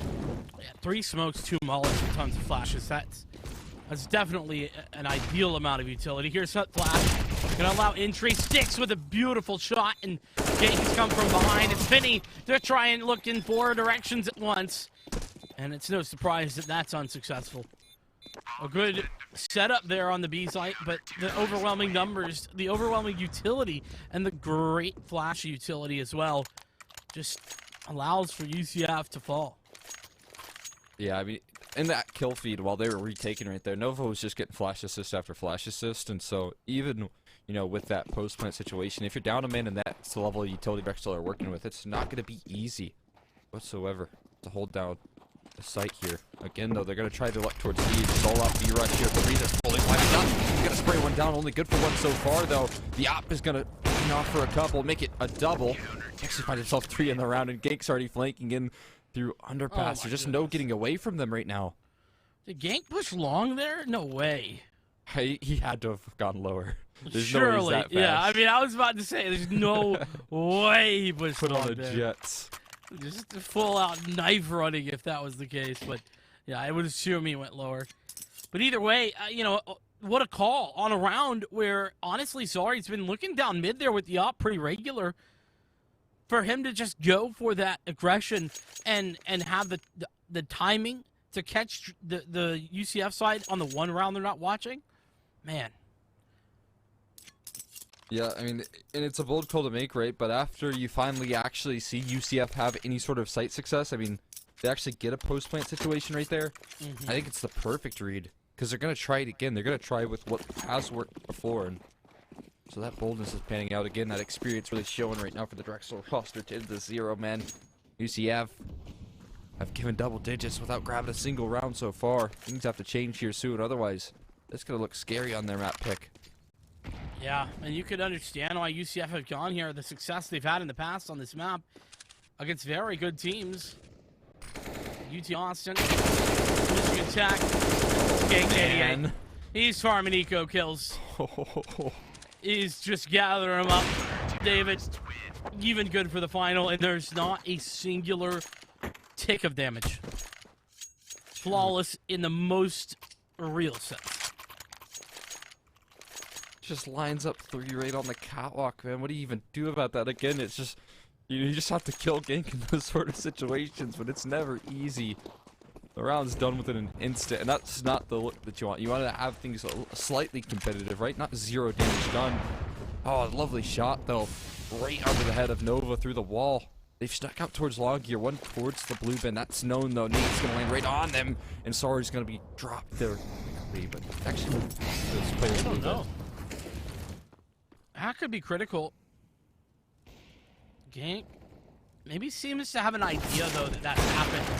And yeah, I think he was aware. That's incredible. Now, this is going to allow for a plant for UCF. We've seen these before. It's a 2v3, so certainly a winnable scenario. That said, Febreze is not only thin the herd, but put Tarek in another 1-on-3 scenario. Tarek, nice little off angle, a nice idea, I think, from Tarek, but he just doesn't nail the shot fast enough. Drexel at 12. It's looking like a nigh flawless half for them already. Oh man, this is bleak. This is very bleak right now, man. We're expecting UCF to maybe come into form here and be able to deal with the Titans, but again, Drexel are no easy team to deal with, and they're really proving it.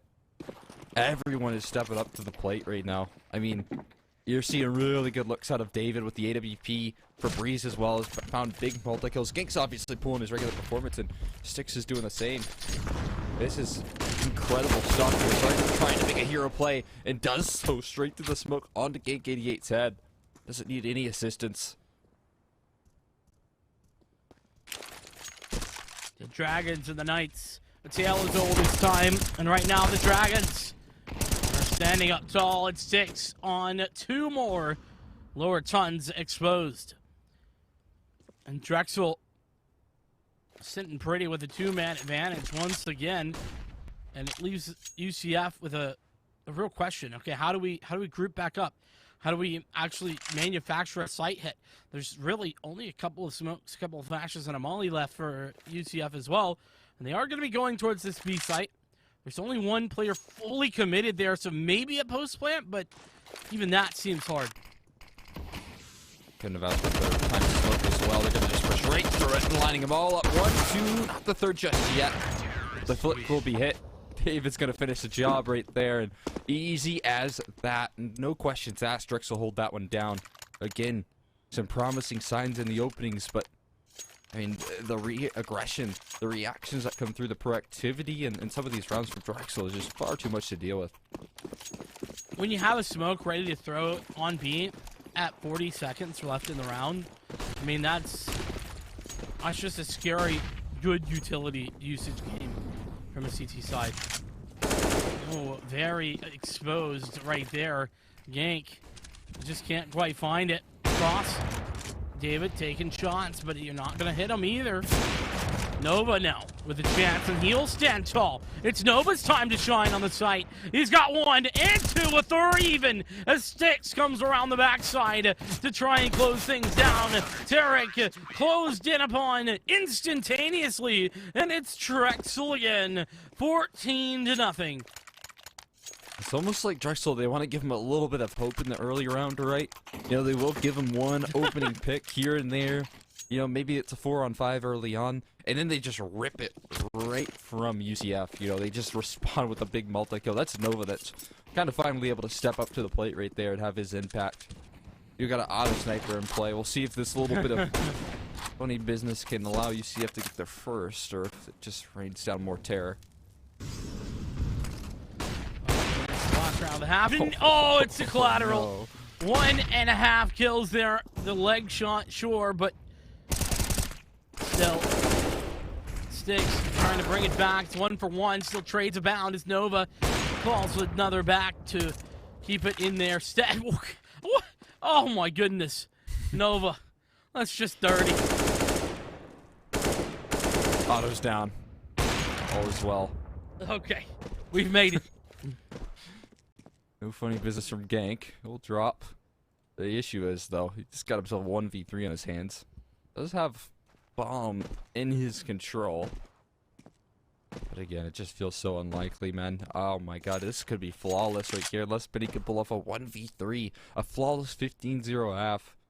Not the way this grand final was expected, given these two teams.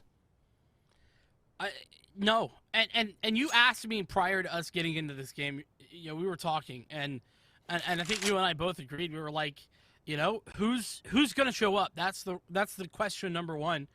If Drexel are playing to their, you know, potential, then UCF are going to have a hard time. Not only have Drexel showed up and played to their potential thus far, you know, Styx, Breeze, both having a great game. Then, you know, you got Nova and David playing a double up here. I mean, normally David's the one opping only on this map, but the money was such that Nova could pull one out as well. And then Gank88 getting random triple kills down long. Like, where's the weakness? Where's that weakness to exploit? And I'm sure UCF are asking the same questions, right? You know, where can we exploit them? And they tried a couple times towards speed, just didn't work out here. They're trying to make a statement round of their own for their first on the port, but they have help. Breeze in the back lanes. He's just going to flank them on. 2 kills in immediately. 5v3. They're going through the flames, though, towards B, and it works out. They find the entry there, but so many low HP bars. Tap it away with the USP. He gets himself 2, sorry. Looks to pull them back for a first, but he's getting flanked in from middle. CT smoked. They will pull it off, though. A 1v2 here to keep things flawless for David. He's down to such low HP. 8 only to his name. Can he really pull this one off? Has himself a chance. He picks himself up the USP to try and take those long-range duels, but they're not giving him an inch. They're not giving him a chance to pull this one off. The 16-0 could be awarded. See if that's true. This would surely be the first 16-0 in a grand final as well if this was to happen, but it's not to be. History denied. UCF are at least walking away with a round. Man, oh man. They grabbed themselves one. I mean, Drexel were in a really good position pre-pushing D through the molly. I think, you know, they found themselves at 5v3. I think they kind of pulled the pin on that one a little bit early. Yeah, I mean, well worth it, right? They're almost in unlosable territory.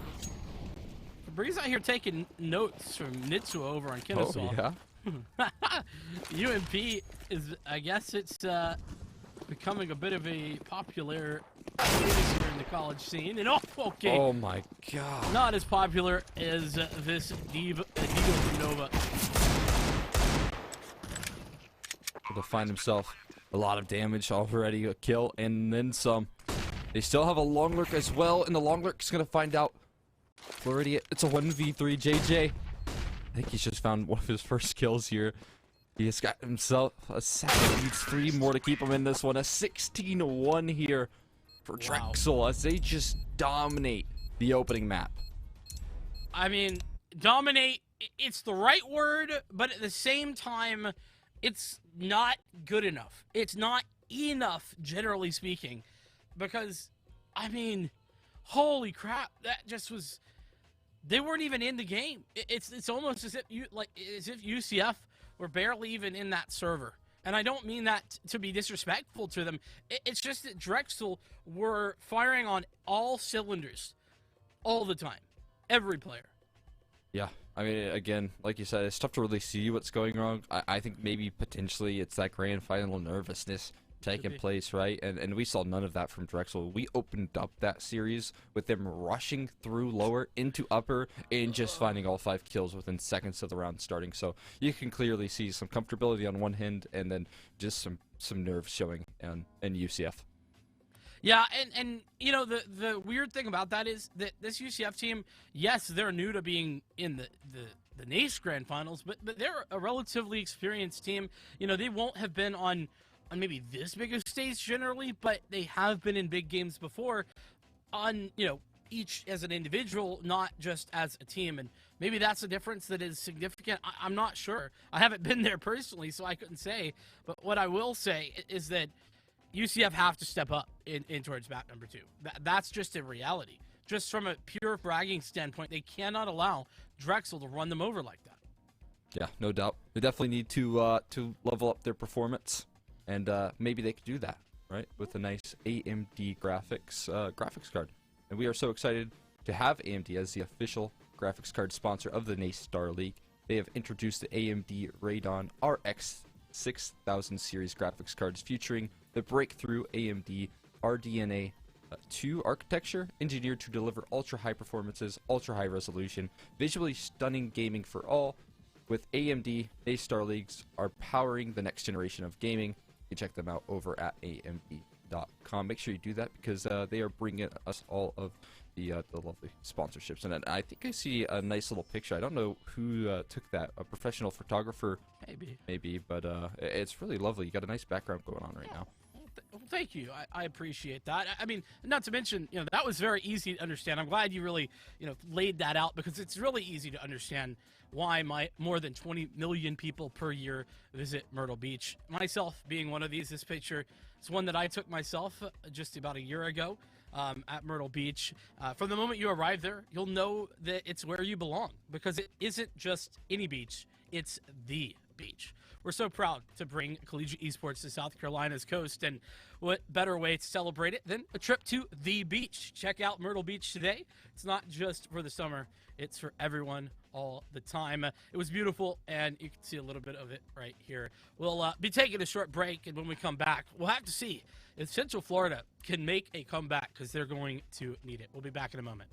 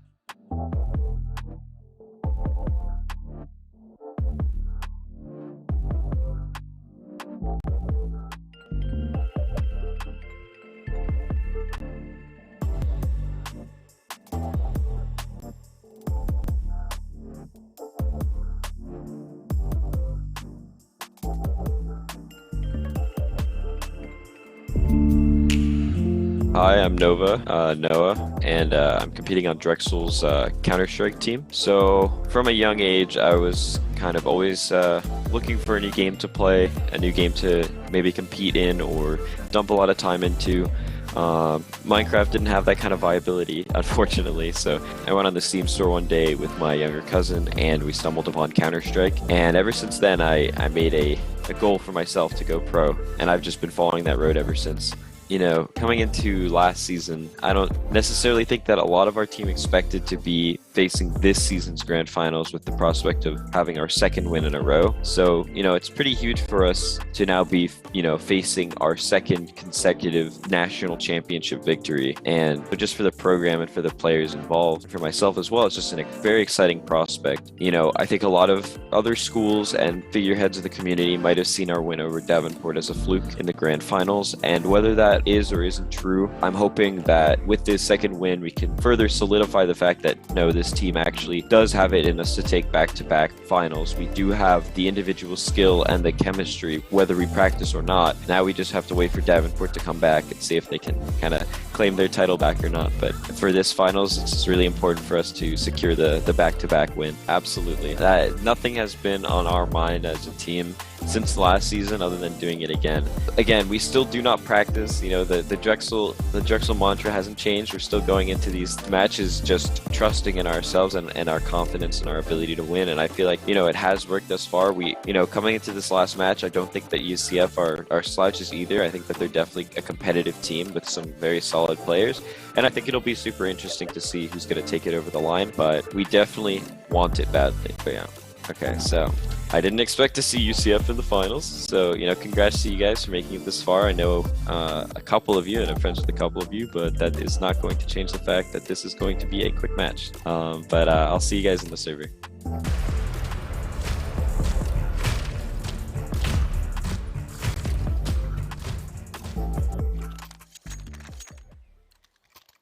It's going to be a quick match. I don't know that he could have expected map 1. But we're into map 2, and it's already started. Drexel have a 1-0 advantage on the pistol round. Cole, I mean, dude, what was that? No way. I was going to ask you a question, but I have no more questions. They've all been answered by that. I don't even know what to say after that. I mean, quite a shot right there. At least you get something back. But man, oh man, there's just no way in here for UCF. Every start looks so stunning from Drexel. They've already won that pistol. Did Drexel have a grand final buff or something? Is that how that works? And they came in last semester, upset Davenport in a reverse sweep, and here they are just showing UCF the door in the early stages of map 2. They already hit him with a 16-1 on.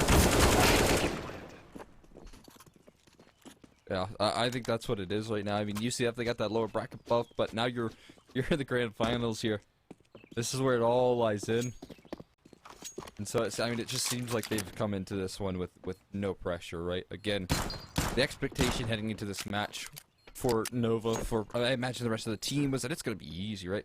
This isn't the team we expected. They had to fight so very hard. I mean, they were down in that lower bracket in the round of 16, right? And now they're here.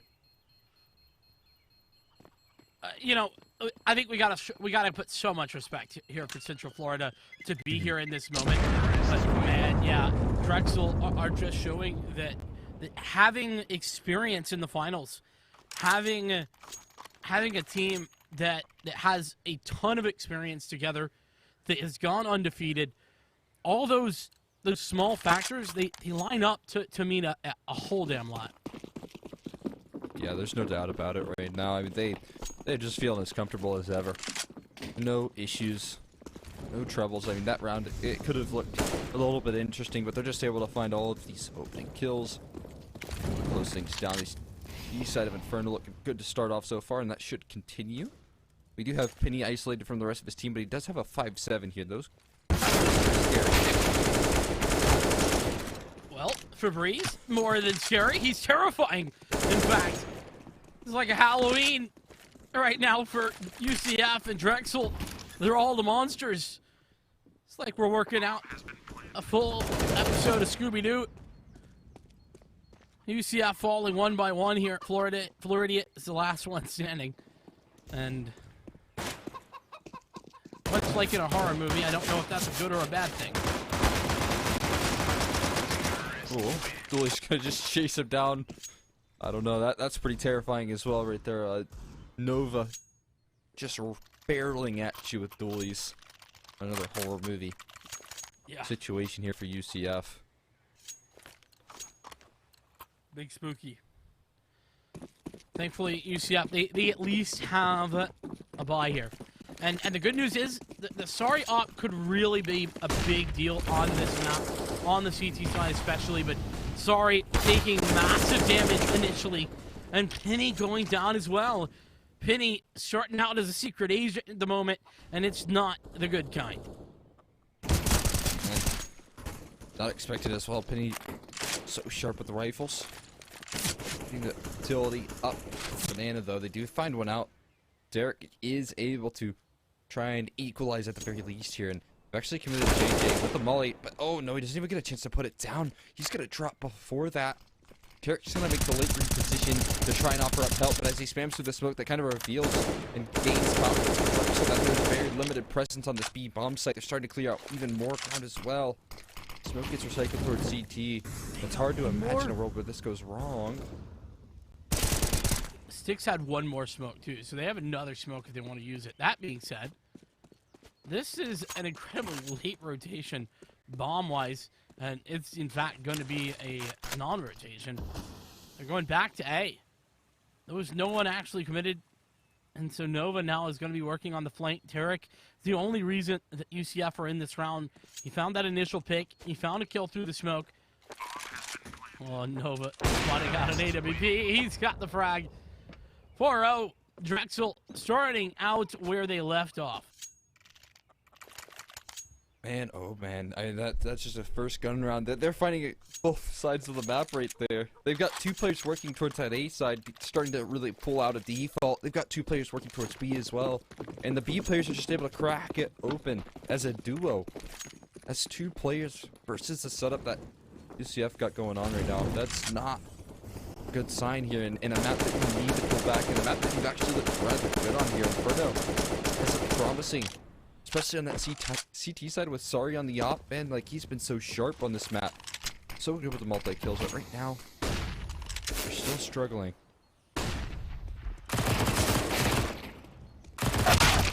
They certainly are. I mean, UCF won this map against Michigan Tech. He also played it against Kennesaw State, if I'm not mistaken, but that one wasn't so much a win. Nonetheless, the Drexel here are also incredibly strong, and we're seeing that. We are seeing that. 3 versus 4, though, is a realistic situation that they could bring back. The problem is the pistols. Penny always good for something. JJ with the 5.7 has fallen. That sorry scout is still alive, but the numbers they've been thinning. Somewhat of a silver lining. They were at one point walking into these last two players. They've kind of split themselves up 1-1. And he does have an eagle here. Popping some shots, he reveals his position on. Flashbang so perfect. The setup is there every step of the way. Not a single chance for Penny to rattle off a shot to try and pull off the heroics. They don't even give them the opportunity and a chance to get deagle shots. They just blind him up every little bit of coordination swinging in the way of Drexel, man. And I just don't know if we'll be able to deal with this here.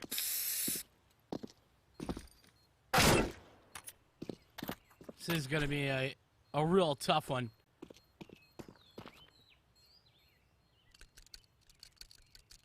I think he's good in pit there. 30 HP. I think it does 18. That's my guess. Okay. We'll see. We'll see.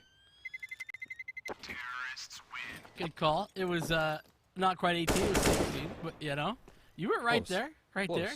It was way closer than my guess, which was I have no clue.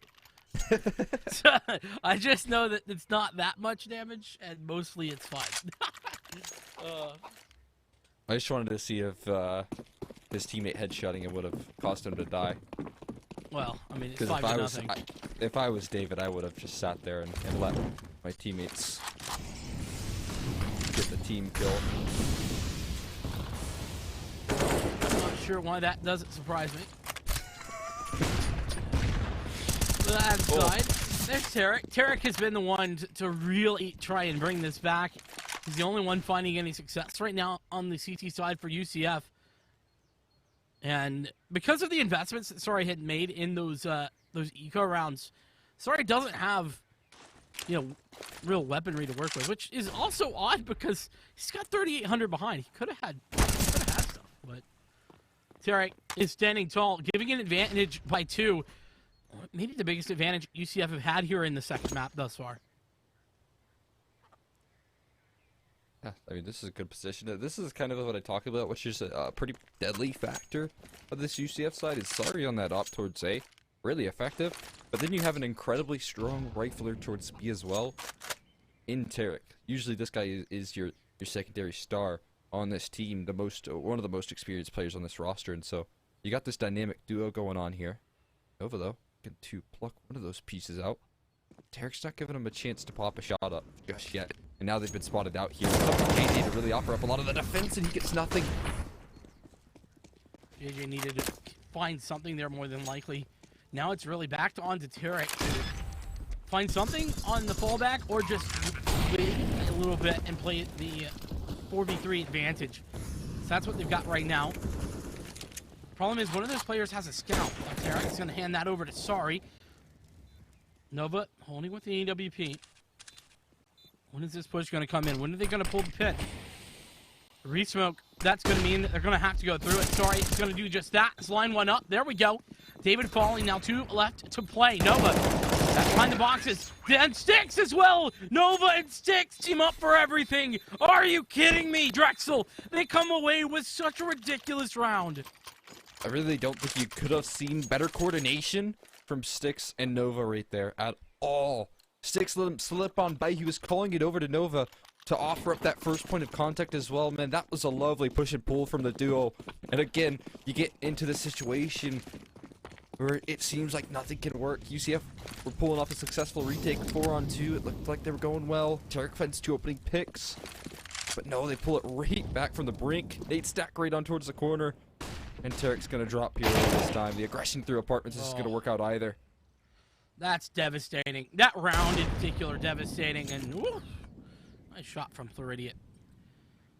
That is something that UCF have been very good at all season, is working with deagles. Like, as a squad, they're very strong. We saw Nova doing some good deagle work before, but UCF ain't no slouches either. There's a player here on the site. Maybe JJ. This range with the MP9, not going to be great. But JJ on the board. Looking for more, but he can't do it. Meanwhile, it's going to be another to go down. Sorry. Oh. Oh, a little bit of team damage there, bud. Not ideal. Sorry versus 3. And whilst there is certainly no one else I would love to have in this situation, he's getting flanked by Styx. Odds are slim here. Tech Knight just swings in. Instant headshot doled out from Dank 88. That's Drexel on to 7-0 here. And again, we're already in familiar territory. The only difference is this time they're on the T-side start of Inferno. And, we can talk about sometimes, if teams aren't necessarily comfortable on the CT side, then maybe they can struggle in their opening halves. But this isn't the case with UCF. Usually they're pretty good. Usually pretty solid. Again, with the dynamic duo of Tarek and Sorry, they just haven't lifted off just yet. You gotta apply that logic to this whole game. Oh my god. The whole series. Gank 88, though, he certainly... Oh, what do you mean? No! That's not allowed! Gank, it's not supposed to work like that. Tarek has just been deleted from the entire server. Oh my goodness. That's not real right there, man. He just nails the headshot. That was just instant. What a way to crack open that B bomb site single-handedly. He even flashing for himself to find those kills, man. That is so unreasonable. I think that The kids call that a bruh moment. I mean, that's just like a testament to what's been going wrong right now for UCF, man. Drexel can make every right move, and still Gank just jumping headshots him. Nova just casually finding that kill through the smoke. I mean, I'm sure he had an inkling, but still, I don't think he was actually visible. Fortunately, Penny is going to take one for the road, but I mean, it's 8-0 on the T side of Inferno. This is already a great showing. Already, Drexel in a position where they could win no more rounds, and they still feel comfortable going into the next half. Yeah, no kidding. And I don't think that, you know, their momentum's ever going to stop here right now. Unless, I mean, we see some sort of turnaround from UCF where they start to look as comfortable as they have been in this lower bracket. A collapse in. This banana aggression is a huge change of pace, and maybe that's the key. Maybe that's the winning formula right there. They're not done just yet as well. They follow it up with some more smokes. And then they're going to start to make the rotation back into the day, so they've got themselves a pretty solid setup. Shotgun right to the head of STX, and now we've got ourselves into a pretty tame situation. UCF looking to get on the board here. Oh my goodness. It's finally a round for UCF where they've all won their duels. That's just the reality. Drexel, though, we've seen 2v4s change. Can a 2v5 be one of those?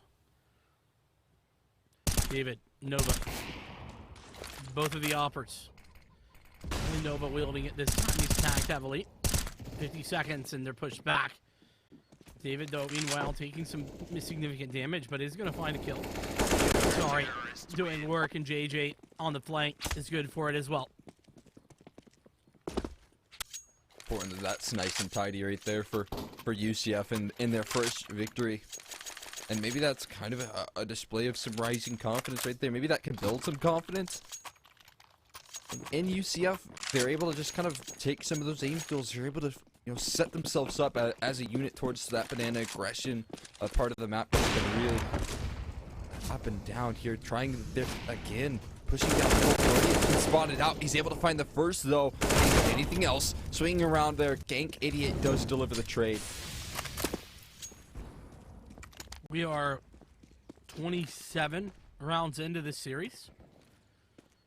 And UCF has just gotten their second round of the series.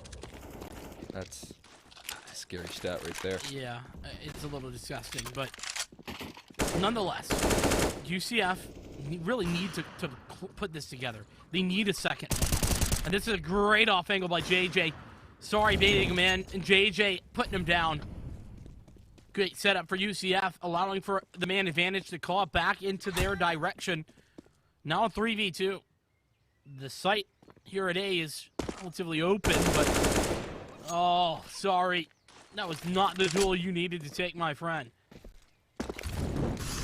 Don't realize that there's a player that wasn't in Boiler, now is scaling up towards Long Haul. They have a player in Big Pit, though. He's watching this. He knows exactly what's going on right now. Penny. His position's going to be nullified here. His flank. Nothing comes of it. Molly for the Big Pit here, but in time to reposition. Is David trying to scale up. Now he's only on half HP here, able to isolate that first fight, but quickly trading his Nova. And they get right back to winning Rays right there for Drexel. They do not give up any space for UCF. Yeah, and JJ is a guy I think you would like in that situation. He's usually good for a couple of 1v2s like that in a series. But Nova just hitting shots. A menace on the server. Even with the AK-47, the opera's still strong. He's going for some serious aggression right there. Again, I think that they're just trying to take some of these aim duels and out of the flashbang is so good, but Gank's able to track it. While blind, he still makes it look so easy. Up against the contention. Now swinging a double peek comes through. And nothing comes of the op shot of Sorry, only less HP from that peek. The gank train is just so effective, man. Floridian, that's a very nice little angle to find, and he's gotten away with it. Has the help of Penny, who's playing for the old 1-2 punch, waiting for that aggression, and then pushing back against it. Molotov to try and convince, okay, maybe there's somebody coming this direction, but instead, it's going to be the B hit for Drexel. Smoke for CT, flash over the top. Blind perfect for JJ's position, but JJ still standing tall. And Sorry in the back of the site is found too. Sorry, getting traded eventually by Nova, who's upgraded to the rifle. Going for more. 1v4, it's not to be. Penny shuts it down. Man, when Nova starts to run like that, you start to get scared, Cole. Yeah, you found yourself a couple of isolated duels there. Picks up the rifle. There is some serious potential. They pull that one back, but UCF, they double that round count right there, and they need to. I think they essentially need to win out this half at the moment. Really can't afford any other mistakes here. No. No, definitely not. I mean, even just for the mental game, they can't afford it. Here's JJ. The MP9 has been his friend. The flash is good this time. But it's not gank, it's Fabrice to fall. Fabrice, who's been having a great game as well, though. Man advantage, rare for UCF, but hey. Pulled off of the JJ MP9 once again. Yeah, this flashbang setups have been pretty solid here for UCF to try and retake some of this banana control. That is one thing that they've got in their game plans, and they time it quite well. They've brought over Sorry with the op, so Pekin is going to drive this into a real nightmare for gank. He's able to stay alive, though. Sorry missing the tripwire. Usually so consistent with shots like that, but not able to hit it this time. Well, with that missed shot, the information gained that, hey, there's players over there in the op as well at B. Let's head the other direction. Sorry's already rotated in towards the arch, but it's going to be a chance. Here we go. Nice shot. This time Sorry hits it. He's going to go back for more, but is he going to get an opportunity? Meanwhile, Tarek comes from the other side, applies some pressure. One more player pushing forward. Sorry, they just... No. No, Sorry. He's going for knives when he's down like this. Are you kidding me? Sorry, it's outrageous. Nova, again, 1vx, it's 1v5 this time, and it's not even a start. Tarek has put it to bed, and Central Florida have finally found some footing. They're starting to bring this to a reasonable stead. No kidding. I mean, they get a knife kill in the mix there as well. They have to look like Drexel, like every other team they've played, right? And they have to start, you know, playing to their strengths right now, and what they've been doing all throughout their run throughout playoffs. So far, we haven't seen too much of that. They've been playing very scared, very timid. Now we see them pushing through smokes, getting aggressive flashbang setups, and that has been the key to pulling back a couple of these rounds. First eco we've seen from Drexel all of the series. Oh, Pity got out when the going was good there. The offer, Sorry, is connected. Already at the same, a flash being thought about, but it's going to be JJ, Penny, and pretty much everybody involved, with the exception of Tarek. Gathering some eco frags, and more importantly, some confidence frags. No doubt. I mean, it has to be such a good feeling, such a huge relief that UCF have finally dealt with a pistol round that isn't on round 1 or 16, right? You know, they finally get some Tech 9s out in the mix there. Something they haven't experienced so far this series. So again, you know, getting themselves 6 rounds, it's not great, but it's definitely better than nothing. As they look to take fast brackets control, this is a change of pace of Drexel's now. As they look to try and recover. But the same is true for UCF. They put three molly setup over towards banana, and they have full banana control as well. So Drexel, well, they have this. This should be UCF being aware. Unfortunately, UCF, they don't win any of the duels. Cole, it was critical here with the information that they had. I mean, they had a double up in long haul right there, and that double up gets 0. That's absurd. JJ's looking to claw this one back. It's by Molly's forced to swing. Transfer just yet, but there is recovery. Tarek will find himself a 1v3. It's well worth to go for it. Plenty of money in the coffers here. He'll try his luck and okay, Not there's the again. pinch. I didn't even see that. Febreze has fooled me. Oh my god. You know, you can see through walls. So how could Florida, how could they anticipate? Answer is they could not. Plenty of money is maybe an overstatement, to be fair, but they do have enough to buy in here. JJ with that trusty MP9 that has really been his friend. And Carrick consistently, that flash setup has given Tarek a kill. He's done it once more, given the opportunity back to UCF, but Floridian caught out in the middle there of mid, and Stinks just finds a random spray through the smoke. So unlucky. Yeah, that's really tough right there. Flash is going in and out of Banana. Sorry, he's committed behind the mall. He's able to isolate that dude. He doesn't want to stop right there. They're going to continue to regress here. Taking down middle. Hoping for another little opening pick right there. Nova missing his op shot. And Sorry continues to rain down some damage here. Calls in for another rotate. So now you're going to see UCF in position swinging for the fences. Is Sorry not done with the aggression, but it does leave Tarek on an island here with the smoke and a molly. Oh. Wow.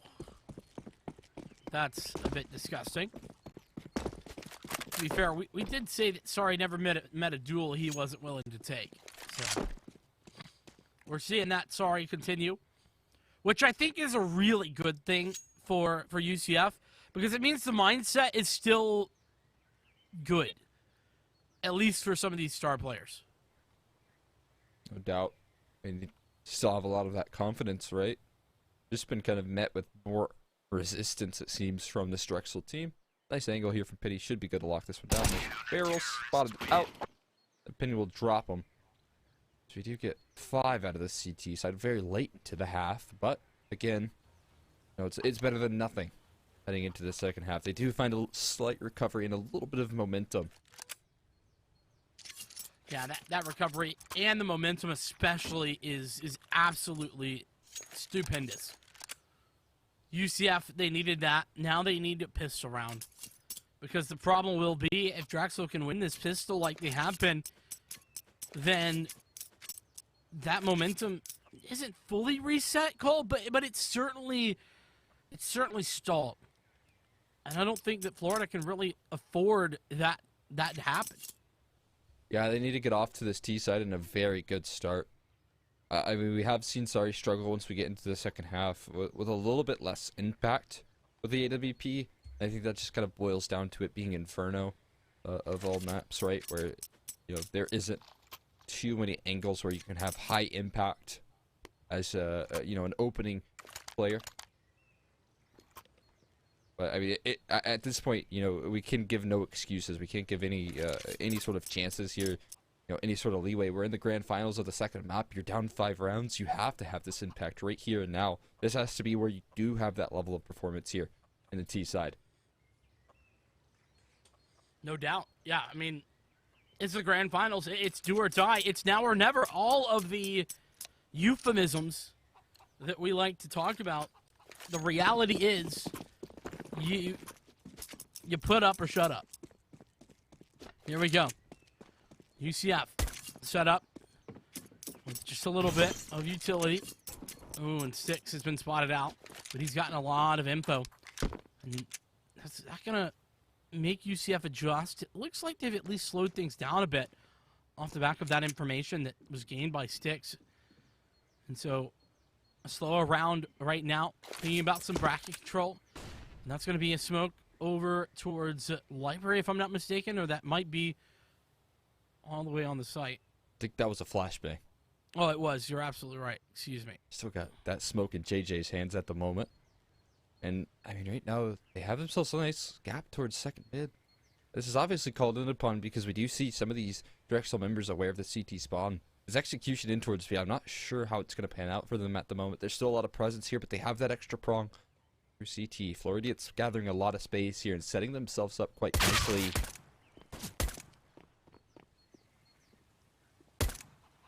Oh my god. Gank. Standing tall here. Here comes the real push. So the other prong of this attack is not so ideal. Gank missing some, but he's still standing tall. Back of the site, he's down. So Gank winning a couple of duels, but everyone else falls. It's on to Febreze and Styx, who realistically have been the heaviest hitters for this roster for Drexel in this series. Sorry has it. Sorry has the double. Sorry clawing UCF into this round. A quad kill for the pistol. There you go. I mean, I was about to say, it'd be like uncommon that we see a Deagle being brought out in pistol, but for good reason, I guess in this one. Sorry, just nailing these shots here with the Deagle, and that's lovely to see. Again, we said no excuses here on the T side of Inferno. You have to play at your top level, and that pistol round, again, is all about building confidence right there. That's certainly the case. Oh, Nova. So many times that shot's connected. I'm almost used to it, just coming through automatically. It's easy to forget how difficult that really is. Oh, what a great counter flash there from JJ. Oh, Styx still... Okay, never mind. Styx. A little bit ridiculous, but... Still. Man, got a lot of damage being done by teammates here. Oh, good spam there. Tarek's going to make up for it. Tracking him straight through the smoke right now, and this will be nice and clean. Coming through from UCF again. The rounds that they need to win here are the pistol, the following, especially off that force buy. So now we're going to likely to see this distance close down to around 2 rounds here, and that's could be potentially scary, especially if Drexel, they hop into the second half and they're not looking as warm as ever. Certainly not looking as good in this opening few rounds, but hey, you know, UCF, they're on the road to a comeback. This one, because of the force buy from Drexel, should be a little easier. It's an eco round. Yeah, this one should be no issues at all. Not much really being brought out. Couple of pistols. Got the Zeus in the hands of Styx as well. See if that has any action to it. Going quickly towards apartments here, so they will. Yeah, Zeus, no, an early kill, followed up by a Deagle from Febreze. That's a nice start. A great way to get a man advantage right now, as the combo does phenomenal damage. Febreze even has armor with this rifle, and so in no way is this going to be an easy round. Wait, where is this spot that they're playing right now? What is he boosted on? Nova has got the most absurd angle. I don't think I've seen that one. Absolutely wild stuff. Again, Febreze is going to take that mid-aggression and hold it off here. He's got himself tucked in towards Cubby. If he can find one more, that would be absolutely wild. This is the angle. What is he boosted on right now? I haven't seen this. I don't think UCF will be prepared. Febreze finds one, can't find the second, but it's done good damage. Tarek down to half HP as well. They smoke him off. Go back towards B. They're able to catch Gank, though, in transition, trying to catch an early flank. JJ's not going to allow it. There is one more player on this site. David's making a quick reposition in towards Coffins. Footsteps might not have been heard here. He seem aware. Trying to fire away with the 5-7. Will he go any far forward? Waiting for that flashbang initially, but still they can't seem to close in upon David. Save plant coming through as well. JJ swings for the fences. Finds himself another kill, leaving it all on the shoulders of Nova with his trusty Deagle. They have grouped up nicely. Two players in towards Coffins, taking solid angles here. You really limit the chances of Nova to pull this round across the line. Pushing through towards CT. He has scaled up and has gone unnoticed, but they just make their way in towards Coffins. This should be the round sealer right here. We'll see if he can find any damage on his way out. The bomb gets off it, but no. Tarek's going to put an end to things right there. And they do close it down. Did get a little bit more spicy than I think UCF would have liked, but, you know, wins are wins. And, you know, when you're running from behind, you can't be picky about it, but fair enough to UCF. They have certainly made this a comeback. I think at this point, you know, we're there. Drexel in for this gun round. This is going to be a potential tide turner, though. You have to be able to put these gun rounds together back to back. And this is UCF trying to do that. Yeah, I mean, this is where we can really see if they kind of do solidify a comeback, or if it was just, you know, the pistol success that has gotten them to this point here, because first gun round in play is going to mean a lot in terms of the momentum. This is a lot of early utility expended to try and gather this banana control, and with moderate success here, they're inside of the flames. Flashbang, Jason's playing through a dodge blast, so quick reaction from him, and David's going to fall. Man, JJ's been maining this MP9. Don't give him that gun. Just make him work with a Mac 10 or something. Don't want that in his hands. And off the back of that nice opening pick at B, it's actually going to be an A hit. Lurk smoke out for Floridian. The flash as well to follow it up. One actually on the site, but Fabrice standing tall. And Fabrice still alive and kicking, and Nova has another frag as well to a side for the hole here at A. And sorry, who can't do much of anything either. So, Drexel able to instantly win the gun round. UCF now, their backs really up against the wall again. A full house between those last two players on A right there. Nova and Febreze able to offer up a defense, and that's kind of familiar territory to what we've seen on Dust 2, where, you know, sometimes you will see UCF find a couple of nice openers on that T side. They do have good game plans to take map control, a lot of good protocols, but sometimes in the execution factor, it doesn't always work out in their favor. Certainly was not working out that time, and, well, the money's not perfect. You know, normally you would see a little bit more cash, but remember, that eco round, Drexel found 3 kills. So, here we go. Fast and loose, Penny. Able to upgrade. There we go. Back in the side, though. Gank is usually so strong, and he has found 2, but he cannot find the continuation spray, so a 3v3, 2 and 2. UCF, the bomb is planted. And the retake is coming. Right aggressive here. UCF taking that back hall's control. Are they going to go any further? No, they're just going to hold this single. Too deep. Easy pickup right there for Penny. And he doesn't re-peek right there, so they'll hold on to their advantage. Mully's going to make things even better. Question might come soon. You know, do they want to even go for this retake here? They're trying to scale up Banana, but Nova has no support right now. He's been taken down with CT spawn. Sorry, to end the days of Drexel and drop the last 2 standing right there. Now they're able to move up to 9 as well. And Sorry is having himself a pretty good T side. Yeah, Sorry, slowly being able to claw themselves into this game. I feel like it's been sort of a linear ramp up, but we're starting to get towards those numbers that are becoming a little bit more on the exponential side, if you think about it on the graph. I will say, in addition to that, I think Drexel maybe just a little bit too willing to go for that. They should have saved. Look at how good their buy would have been if they saved. Instead, they're a little bit too much in the idea that, hey, we can just do this with Gank. I mean, sometimes he just can. That said, Nova on the other side has found a frag, even doubling down whilst Gank falls. So Drexel upgrading to an AK and even having a man advantage. Use another molly as well towards that banana side to try and flush out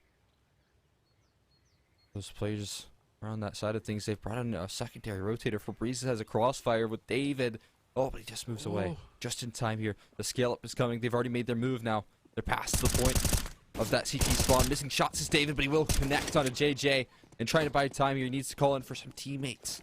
They're both starting to make their move in, but he's scaled in towards the back hall. Construction, Penny snuck his way through, and this is now known.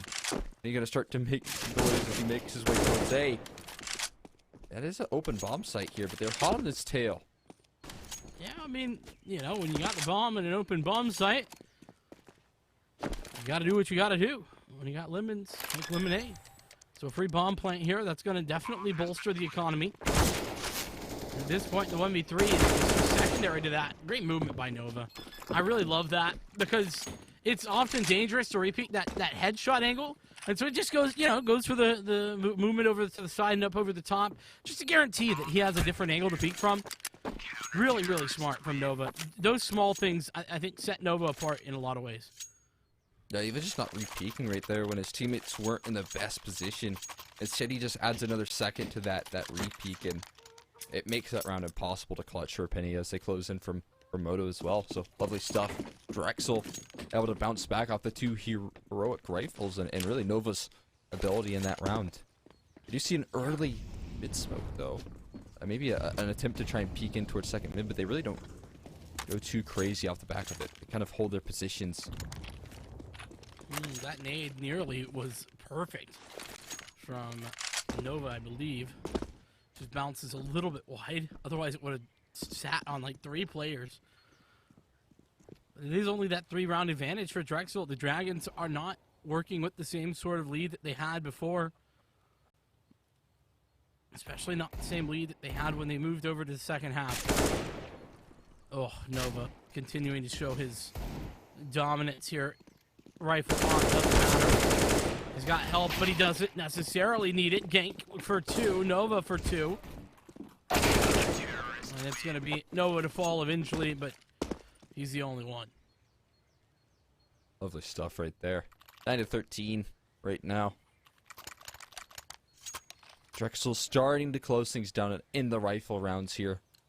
We will get more AKs coming through from UCF, and that's a good sign. At least they are consistently getting some investments here, but they got to make this work here now. They drop this one, they're going to be on low money again. Position you want to be in here. Utility being thrown out. This is when they thrive. Tarek's inside the flames. He can't transfer for 2 though. Gank delivers a quick trade.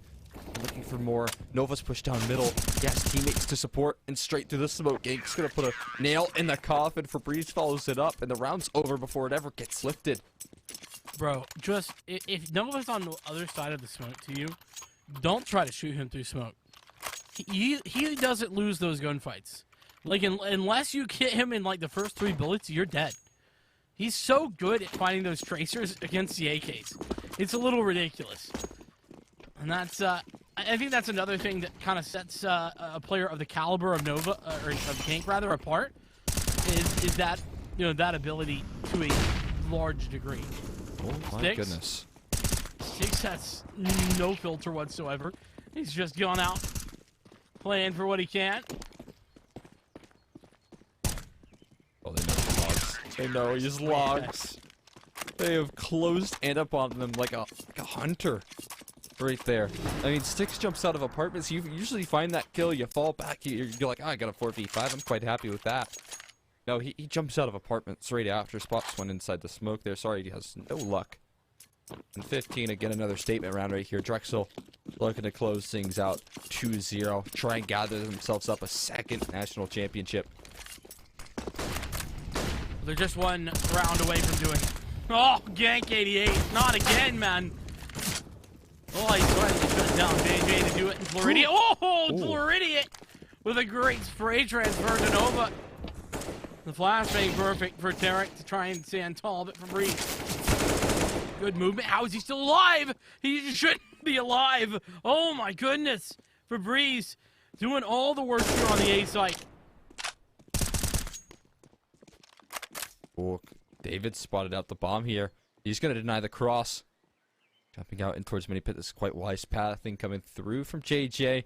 Able to sneak his way towards the big pit. Jumping up there is able to find David.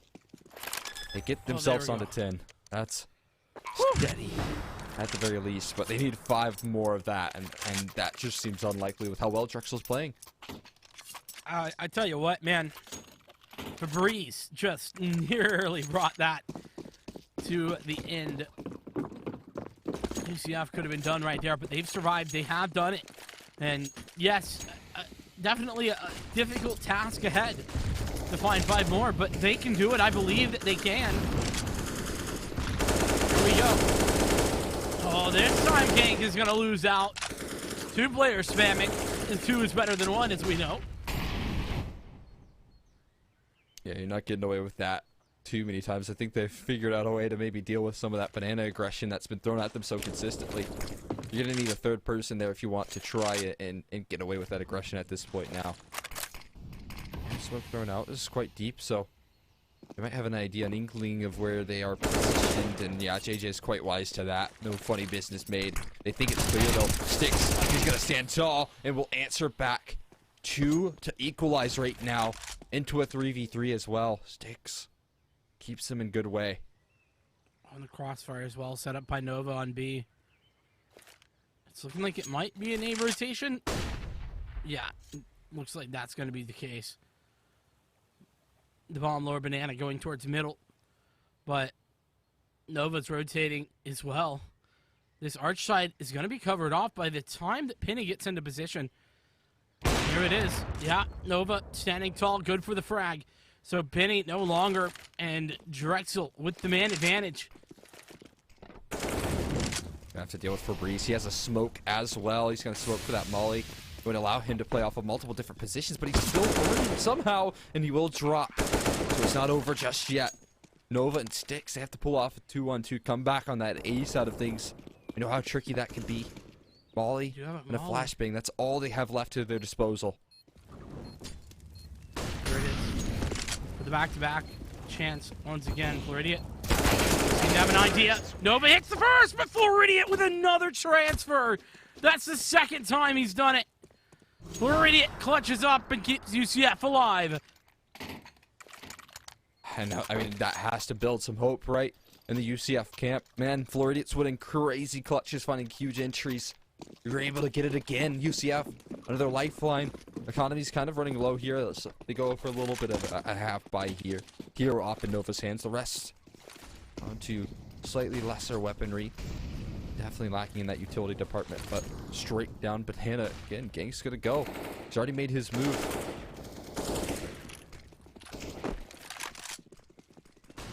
There's that opening pick. And guess who? It's Floridian. He's come alive here in the last little bit. Here's that Nova hero op. Fabrice standing tall. Fabrice still alive and kicking. Playing in from the mini pit. He's got help. David coming in for a couple. 1v2. It's JJ coming up big. Has two already. Looking for the third, but he's done it. David collecting the final frag. It's 16-11. And Drexel, the Dragons, they've done it back-to-back NACE champions. That is incredible stuff. What a great series. What a great season for the Drexel roster right there as they close themselves back a second national championship. They've got to be feeling so excited because they were exactly right. I mean, Nova's predictions, man, a quick grand final is what we're going to see, and a quick grand final is what we got. Yeah, I mean, you know, this Drexel team, Nova in particular, always been a confident roster. You know, they came in last season and they were like, we're not practicing, we don't practice, and we're going to win the championship anyway. They did that. And they came in with the same amount of grandiose, the same confidence, and they delivered, but more. They not only found this grand finals, they did it in an undefeated fashion on the regular season. They did it in a 2-0, and they did it with a 16-1. Yeah, I mean, that's a real statement again. I mean, they had come into this one, they knew that they were going to be the better team here on paper. And it was all about, you know, were we going to be able to shut down UCF with how good they've been playing through this lower bracket? They have to be building a lot of confidence. And I think in that grand final, we just saw a little bit of nerves shine through. We didn't see that same UCF, especially on Dust 2, that we got all throughout the lower bracket. And again, you know, credit for them making it here. It's not an easy road to get knocked out in the first round of playoffs against RIG, to make it all the way back versus some of the top teams in collegiate. And into the grand final. It's absolutely incredible from them to even make it here. Just couldn't quite finish the job against the Titans.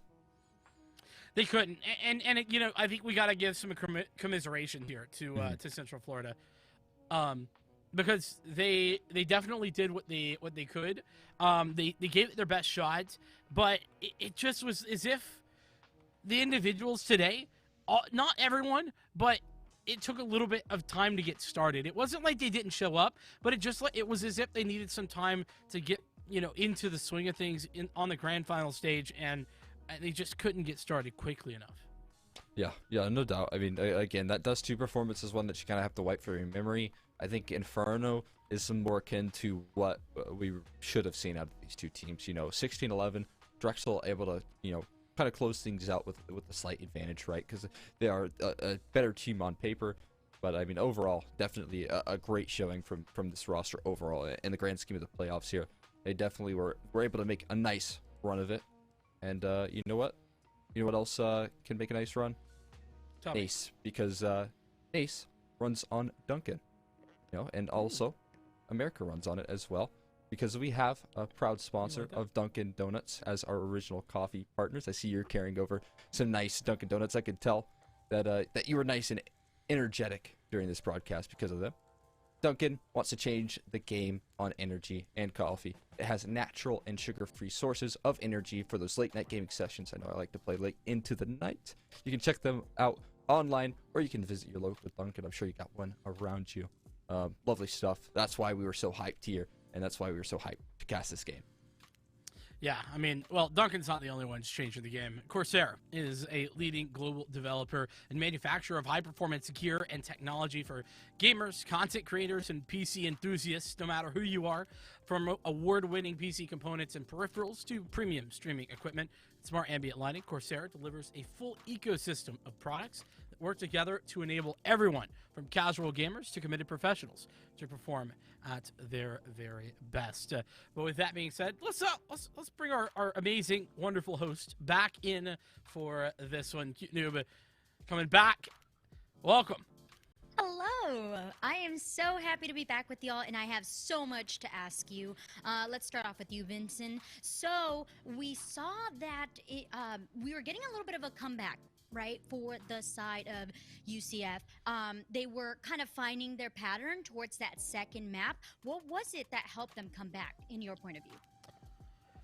I definitely think that second half pistol round and everything off the back of that, and then of course the momentum, where I think it was specifically Sorry and Tarek were starting to pick up the pace there in the first half, and then leading through and into that second was big. Yeah, I mean, I have to agree. And then we even saw a couple of nice clutches. They were finally starting to winning a couple of those key clutches. I think JJ was trying to build in some momentum in the mixer as well. And so there's a lot of good things that we saw from UCF. It was just a little bit too late to the show, right? We needed that in the first half. We needed some of that clutch factor, and it just didn't quite get that early enough. Okay, and I have to ask, I mean, that first map, for myself, and I'm sure the fans as well, it looked like Drexel University, they just knew exactly what to do. But I want to know, who was the key component player to that map and that victory as well, Exner? Yeah, I mean, it's tough to really nail down a key player to that win, because it was so one-sided, right? We saw everyone really having their impact. I mean, I will say, I think Fabrice played again, above and beyond in this grand final as an individual. We can talk about Gank 88, we can talk about, Nova being some of the key members of this roster, but I think Fabrice played very, very well in this match, and that was an extra factor, an extra tool that Drexel had at their disposal. Yeah, Well, I with have to that, agree. I know. Oh, sorry. Yeah. I was just going to agree with you, Cole, because Fabrice, I think, had that 1v3 clutch at the very beginning too, and that really set the tone for Dust 2. Yeah, I couldn't agree more with you guys. And with that, we do have Nova ready for our interview. So let's take it right over. Hello, Nova. It is a pleasure to get to speak with you. Congratulations on not being once, but twice the NACE Starleague champion. How does it feel? Oh, it feels great. We all have the hoodies on from last time, the grand finals hoodies. But we're all feeling really good about that one. I mean, we made it look easy, just like I said we would in the interview. So yeah, I mean, ecstatic. Really happy to have closed that one down.